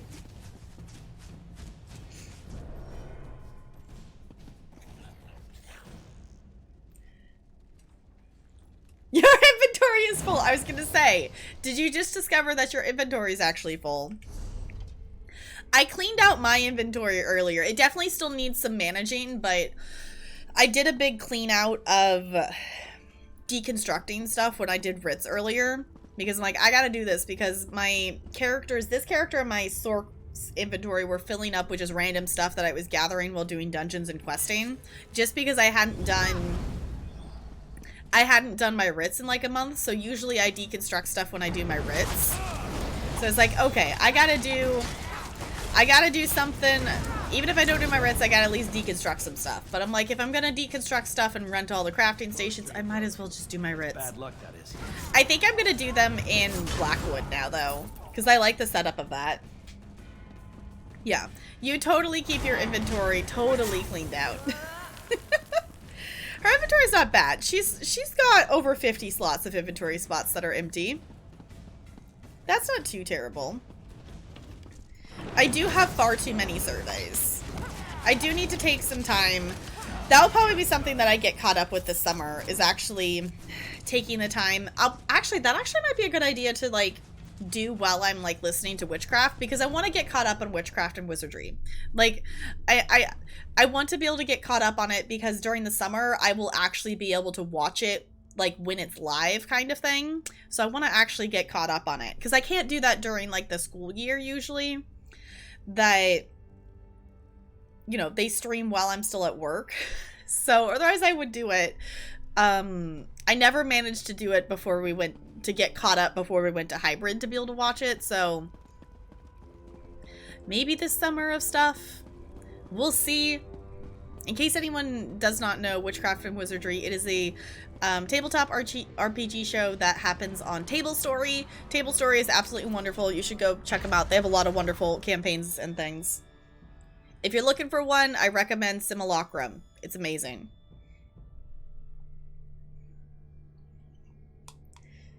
Haven't been doing dungeons. Yeah, that's the thing. Is like usually I was doing them while I was waiting in line or like waiting in the queue for a dungeon.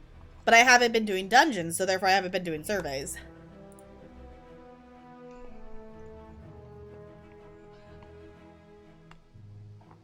Yes, go drop Table Story a follow. They're wonderful.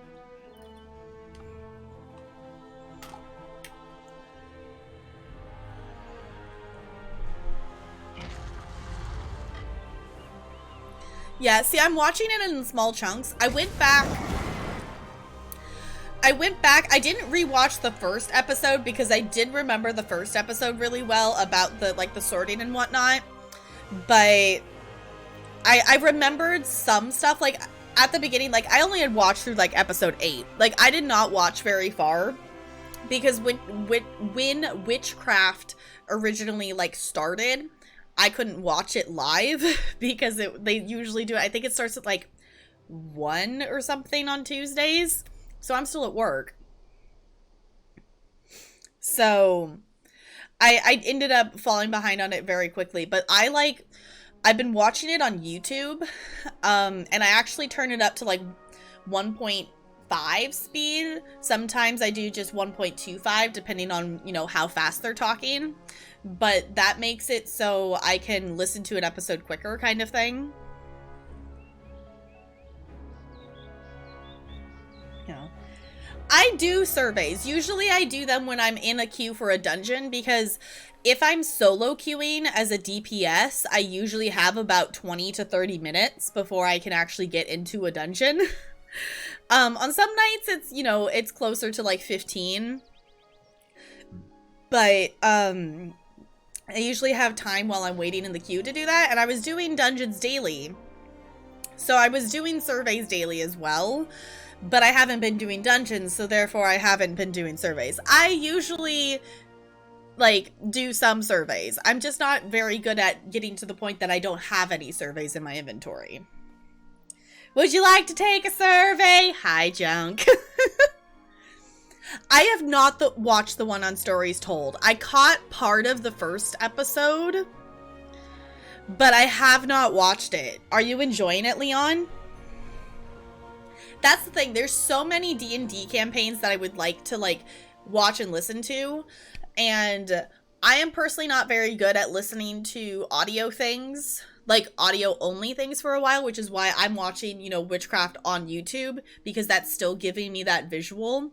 Because for me, if I'm listening to something that's just audio only, I'll not realize that I got lost in a train of thought. And then, you know, it's been 15, 20 minutes and I go, wait a second, I haven't been listening. Do a survey every stream? I mean, we could. That wouldn't necessarily help me get caught up if I'm also simultaneously doing my writs at the same time. I would be earning surveys faster than I would be getting rid of them. Also, just gonna do a quick reload and see if I can get the map to actually work. Oh, we're a stream where we just do surveys, nothing else. I mean, we could. We have done some running around before. We did it for like part of a stream one time that we ran around and we did fishing and surveys. We could definitely do that, and we could do it like we group up, and if people need way shrines and stuff, we could do that. You are, it's so chaotic in a good way. Finale today. Okay, I might have to check that one out. There's just so many good story ones out there, which is awesome. But also I'm like, I am not good at keeping up with things. Leon was talking about Stories Told. Okay, where are we? We ended up out here. We need to get back to there. So let's walk this way and pick up this side quest. We could also get completely distracted, and we do actually have quests to turn in. We do actually have some quests to turn in as well that we should probably do, because I don't have enough space in my quest log to do writs on her currently, and that's gonna get kind of annoying.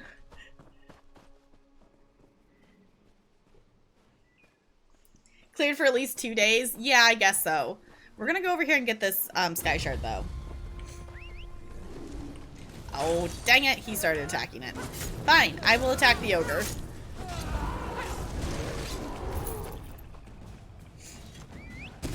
Right behind you, partner. Wait, that's an achievement? I gave him a mount. I gave him one of my mounts. I love that that's an achievement. Want to crossover with Table Story because V and Rosie would be chaos. See, that would be kind of cool just in general, just having like crossovers with things. Because like I would love to, I want to get caught up on Witchcraft and Wizardry. And I would love to watch Salt Bay. Like, I watched the, like, initial, like, it wasn't necessarily a one-shot. Like, their initial, like, 3 episodes when they were just going to keep it as a short thing. I watched those. And then I, like, caught bits and pieces of other episodes. Like, I stuck with it for a little bit. But I really missed out a lot on Salt Bay, and it just seems chaotic and ridiculous, and I would love to watch it. Yeah, like the 3-shot. Yeah, I watched the 3-shot of it, and then I kind of was able to watch, like, the next few episodes, like, live when they were, when they, you know, started it up as, like, an actual, like, campaign thing. But What do you think you'll make with that? I don't know. I guess we'll find out. But the thing is, like, even watching it live, sometimes I struggle with it in terms of, like, I want to listen to it, and then I lose, like, getting lost in a train of thought or something. And then I miss on something that was happening. Which, I'm hoping... I talked about this on another stream, so I won't, like, repeat everything, but I actually finally got around to scheduling a doctor's appointment to talk with my doctor about being possibly, like, diagnosed with ADD or ADHD, and I'm hoping maybe we can come up with something, because I would love to be able to sit and actually focus on that, because it's something I really enjoy, and focusing is just really hard sometimes, so I'm hoping maybe we can find a solution with that. So... You did a full rewatch of Salt Bay twice. And even did reactions as I watched it in the Discord. Okay, that is great. Salt Bay was a good time, plus the one-shots after were good, especially the one that Vanna got to GMC. Like, that's the thing, is, like, Salt Bay seems like a really good one just because, like, it has the chaoticness and whatnot. Like, I remember bits and pieces of things of, like, there's the, like, the whatever the Pokemon thing. There is something, I vaguely remember something with that. You didn't enjoy Salt Bay? I could definitely understand how, like, you like, maybe wouldn't like Salt Bay. Salt Bay is definitely, like, if you want chaotic, if you want the players to, like, not necessarily be, like, going along with the DM and just causing chaos and just kind of having fun in the world that they're in, like, if you're wanting more of, like, the structure, like, if you like the structure of stuff, then, like, watching Table Story and watching Witchcraft and Wizardry with Whack would definitely be more your style kind of thing, because Whack has got everything, like, super organized and whatnot, but... Yeah, the Poke Pearl, yes. Yeah, Salt Bay is not traditional Dungeons and Dragons. And that's the thing, too, that was really interesting, because Salt Bay was the first, like, that 3-shot was the first time I had ever seen a tabletop RPG played. I had never seen anything before that. The only reason I watched it was because Negs was there. I'm like, sure, I'll give this a try. What is this? And I watched it. It was chaotic. It was ridiculous. I really, like, I like it. I also really enjoy, like, Whack with, like, the seriousness and the structure, like, with Simulacrum and things like that. I like that there's so many things that you can do with tabletop. And sometimes you're in the mood for something chaotic. Sometimes you don't want that chaos. So... Mostly former improv artists. There was a lot, yeah. You like a structured story when watching D&D games, yeah. Yeah, it was honestly that's a more apt description of it. It was improv with random math rocks. Yeah, like it was basically they were improving, but like decisions they were making had to be decided by the dice. And I think that's kind of fun because like I remember watching episodes with them that they went to like the spa or they went on that like vacation something, whatever. I don't remember where they went, but I can definitely see liking one more than the other, but I definitely enjoy both just because, you know, variety. Okay. Come one, come all, warm your soul with delight and daring. Watch the spectacle of dance. Let the house of reveries take you to a world of dreams. Find our firehouse south of Farmer's Nook.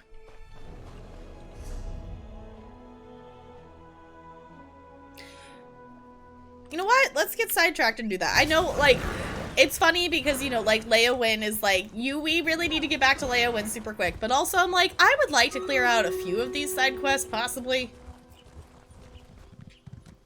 Yeah. It's a lot like Kolok.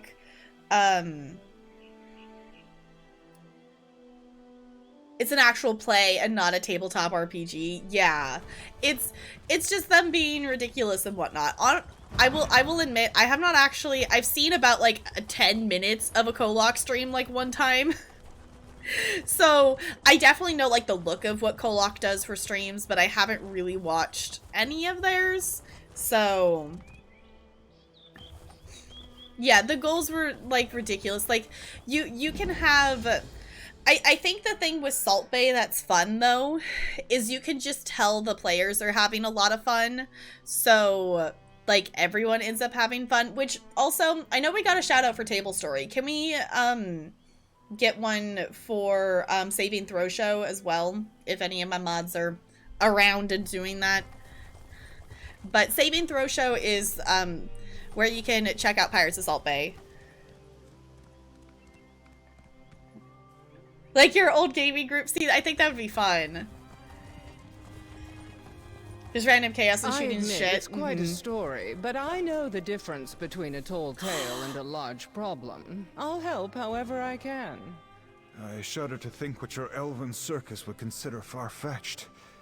I'm not so sure I believe it myself. I forgot that they were in this chapter! Okay, for those of you who haven't quested through Somerset, these are characters that we met in Somerset.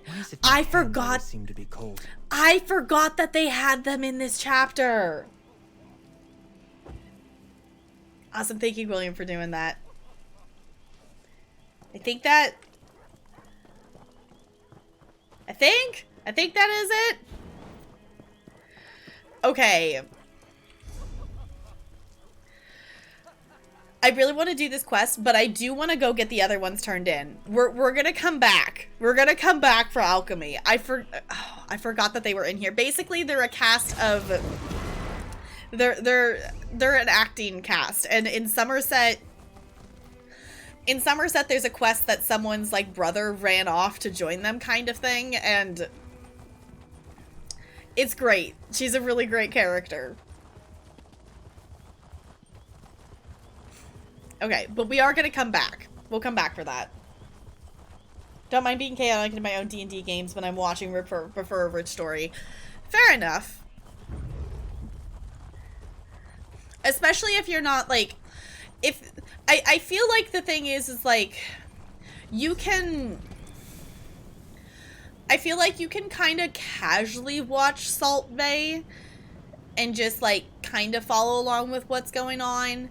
But, like, watching Whack DM is, like, you're sitting down and you're listening or, like, watching, like, a movie or something. Like, there's a story, there's a structure, like, there's a plan to the chaos kind of thing. I want to turn in the Nocturnal one, because that one's really easy to quickly turn in, would be my guess. Are we just going back to the shrine? We're just going back to the shrine. Okay.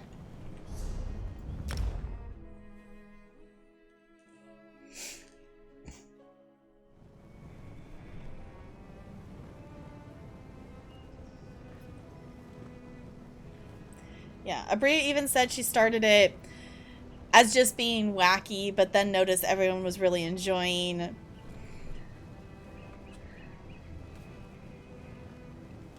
Jenny's aspects, so she pivoted with what like I feel like Abria did a really good job, like from like the episodes I have seen, in terms of just letting, you know, they just had the world they were in and just letting the characters get to know each other, let the characters really just explore however they thought their characters would explore and do whatever they thought their characters would do. Like, I think she did a really good job with that. Like, obviously, like, you know, she still directed things and whatnot, but, you know, the players really got to, like, exercise the freedom of just, you are in this world. What do you want to do? Like, how would your character go from, you know, a day-to-day basis kind of thing? Not that saying, like, the other ones don't do that, but it's more, you know, it's more structured. Like, if you're watching Witchcraft, it's like, you know, switching from scene to scene. This player gets to talk, you know, experience, and you get to see, like, Witchcraft is more like almost like in like windows of like, you're seeing this group of characters and they're doing this, and once they resolve their thing, they're switching to this. It's not just, I guess the difference is really the structure of it. Sometimes you need it and sometimes you don't. You return to me at last. Okay. Here you go, Nocturnal. The faithless wanderer succeeds where my servants fail. Once again, the fruits of devotion prove inferior to the benefits of skill. Claim your reward from Malona, mortal. You find favor in the shadows. Yeah, I think Nocturnal might be my favorite Daedric Prince. I think Nocturnal might be my favorite. Ooh, the chest respawned. I saw that this was here earlier when we were talking to her and someone else got to it before I finished the dialogue. But it respawned. The chest is mine! Let's keep our eyes open for a tavern where we can spend that. I like him. I still want to find the other companion. I think I'm gonna have him be my companion, but I do want to, like, have the other one kind of thing. So, did you just return the Shade Sickle? Is my lady appeased? Yes, I returned the Shade Sickle to Nocturnal. Oh, thank goodness that's over. Now that Nocturnal has the sickle, maybe she'll show me mercy. What about the necromancer Tuma Mazath? Tuma Mazath. That's, why is that so difficult to say? But he's dead. I didn't think he would willingly part with a relic. Good. The sickle should never be used in a necromancer's ritual. I'll make sure it's well hidden next time. No thief will ever claim it again. Speaking of which, are my friends all right? I was able to convince both of them to choose a new life. That's a relief. Gio and Dareen are good people. I know they are. Hopefully we can all put this behind us. So, do you think this will be enough to repair your standing with Nocturnal? Maybe. I hope so. Whether my friends and I will ever be able to move past all this, that's another matter. Here's your reward. Without your help, well, there's no telling what my lady is capable of. Thank you, and may the shadows guide you. Yay! I can't thank you enough. Nocturnal is wise and powerful, but in her realm of Evergloam, forgiveness is in very short supply. So you're really gonna stay with Nocturnal even though she threatened to torture you? Of course. The failure was mine. I earned whatever rebuke my lady had planned for me. Faith isn't a matter of convenience, my friend. My lady is unfathomable, powerful, eternal. I will follow her wisdom, whatever the cost. Okay, you go for that. I feel like the people who the people who worship Daedric princes are like a completely different breed of people. Like, some of them I can understand a little bit more than others. There's definitely some that I'm like, you're gonna do that to worship a Daedric prince? Okay, that's a choice. Like, now I'm gonna forget his name. I believe his name starts with the letter P. I'm forgetting his name though. There's one like about sicknesses and stuff. And basically his like followers like try to get as many different illnesses as they can. And I'm like, why in the world would you do that? Like, why would you do that? Actually, let me see. I think we probably, you know what I'm realizing?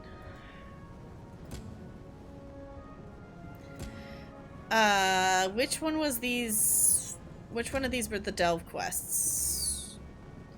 Okay, do I have to go back to the delve to turn this quest in?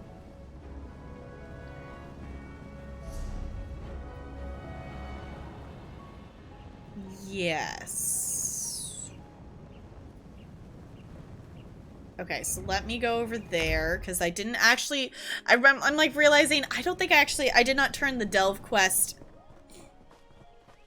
in. Or is this the daily? No, this is the daily that we didn't turn in. Okay, they turn in for the dailies over here. Got it. Okay, I was like, we missed turning in something. One of the 4 quests we did. The Shadow Scale's remains are destroyed, and we are triumphant. Thank you. Or wait, is this... Oh, this is... Okay, we didn't turn in that one, and we also didn't turn in... I was gonna say, that one should be back in Leyawen. This is the delve quest. In case anyone who was not here earlier, we went into a delve and we're simultaneously doing 4 different quests at the same time. We had the delve quest, the main story quest, another quest, and the daily quest that we were doing.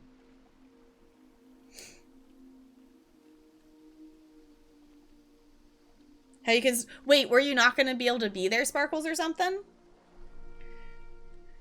But what kind of chaos are you causing? The Shadow Scale's remains are destroyed, and we are triumphant. Thank you, valiant traveler. I could not have finished this task without your help. Oh, right, because Disney. Right. Will the spirits of the Shadow Scales be safe now? Indeed. Your actions ensured those remains can no longer be exploited. I am sure were their spirits still present, they would thank you for your efforts. Allow me to extend a more tangible gratitude. Here, for your help. Decayed Shadow Scale Tunic. Thanks? Before we part, allow me to offer you some wisdom. Remember, as you journey through life, all things must pass in order to begin again. Knowing this simple fact eases pain and suffering. Learn to let go, and what was lost will be reborn. Now I might still be at a park. AirPods.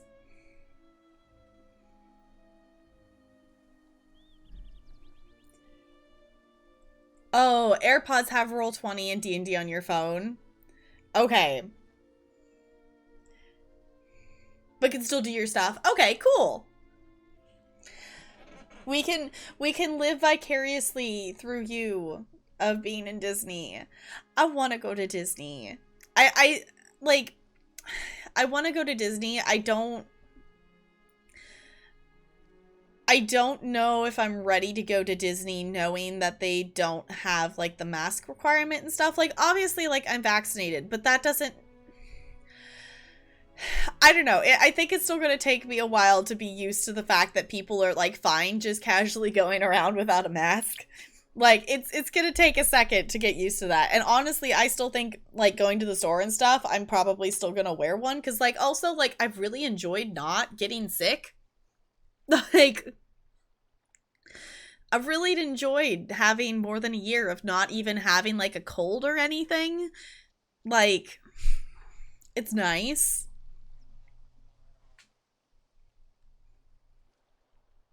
Control to your chaos. Okay, sounds good. Okay, what's next for you? I will carry on, as is my purpose as a Niswo.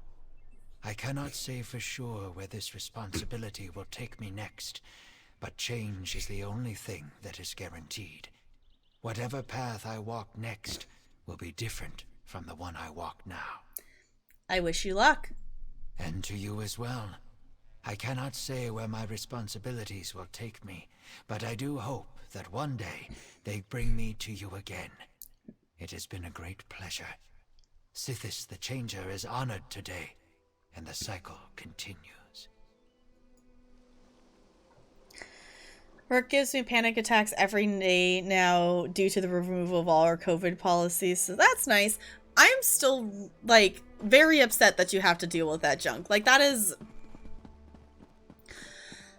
absolutely ridiculous that they would do that. The font is so cute.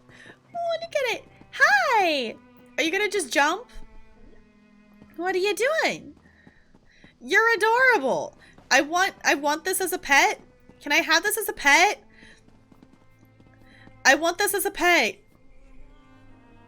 Eso? Can we have this as a pet, please? It's adorable. Pretty, please.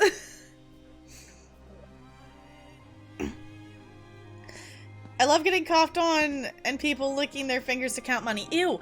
Why would you ever, like, even out of the pandemic, why the fuck would you lick your fingers and touch money?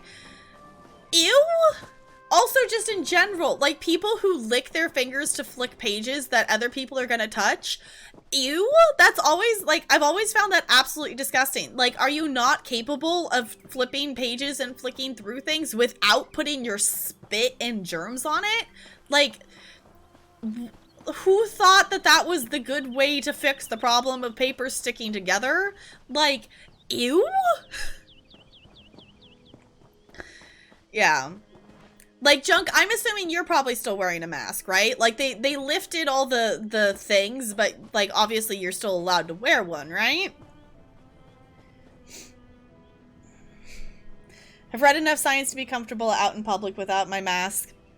I can definitely understand how people, especially if you're, like, vaccinated and whatnot, but also like, it's not so much for me, it's the I don't trust other people enough. It's the I don't trust other people enough to actually be vaccinated and have their mask off. That I know there's people out there who are saying they're vaccinated and not wearing their mask when they really aren't vaccinated. So it's like, for me personally, like, I feel fine. It's just that I don't trust other random strangers.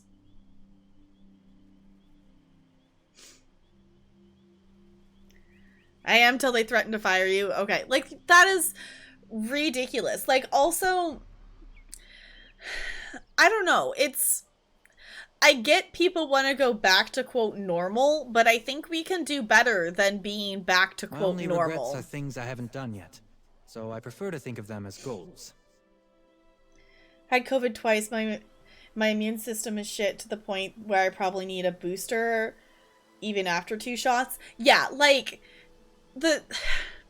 it's ridiculous. Like, people, I give props to the people who are quitting their jobs versus going back to the office, that there's places that are requiring people to go back to working in person, and it's like, why? I can do everything from home. Yeah, the whole issue is HIPAA. There are laws in place that make it so places can't require you to prove that you are vaccinated because of HIPAA. You're not like, they don't legally need to know your medical history of things. So that prevents places from, like, you know, it prevents we would have to carry around our vaccination card.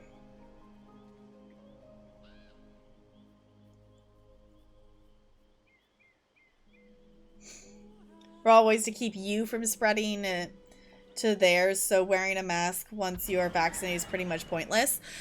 But the thing is, I'm not necessarily, at this point, I'm still wearing my mask. I'm still wearing my mask. I put it on when I go through the drive-thru. Like, I'm still wearing it just like we have been. I'm not necessarily, like, obviously I'm vaccinated for COVID. I'm not even necessarily wearing it specifically for COVID anymore. I just don't want a common cold. Like, I just don't want to get sick. Like, not even necessarily even, like, COVID specific anymore. Like, I just don't want to get sick. I've really enjoyed not having a stuffy nose.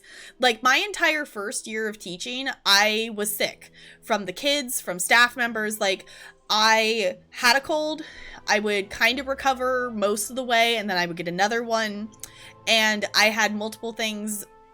I had multiple times of sickness, like, last year. Like, I've just really enjoyed not even just having a common stuffy nose cold. So... It's also just because I don't want to get sick in general.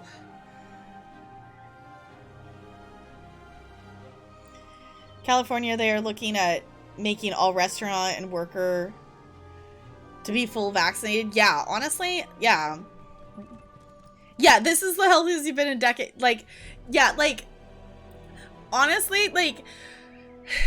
There was always a point, like, every single school year, like, going to school and even, like, you know, I knew, like, that's the thing is, like, I knew going into teaching my first year, like, this is, like, the fact that this is a common thing, like, it's not uncommon, like, everyone expects this pretty much. As your first year as a teacher, you're going to be sick almost the entire year because you're being exposed to so many different people and so many germs. Like, if I could go back and wear a mask for that year, yeah, it would have sucked. Teaching dance while wearing a mask absolutely sucks. Don't get me wrong. But also, I haven't gotten sick. I haven't had to teach through stuffy noses and sneezing and coughing and, like, just being icky. Like, it's nice. Like, there's always that point in the school year that, like, you end up sick. And it's like, no, I don't want that.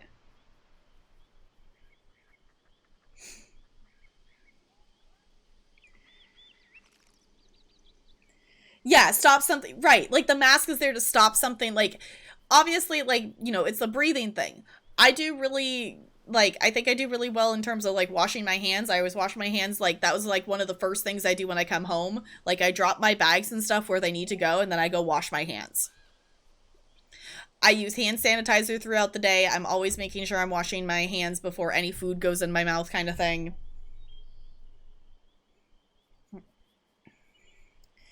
Still case, no, I was getting to you, yeah. Still colds and stuff wearing your mask? Yeah. COVID kills people and has been proven to cause severe health risks. It's either you prove you have been vaccinated or wear your fucking mask and deal with it. Yeah, like... Honestly, like, I get that there's laws in place that make it so, like, we can't be, like, show us your vaccination card or put your mask on. Like, I get that there's laws in place, but also, like, it's a panoramic. Put your damn mask on. Like, until the population is, like, mostly vaccinated, like, last time I heard we're, like, around, like, the 50% mark. Like, we need to be, like, in the 90s. We need to be, like, pretty much vaccinated. Obviously, we're never going to be at fully 100% vaccinated. One, because unfortunately there's still anti-vax people out there, and two, there are people who, like, in terms of, like, maybe medical conditions, literally can't get the vaccine. So... This video is calling out... What video are you watching, Sparkles? You'll have to send it to me. When it comes to public safety, cannot medically like your mom. Yeah, like, we're never going to be 100% vaccinated just because of, you know, there are people who medically can't get it. So, yeah, like, HIPAA in terms of public safety is... I get it. It's their information. You know, it's your information. But... like, I would have no problem carrying around my vaccination card and, like, showing it if I needed to. Like, it's not like we're asking for your full medical history. Like, in terms of public safety, like, that's the thing, though, is, like, there's, I don't remember the actual, like, I don't remember what the acronym stands for, but I'm remembering FERPA. I'm remembering things from teaching classes, whatnot, of FERPA. Like, there's a lot of stuff in terms, like, for students and stuff with IEPs and, 504 plans and stuff like that of, like, you have a right to know to see it, but they're still so, like, closed off of stuff. Like, for some reason, one of my schools has not shown me any of my kids' IEPs. Like, I have no idea which kid's on an IEP. I should know. I have the right to know who's on an IEP, and next year I'm gonna be like, give me the IEPs. I'm teaching these students, therefore I have the right to know what accommodations they need, kind of thing. Granted, that's not medical, but it's one of those things of, like, the right to know. Like, in terms of public safety, people have the right to know if you're actually vaccinated or not. Stays in your wallet, yeah. Yeah, like, we carry around IDs and stuff. Like, it wouldn't be anything different. With whatever you feel comfortable with, and you should definitely wear a mask if you are sick and want to go out. Right. Yeah, like, that's the thing, is, like, it also should be a thing, too, of, like, if you are sick, you should wear a mask. Like, don't cough and sneeze and spread your germs everywhere if you have to leave the house. Like, there's been talks in teacher groups and stuff, too, of, like, we shouldn't, like, give awards out for, perfect attendance and stuff. Like, no. Like, give awards out for things that, like, nice things kids do. Don't, like, make it a prize for, like, they attended every day of school.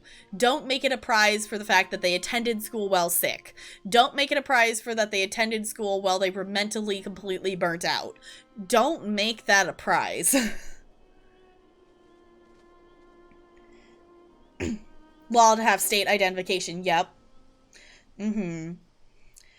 I've heard a while back they were looking to restrict people. Yeah. Honestly, people who aren't vaccinated, like, don't fly. Yeah, like, they should not be going other places. Like, I can maybe understand, like, within the US, but, like, don't spread it other places, please. Did I not finish it? Think we should adopt the culture, but wearing masks after fully vaccinated and not otherwise is pretty much pointless. The thing is, though, we don't have herd immunity yet. Like, even if you are vaccinated, you can still get COVID. Like, just because you're vaccinated doesn't mean you can't get it. It means if you do get it, it will affect you less because you will have some immunity to it. But you are not completely immune to it until we have our herd immunity, meaning that everyone is pretty much vaccinated and we're protecting each other from each other. So,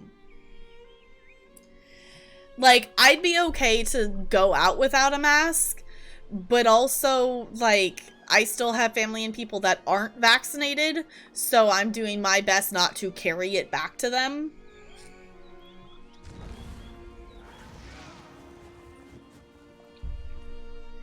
Demonize when you call in. Yeah, like, we need to, in our new normal, we need to actually take into account and, like, allow people to stay home if they're sick. Like, overall, people would get sick less often if when we're sick, we're allowed to stay home and not expose everybody to our germs.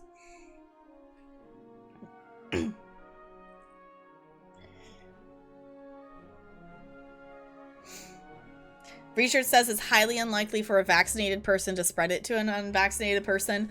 Highly unlikely doesn't mean no, though. Like, highly unlikely doesn't mean no. And I this summer, I do want to go over to my parents' house and actually get my things. Like, I still haven't got to move my stuff out of my parents' house yet. If my mom got COVID, it would not end well. Like, my mom gets, like, knocked out, like, really, really sick, like, almost pneumonia every single time she gets a little tiny common cold. So if she got it, it would not be good for her. So I am still going to be like overly cautious in all that senses, so I can actually go over to my parents' house and like get my stuff this summer, because like I've been over there, but I've been over there for approximately like in like 5-minute spans of time and said hi and said hi to the dogs and got whatever like she was handing me and then left. I would love to go like have the rest of my wardrobe. I would love to go have the rest of my things that are still at my parents'. So that is chronically era. I have feelings on how we handle sick days and call-ins horribly. Oh, I am only given 12 days a year to be sick. I will make sure to let my chronic illness know it can only affect me 12 days of the year. Yeah, like that's the thing is, like, I understand that, you know, if you're hired somewhere, they need you to work, they need you to be there, whatnot. But if you are sick, you're not going to be working at your best. If you have some kind of spreadable something of a cold, all you're going to do is make the other workers get sick. And then you're going to be having more workers take sick days, like... Yeah. Rather not take that risk. My mother's spinal injury. Her immune system is fucked. Right, exactly. When she gets sick hard. Yes. Yeah, because, like, my mom, like, gets sick. Like, like, she gets knocked out. Like, with a common, just regular cold, would get knocked out, like, almost to pneumonia, constantly coughing state for, like, 6 weeks at a time, sometimes longer, for just a regular cold. So she would not handle it well if she got it. Yeah, this is why other countries laugh at us, because they think we have people that think it's fine to just go around not vaccinated and not wear a mask. Yeah. Yeah, we also need to address not having bad mental health days as a reason to call out sick. Yes. That needs to be a thing as well. Like, you know, mental health is just as important as physical health. Like, you need to take care of your brain. It is part of your body. Did you hear that someone actually... That is a thing. You have returned. Good so, work. we should actually do that. Yay, I got an achievement for doing a daily.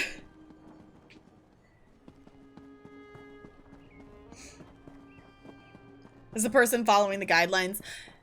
Yeah, like, obviously, you do you. If you are ready to do that, like, I fully support you being ready to do that. If, you know, if it also depends on your environment. Like, if the people around you are, like, if you're living in a community that, you know, you don't have a lot of anti-vaxxers or anything, and, like, people are probably actually vaccinated and whatnot. And the thing is, like, if you're still, you know, even if you're still just social distancing, even without a mask, like, whatever you think is safe for you and whatever choice, whatnot, you know, the mandate says if you are vaccinated, you don't have to wear a mask. If you are fine and ready to follow that, then by all means, do that. Like, I am not going to, like, you know, judge you on the fact that, like, if you feel safe to do that, then go for it. Like, that is what it's been said that is safe. So go for it. I'm just not doing that yet. I'm not doing that yet. And it's also a thing too of, I don't mind wearing the mask. It doesn't bug me. The only time it bugs me is when I'm actively teaching a dance class. So, second this motion, yeah. Worked for someone who recovered from COVID. She could barely walk from the front of the office back to the back of the very small office without having issues breathing. Almost killed her sometimes. Yeah, like, there's a couple, actually maybe only one. No, I think it might be only one. There's a person that I'm friends with on Facebook that got it, and just hearing, she's been, like, you know, like, blog posting kind of, like, about her journey of, like, post-COVID, and the amount of medical problems she has now, like, from COVID is absurd.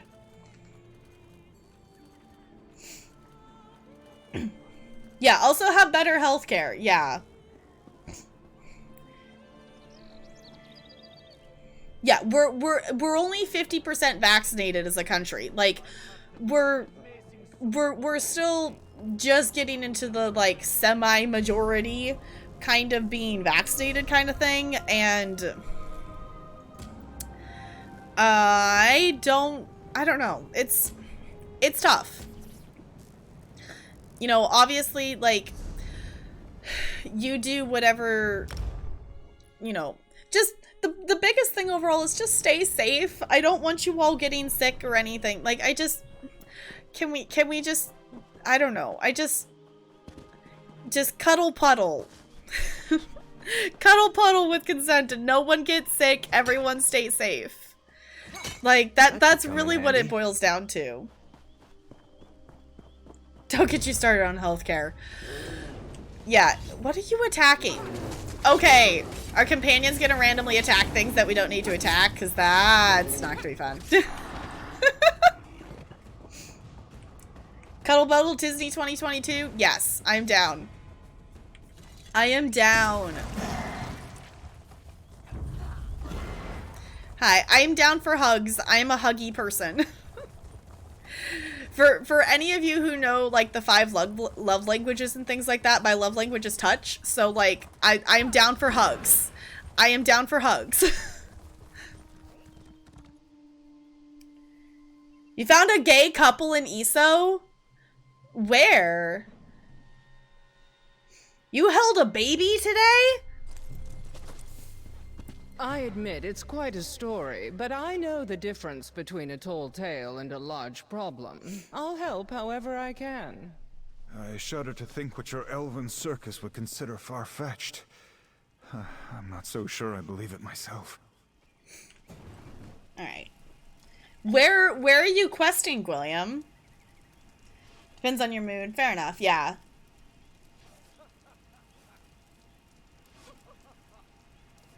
In the inn in Leowin? Okay, we'll have to go do that quest. I haven't picked up any of the side quests in Leowin because I know we're going back to Leowin a lot, so like they're not gonna be hard to like pick up at whenever we're ready for them. So was it nice holding the baby in LA? I think I've held like a baby like a couple of times. Like multiple of my friends have kids, but like usually by the time I meet them, they're already in, like, the toddler stage, so...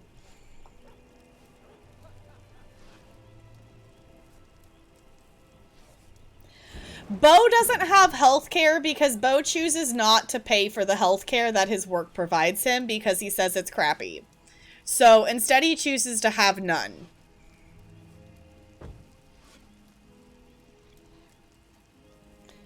I also live in a small town, so illnesses spread fast here. A lot of families who have been working on the COVID floor.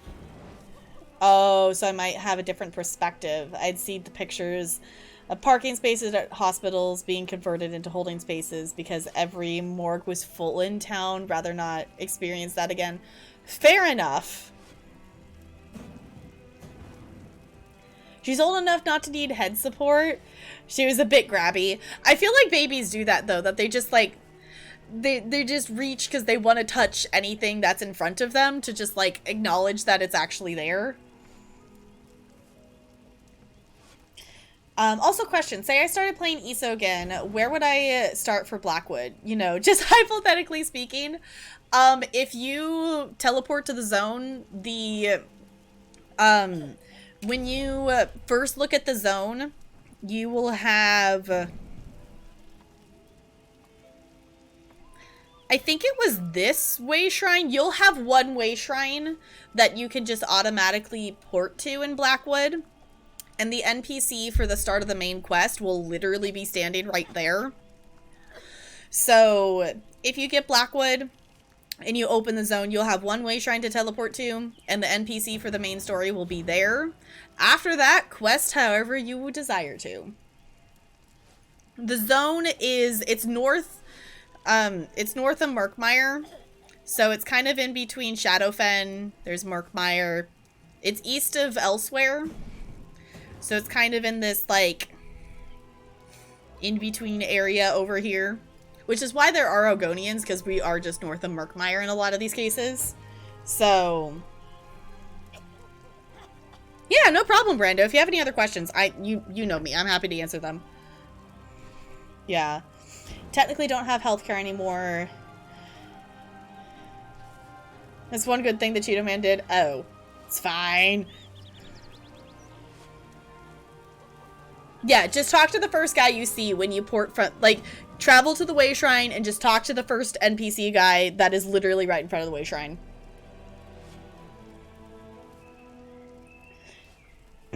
Yeah, it'd be better than nothing, yeah.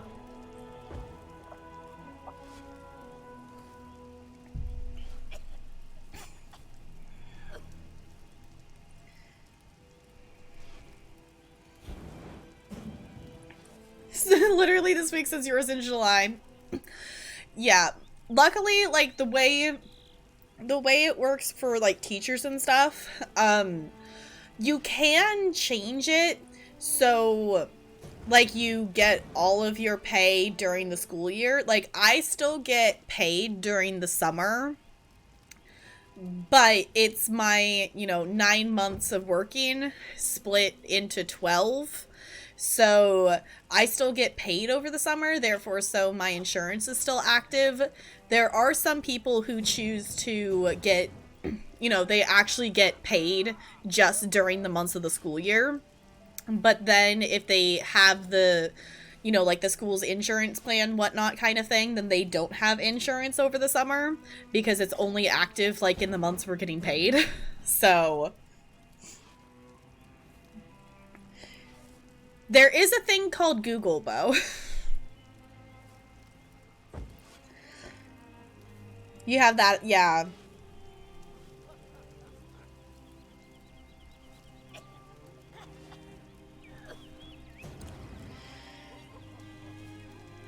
You won't face penalties, yeah. Having insurance is a good thing to have. Just saying, even if it sucks. Okay. We are going to talk to Alchemy here and see what she's up to.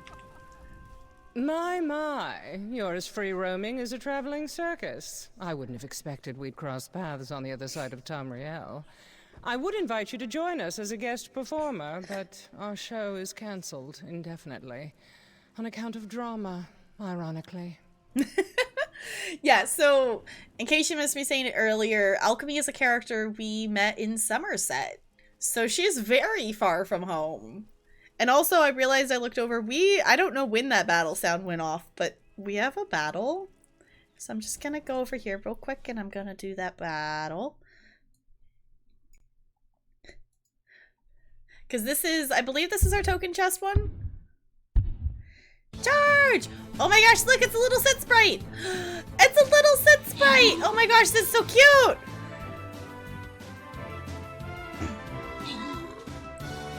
Had health insurance, they would be fucked right now. I was put in the hospital, my bill would have been around 90K without it.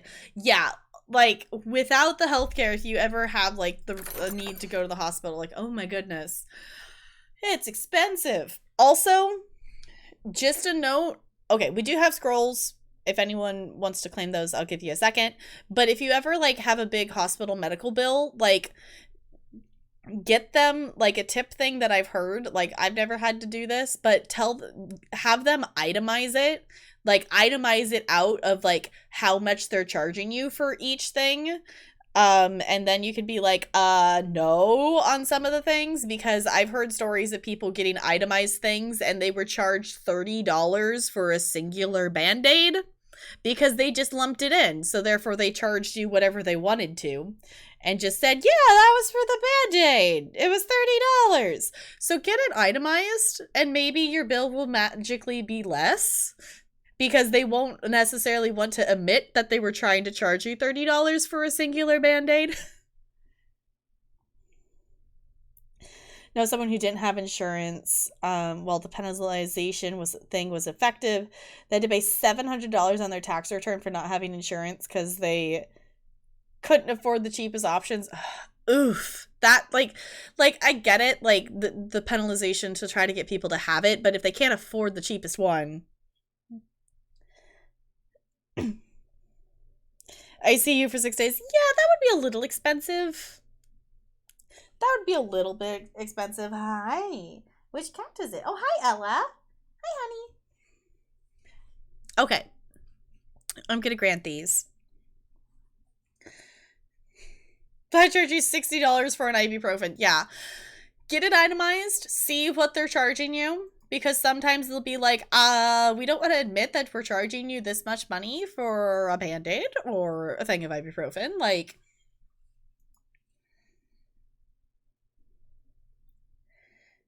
find a solution and not penalize people. Yeah.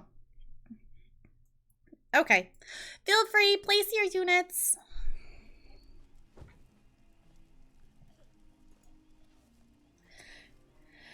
Yeah, it's really easy for them to charge you for, like, ridiculous things. Scan your armband and ta-da! Yep.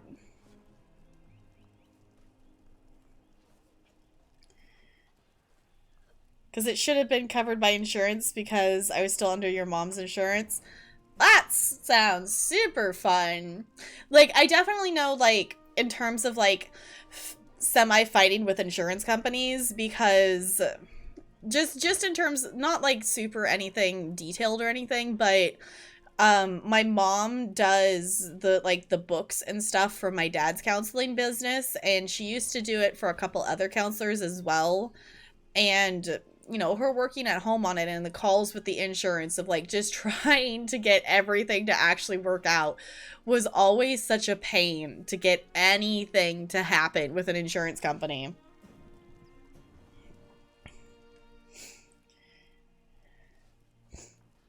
Some IVs had to be changed every 2 hours. It was miserable. 0 out of 10 would not recommend. I will definitely take your not recommendation.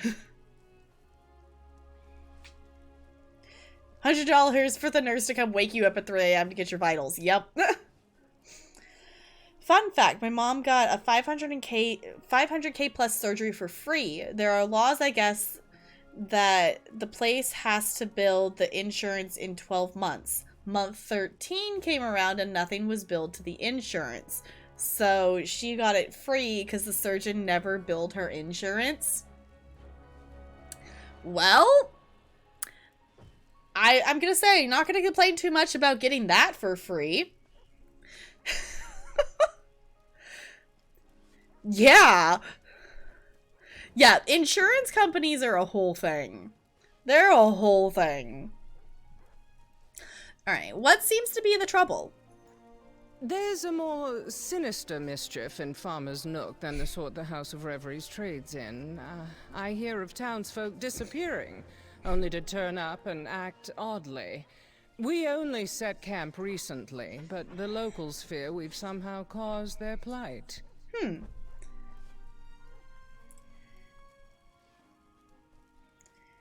Anesthesiologist, yeah. After you for the money? Like, nope. It's not, like, hey, it's not my fault you didn't actually bill the insurance and do your paperwork. Like, not my fault you didn't do your stuff. Do you have any idea what's happening here? None.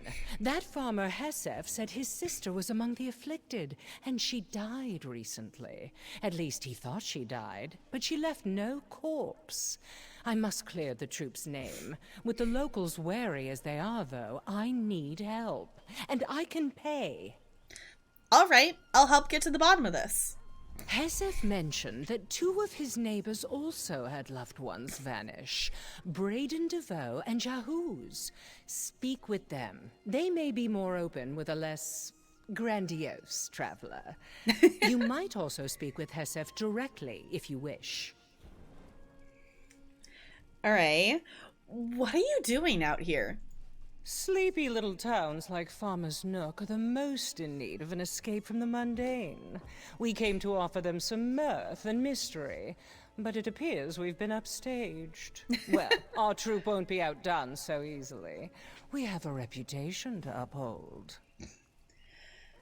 Also, can we ban hospitals for charging people for literally walking into the building? My 94-year-old grandpa who was on Medicare got charged for use of the building when he goes to the family doctor. Yes, that was a legit charge on his itemized statement.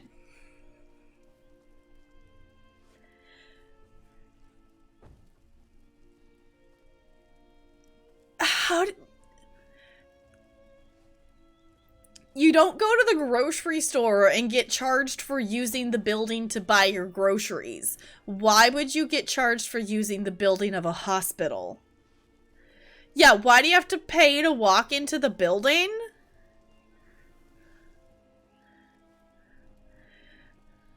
What? What? Paying to literally walk into the building. That's absurd. Yeah, if that's the case, the doctor can come out to the parking lot. Yeah, exactly. Like, that's so silly. That's so silly. Like, what? What are you planning to do? Help, of course. I've devoted my life to liberating people from their troubles, however briefly. And if I can't do that from a stage, then I will take my talents where they are most needed. This could be dangerous. Have you forgotten already? I may have abandoned joining the Sapiarchy, but I was still a top candidate among many a talented scholar and mage. I don't have your experience as an adventurer, but I'm more suited to unraveling this mystery than most. Yeah, like your fucking $1 million hospital. You can afford people using your building. Like, they're there for a reason. It's the same hospital that bought a local hockey rink just because they have money? What the heck is a hospital gonna do with a hockey rink? What? Yeah. Yeah. Hi, sir. You got dirt on the floor when you came in that we needed to clean up, so we're charging you to use the building. Why in the world would a hospital need to own a local hockey arena? What? Why? It's now arena name presented by hospital name.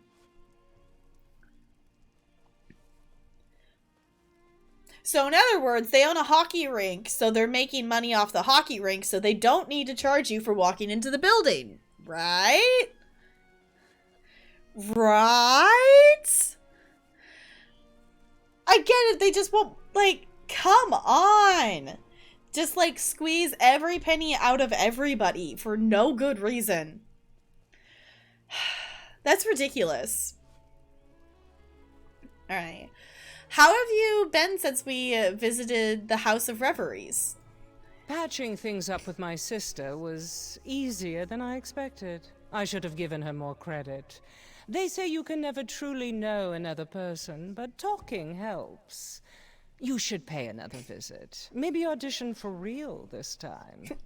Yeah, in Somerset we kind of did like a fake audition to try to get in, to try to figure out who the other person, because basically we're trying to, in Somerset the quest is you're trying to help someone find someone amongst them, and obviously they're wearing the mask, so capitalism. Yep. NHL games there? That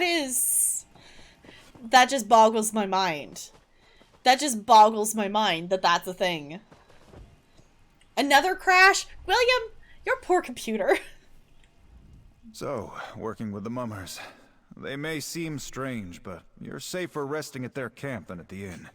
Not to say Braden runs a poor establishment, mind. There's just strangeness afoot in our little village.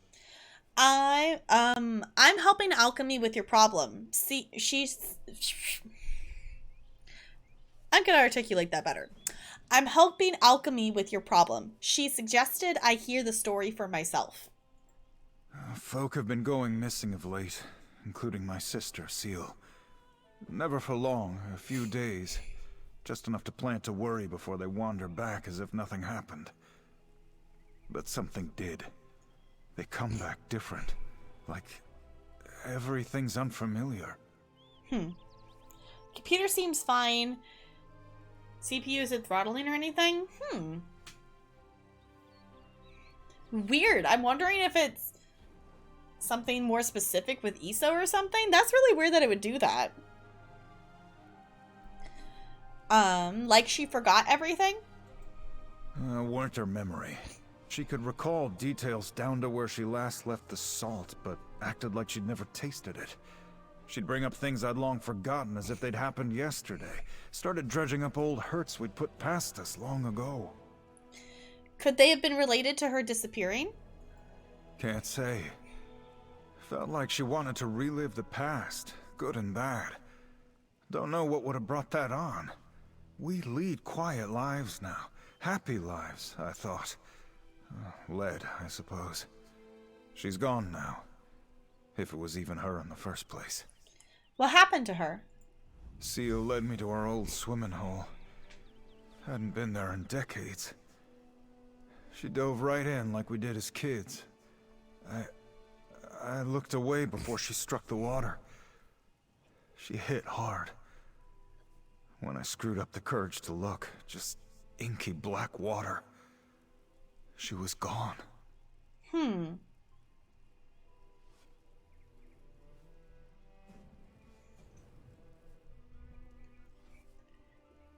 Am I supposed to know who that is, Bo?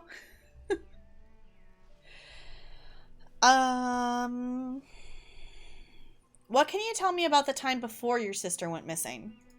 We were all a bit shaken by what happened with Igmund, but things were getting back to normal. Until Seal went out to collect logs and didn't return. I begged the others to help me search for her, but they feared they'd vanish too. Did you find anything? Truth is, I didn't make it far myself. I thought I heard things in those woods. Even during the day, it felt like something was watching.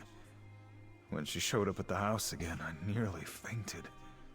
I should have been relieved, but I felt haunted.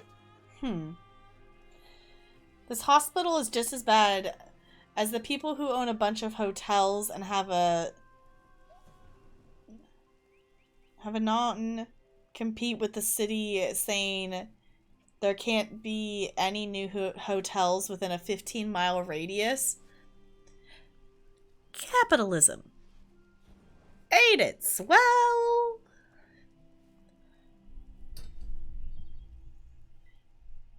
Okay. You gotta remember, my knowledge of Critical Role is that it's called Critical Role, it's D&D, and it has something to do with voice acting. That is the extent of my knowledge of Critical Role.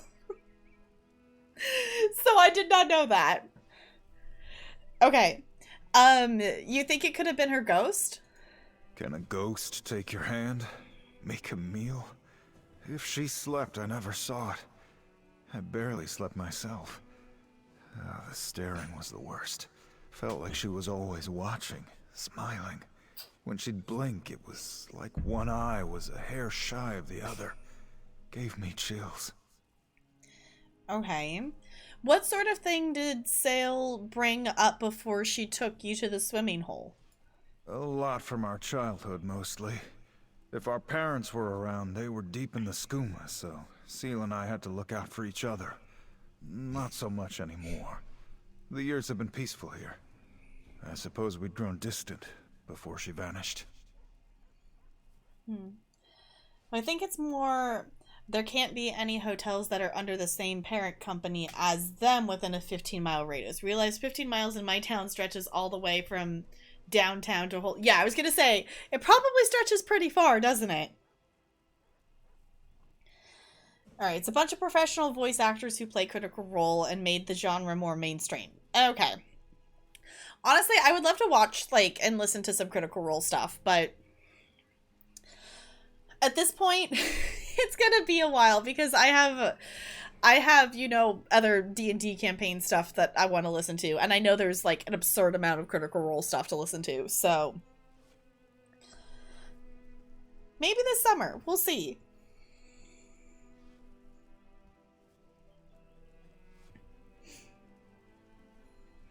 Yes, I do want to watch that. That might be the first thing that I watch, because I know they did do that ESO. They did do that ESO one. So that could very well be a very good place to start. That could be, I forgot that they had done that. I remember seeing it on Twitter. That could be a good place to start, though.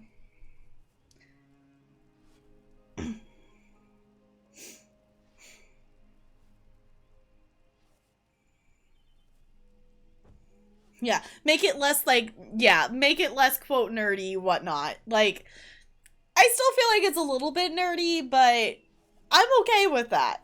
I'm okay with that.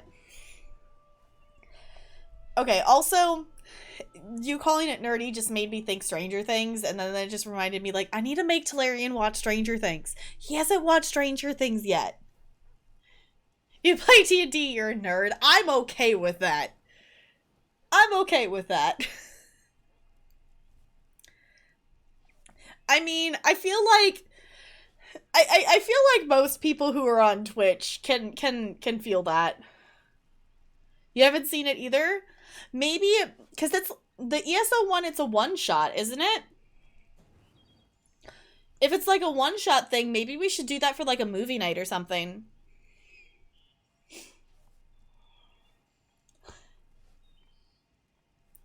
Bald kid with a waffle purse? Okay. Oh, you've never seen Stranger Things? You should watch it. We watched Stranger Things. We watched all 3 seasons of Stranger Things as movie nights. And do we have any update when season 4 is happening? I know, like, it got delayed because the whole panoramic whatnot thing. But have there been any updates on that?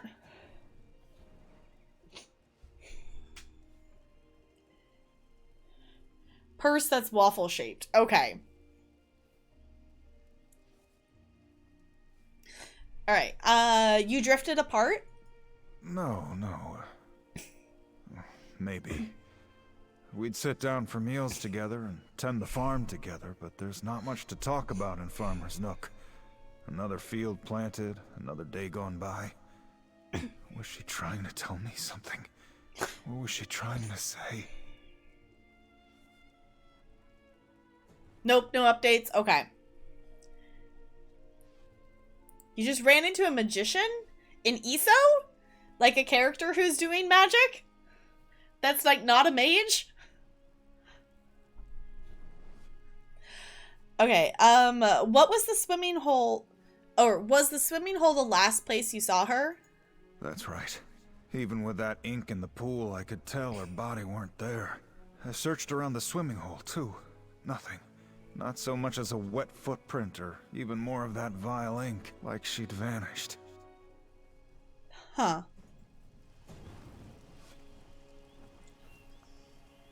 You gave him 69 gold and it made you float for a few seconds? Are you in Leowin? What? I have questions.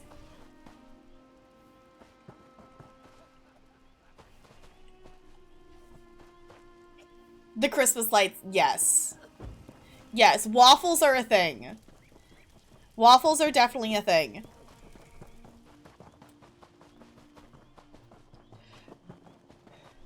Okay. I'm assuming we will come across this quest at some point.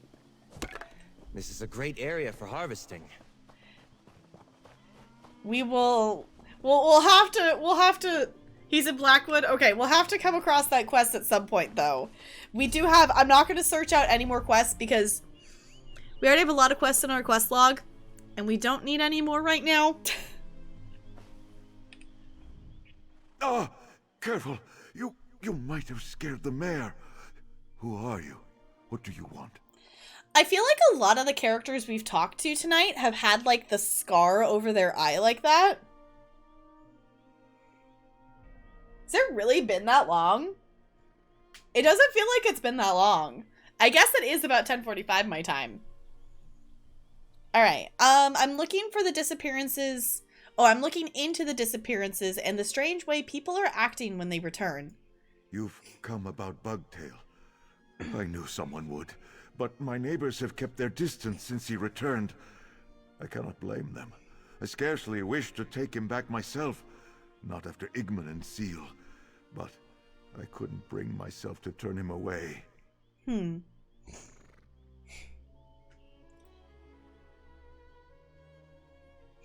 quests! I mean, I'm just saying, in this case, I would like to still have inventory, like quest inventory space to be able to do my writs without having to do like multiple trips back and forth. So that's why I'm not actively seeking out more quests right now.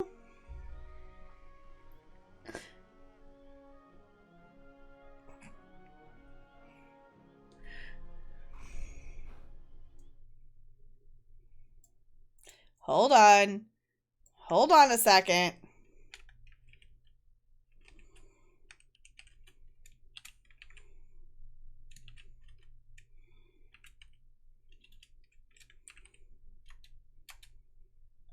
Okay.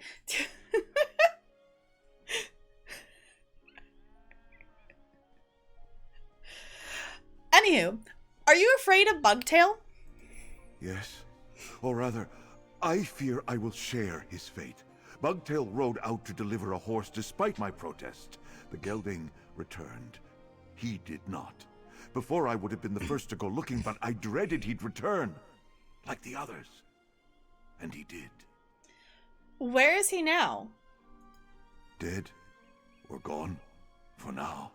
Even the horses could tell something was wrong with him. I fought with this one's reins as he groomed her, but she started and kicked Bugtail. Ink sprayed everywhere. When I cleared my eyes, it was all that remained. So they're like sending back like copies with ink?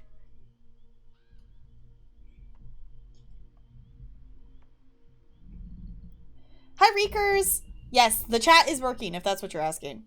Welcome on in.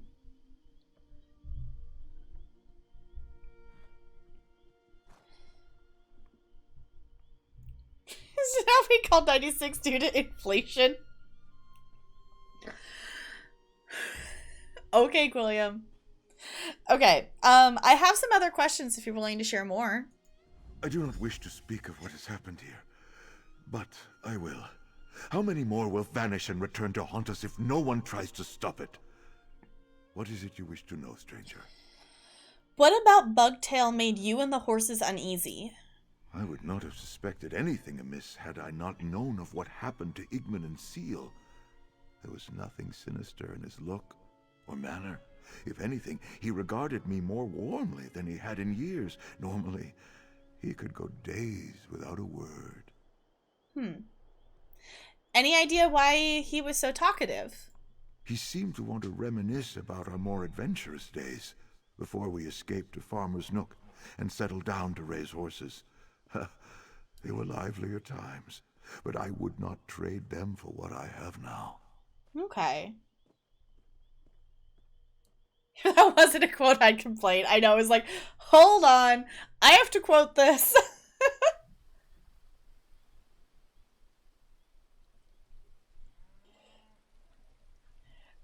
Of eating, I think I get it, William. I know, it's like ink monsters? Alright, who was Bugtail to you? In the far-off land of Elsewhere, I was taken by sea elf privateers and sold into imperial slavery. Bugtail had been a slave for many years when I arrived. Like many Khajiit after Queen Eurexia invaded Elsewhere, we bonded because we spoke so little. How did you escape? You may think me a spinner of tall tales, but I swear I speak no lies. Bugtail and I were languishing under the hot sun, digging new metal for the Imperial Queen, when a dragon swooped out of the sky and scorched the land. In the chaos, we ran. Yeah, I believe you on that. I believe you. Yeah, I believe you. I've been to Elsewhere and seen the dragons. I hope those days have better prepared you for our troubles than I. Truthfully, I do not know what scared me more. Seeing that giant fire-belching beast, or my quiet friend standing at my door like a phantom. I'm really liking so far in this chapter that there's been a lot of different little moments we've had that's connected us back to like just even referencing prior things. That it's really cool questing through, obviously, on my main character that has quested through the other chapters. So just casual references back to Somerset, characters from Somerset, you know, referencing that, yes, we have been to elsewhere, we've seen the dragons. Like, it's kind of cool, just those little connections.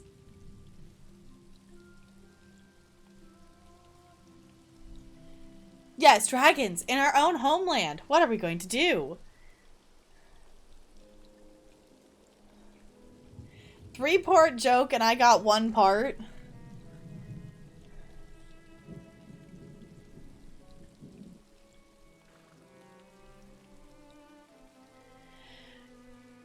Okay. Also, hi, Joe. It's good to see you. I hope you're doing well. Okay. So that was one guy. Let's go over and talk to the other guy here. I'm interested to see what's going on and why people are seemingly turning... The happy crow. I love that. Why people are seemingly turning into, like, ink? Look there. That's the one what bested Captain Blackheart and banished his crew. You can explain it later to me if you want to, William. We're out of meat and no hot meals. If those are luxuries to which you're accustomed, you can keep on moving and find another inn. I'm looking into the disappearances of the strange way people are acting when they return. What are you, some sort of adventurer? Yeah. Yeah, you look the part. Sorry I was short with you. Since Igmund passed, I've had to work twice as hard and twice as long to run the inn. It's done my manor no favors. What happened to Igmund? Damned fool. He wanted to build a bonfire and drink the night away like we used to. Haven't seen Igmund down mead like that since we were barely men. He lost his legs and tumbled into the fire. Nothing but cinders left by the time I doused the blaze. Yeah, if you want to keep lurking, Joe, feel free to. Obviously, any lurkers continue to lurk. I just like saying hi.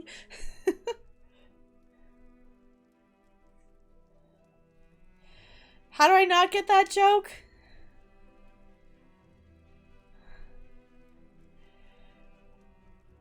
I don't know. Sometimes I'm just not good at getting lewd jokes and stuff. I'm assuming it's a lewd joke. Sometimes I'm just not good at getting them. Okay, no remains? Not so much of a scrap of clothing. Just black, tarry ashes. Never seen anything throw such a thick black smoke. But it didn't smell like you'd expect. Hair and burned flesh. More like old hay or musty linens. It wasn't natural. I'd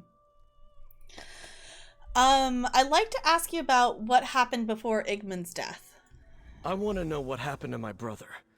Whether he's alive or truly dead. Even if the truth says he really did die in that fire, at least I can put my doubts to rest. What do you wish to know?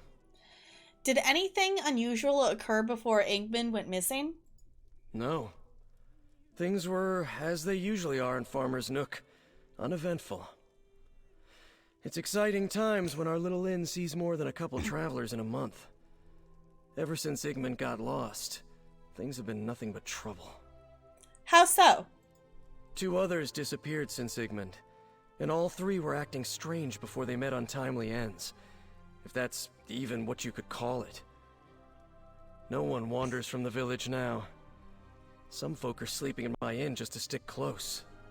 I heard Igmund went missing for a little while. That's right. He'd gone to get supplies from Gideon. What should have been a couple of days turned into more than a week. I'd begun to fear that he'd been robbed and left for dead on the road, but he wandered back into town like nothing had happened.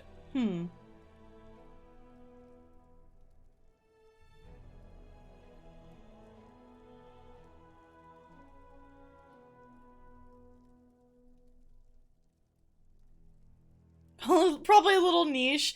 Okay. Hi, welcome on in. Is it Game Pony? Let me know if I did. Let me know if I got that right. Welcome on in. It's good to have you here. Happy Pride. In case anyone didn't see it earlier, I do have my little Mickey has a rainbow on him, and I like it a lot. I know it's kind of hiding behind my mic. Did he say what happened? Said he got lost.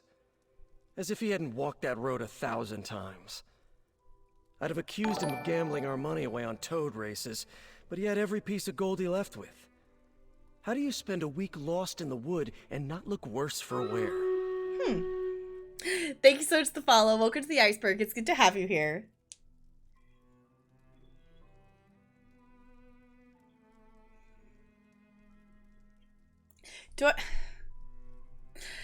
I don't know. Do I want to know? I don't know if I want to know. I don't know if I want to know. Do I want to know?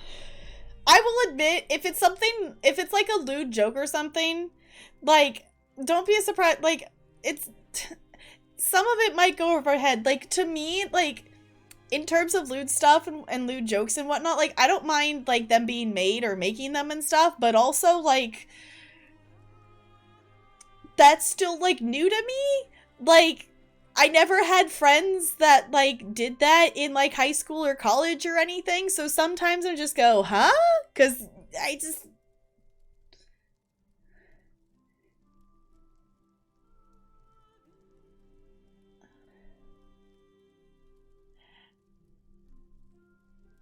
We're gonna do the battle now!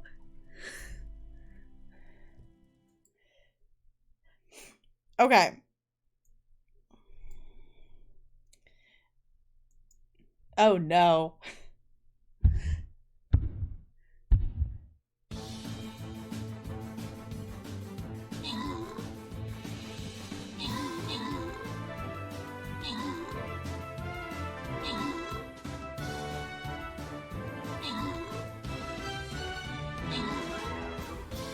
Thank you, Joe. Like, it's not for lack of, like, me trying to, like, I just, sometimes I just don't get it, because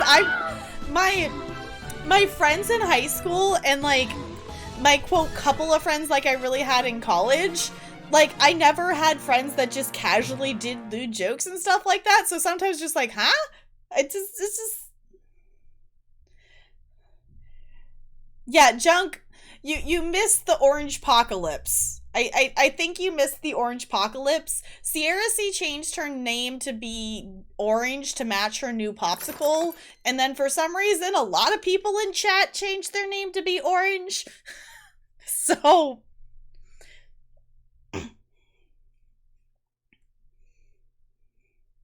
yeah, I know. I don't stream at a super, like, EU, like, that kind of area time zone friendly. I usually start, yeah, between 5 and 5:30 Pacific. For reference, it's currently 1 minute until 11 p.m. my time. If that helps at all. I would like to, in the summer, I'm thinking about adding a morning stream to change things up. I haven't really decided yet. We'll figure it out.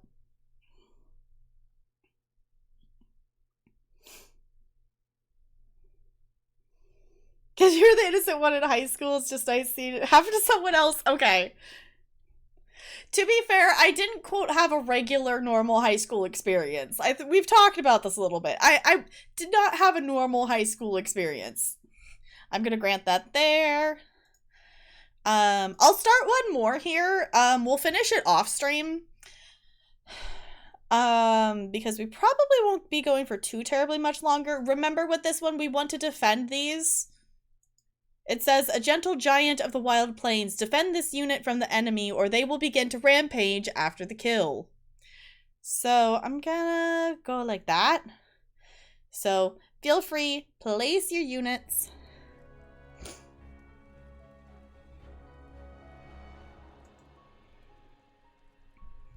It's currently 11:01 p.m. my time right now.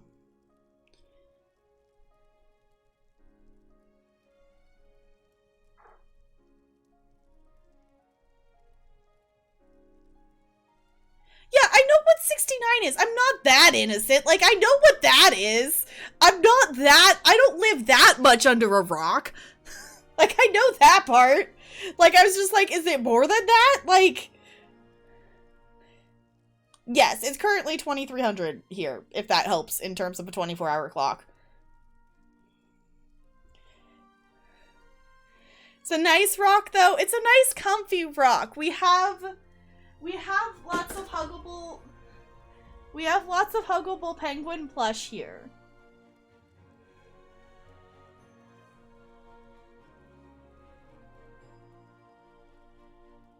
And be up in the air? Okay. Also, this is Periwinkle, if you haven't met her. I call her Perry. She was my very first Squishmallow. She's very huggable. I need to move the other squish back in here now that we moved the cubbies back to where they were. I just need to bring them back in here. Yeah, Periwinkle's cute. I like her a lot. Hence the floating 69. Okay.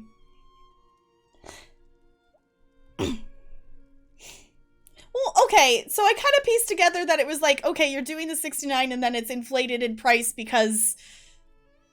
Okay, I think I get it. I don't get how it's a joke, but I think I get it. Your time, it's 2:02. The amount of East Coast people who hang out in my stream always surprises me.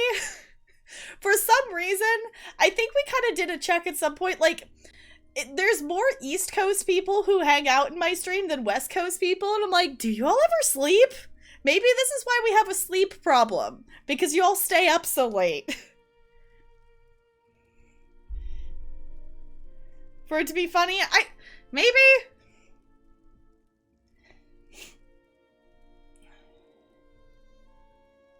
If you're back to back, I don't know.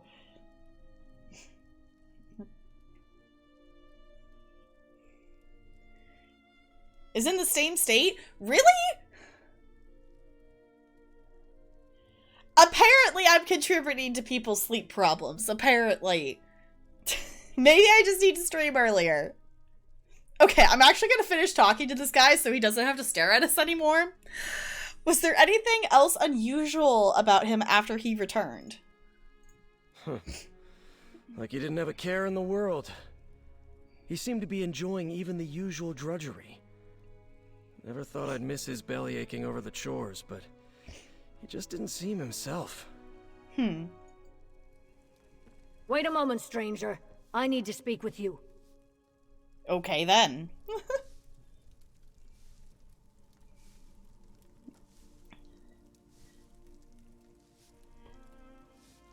In Michigan?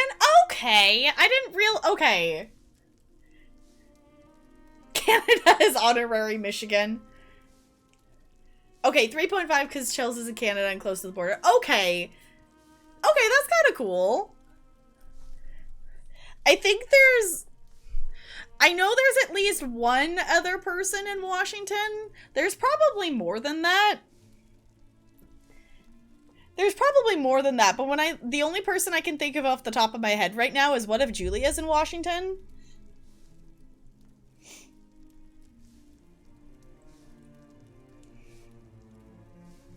I forgot you made that diagram, William.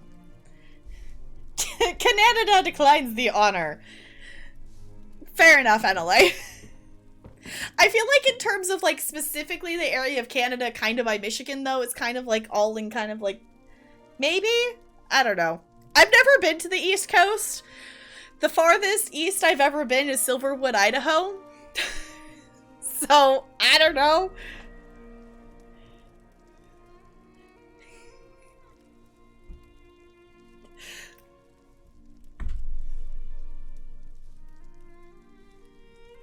William? Shall I add another quote to the quote bot? Because I feel like I should add another quote to the quote bot.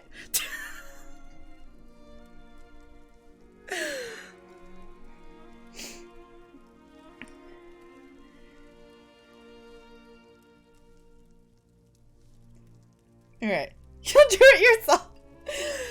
You might want to add an E on tongue, though.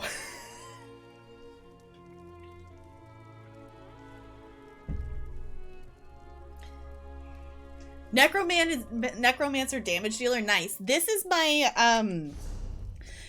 main character here. She is a Khajiit Stam Nightblade. So she is definitely very good at DPS. So she's DPS, she's a stamina. I love her a lot.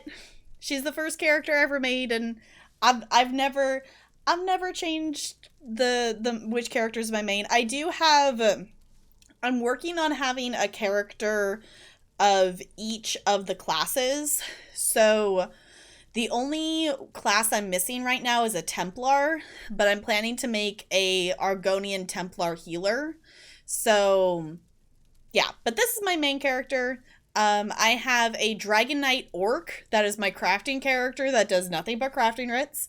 I have a Magicka Pet Sorc that is also DPS. I have a Warden Nord tank, and I have a Necro healer. So I have a Dark Elf Necro healer, which is the most recent character I've made.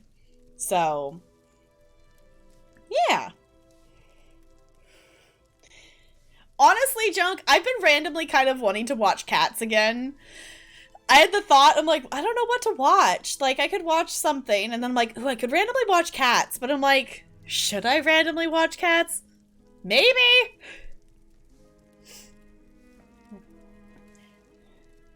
Is a Vamp Argonian? Nice. Well, I guess that's the other thing, too. My healer, I'm trying out the vampire stuff. My Dark Elf, is currently a vampire. So she is a vampire necro healer. She's quite the interesting character. See, that's the thing, is it's so bad it's good. Also, Graham, thank you for adding that quote. A cat is not a dog. That is true. I have 2 cats. Not one, I have 2. I have 2. So you're the one's been asking questions about the people who've gone missing, then come back wrong? That's right. Do you know something? I don't like involving strangers in our affairs, but my daughter's gone. Not the first time, or even the 4th, that Anise has run off, but, well, you've heard what befell the others. I'm worried she's in real danger. When did you last see her? A few days ago. I punished her for neglecting her chores again. She must have snuck out in the night. I couldn't find hide nor hair of her in the morning. She hasn't been home since. She's a stubborn one. But normally she'd have come back by now. It's not, Bo. Katie asked the last stream what movie she should watch. She did not want to watch Cats again. I still need to go watch Katie's video. I still need to go watch Katie's Cats video. I keep forgetting to do that. Brando, we have seen both of them at the same time, and then I hug both of them, and then you all insist that one of them is like CGI and fake, and still. There are 2 cats. There are 2 fluffs.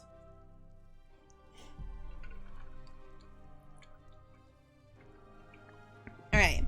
You're afraid she'll vanish like the others? I just want to know she's all right. I hate asking a stranger to do this, but no one else has the spine to leave the Nook right now, and I can't go traipsing after that rapscallion like I used to. Will you find Anise and bring her back to me? Where should I start my search for Anise? Our house is just over there, on the west side of town. There may be something among Anise's things that points to where she ran off to, but my nerves are too frayed to see it. I'm at my wit's end. What can you tell me about Anise? She doesn't want to live here in Farmer's Nook, I can tell you that. That girl's been trying to get out of here since she was old enough to walk. She's still convinced she's going to travel to Abba's Landing and join some pirate crew.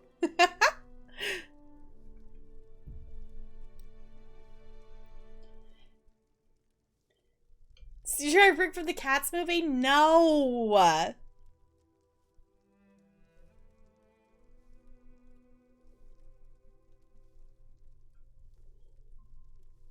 You saw nothing? Uh-huh. Katie did not like cats. That doesn't surprise me. I need to watch her video of it. Because I was waiting until I'd actually seen the movie. Because I saw hers come out. I'm like, no, I have to watch Cats before I watch this. And I'm glad I have. Like, honestly, like, I like the Cats movie. It's really bad, but that's what makes it good. Is the best way I can think to describe it. Alright. Anise wants to be a pirate? It's not like I raised her to embrace a life of piracy. It's those books her father got her when she was young. Filled her head with ridiculous tales of far-off lands, adventures, and riches. Look, I sailed in my younger days. It's not so glamorous. What do you mean? Sailing is days of rope burns and sunburns. It's being tossed about the cabin while a storm rolls your ship. It's bad food, stale water, and wondering if you'll ever make it home. And that's not the life she's dreaming. And though she won't listen. Okay.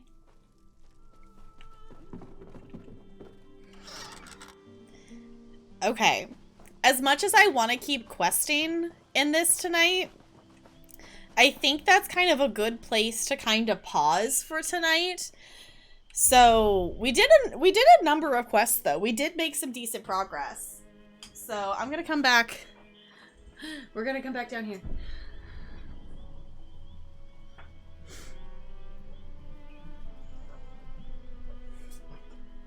Parts and the credits, yeah. Ditch, no, we're not ditching. We are gonna leave her here though. So I appreciate y'all hanging out tonight. For anyone new hanging out, I will be live again on Monday. My current stream schedule is Friday, Saturday, and Monday, starting between 5 and 5:30 Pacific time. I'm gonna change that somehow once summer starts. This next week is the last week of school. So we'll see. I won't necessarily like immediately change it once the school year ends, but I plan to add back our 4th stream a week in is kind of my thought, but I kind of got to touch base with Talarian on that and stuff because we still have family things and whatnot that we're doing for things and whatnot. But yeah. Bo, you troll. Every time I watch you play ESO, I think about getting into it, but it seems so overwhelming at first. I will say there is a lot of different things. There's a lot of different things to learn in the game. As someone who picked up ESO by themselves, not knowing what to do, ESO is very new player friendly, and I am more than happy to answer any questions you have about the game. You can kind of jump in and quest however you want to, wherever you want to. You don't really need to worry about any kind of skill builds or armor or anything until you hit, level 50 and get 160 champion points, which is a really, you got to do quite a bit to get up to that point. You can reset your skills at any time you want to. You can reset, attributes. You can reset everything and completely start over. So you're not stuck into any one thing. So I think it's a lot of fun. As someone who's recently started playing WoW, ESO is easier to pick up than WoW. In terms of everything that there is to do, I had an easier time picking up ESO on my own. WoW, I'm having to ask a lot of questions. WoW, I easily picked up how to quest, but everything else is how do I travel? How do I do this? Yeah. Tip for new players, just jump in, have fun, do whatever you want to.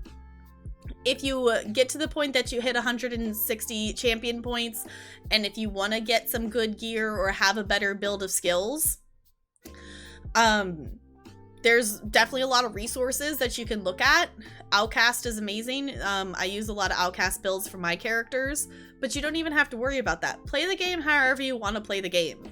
if you want to engage in like in-game fancy content, then you kind of need to worry about builds and skills and stuff, but there's so much to do in the game that you don't even have to worry about that. So I've played this game for over 1,000 hours, and like the last like 400 of those are probably with a character that actually has like a build that I'm following. Maybe, no, I don't think, actually we're probably closer to like 1,200 by now.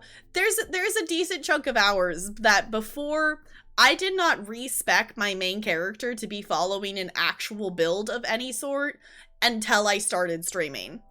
And that was because I had gotten to the point that I wanted to do harder dungeons, I wanted to do trials, and I needed a character to pull more damage to be able to do that. So,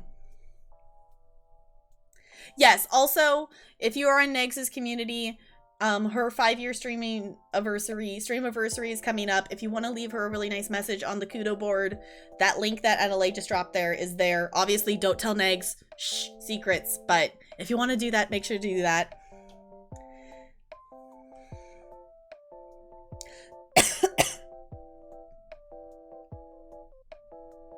You still have it installed? Yes, Joe, join us.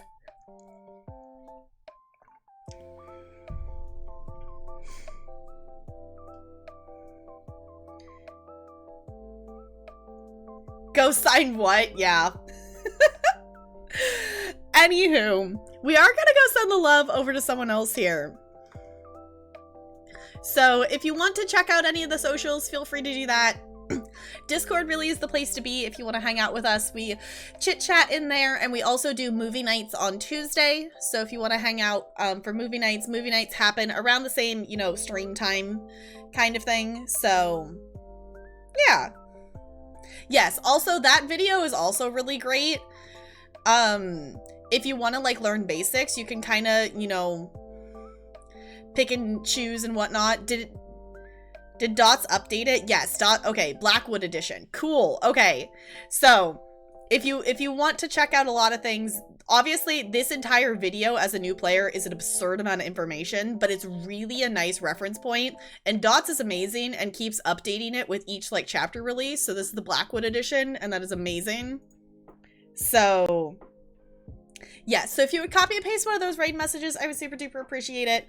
Does not have to have my emotes. Whatever emotes you would like it to have is totally fine by me. But we are gonna go send the love over to somebody. I just gotta go actually like look and see who is live in the Twitchiverses. Who is live? Now watch me be a completely indecisive noodle.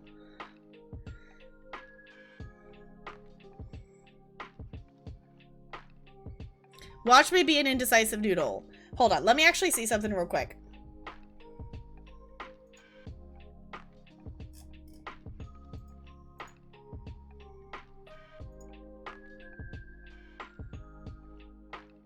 No, they're not live. Okay, never mind. I had an idea, but I wanted to, they're not live. Indecisive, subnormal. I mean, you're not wrong. I can't raid myself.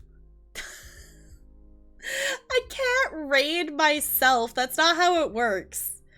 We could raid someone who's... There's actually a couple of people we could raid that are playing Dead by Daylight.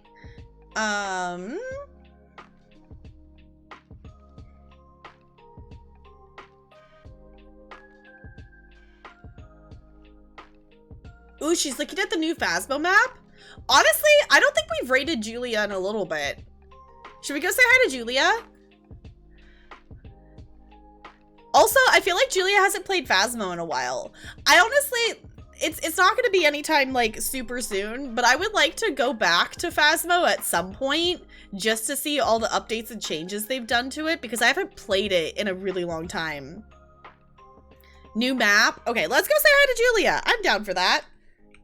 I am down for that. We need to play Phasmo again.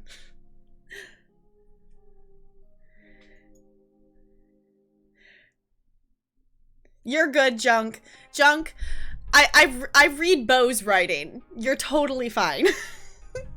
But if you copy paste one of those raid messages, I'd appreciate it. We're gonna go send the love over to another Plant Army member. She is one of our Plant Army team leaders. Also, if you have not seen her new hair, Julia now has purple and blue hair, and it's gorgeous. It is fabulous. So let's go send the love her way. Yes, I am used to your bad typing, Bo. I'm used to your bad typing. But tomorrow is a day off. It's the day me and Talarian get a lot of stuff done. I will be back on Monday. The plan is we're going to be doing some Horizon Zero Dawn because I have missed playing that. Tonight I was just really ready for the chill ESO questing vibes. So I appreciate y'all hanging out. I'm going to swap to this so we can stare at the cute penguin on our way out. I figured, Bo. I figured. Thank you all for chilling. I'll see you all real soon. Goodbye. Goodbye, goodbye, goodbye, goodbye.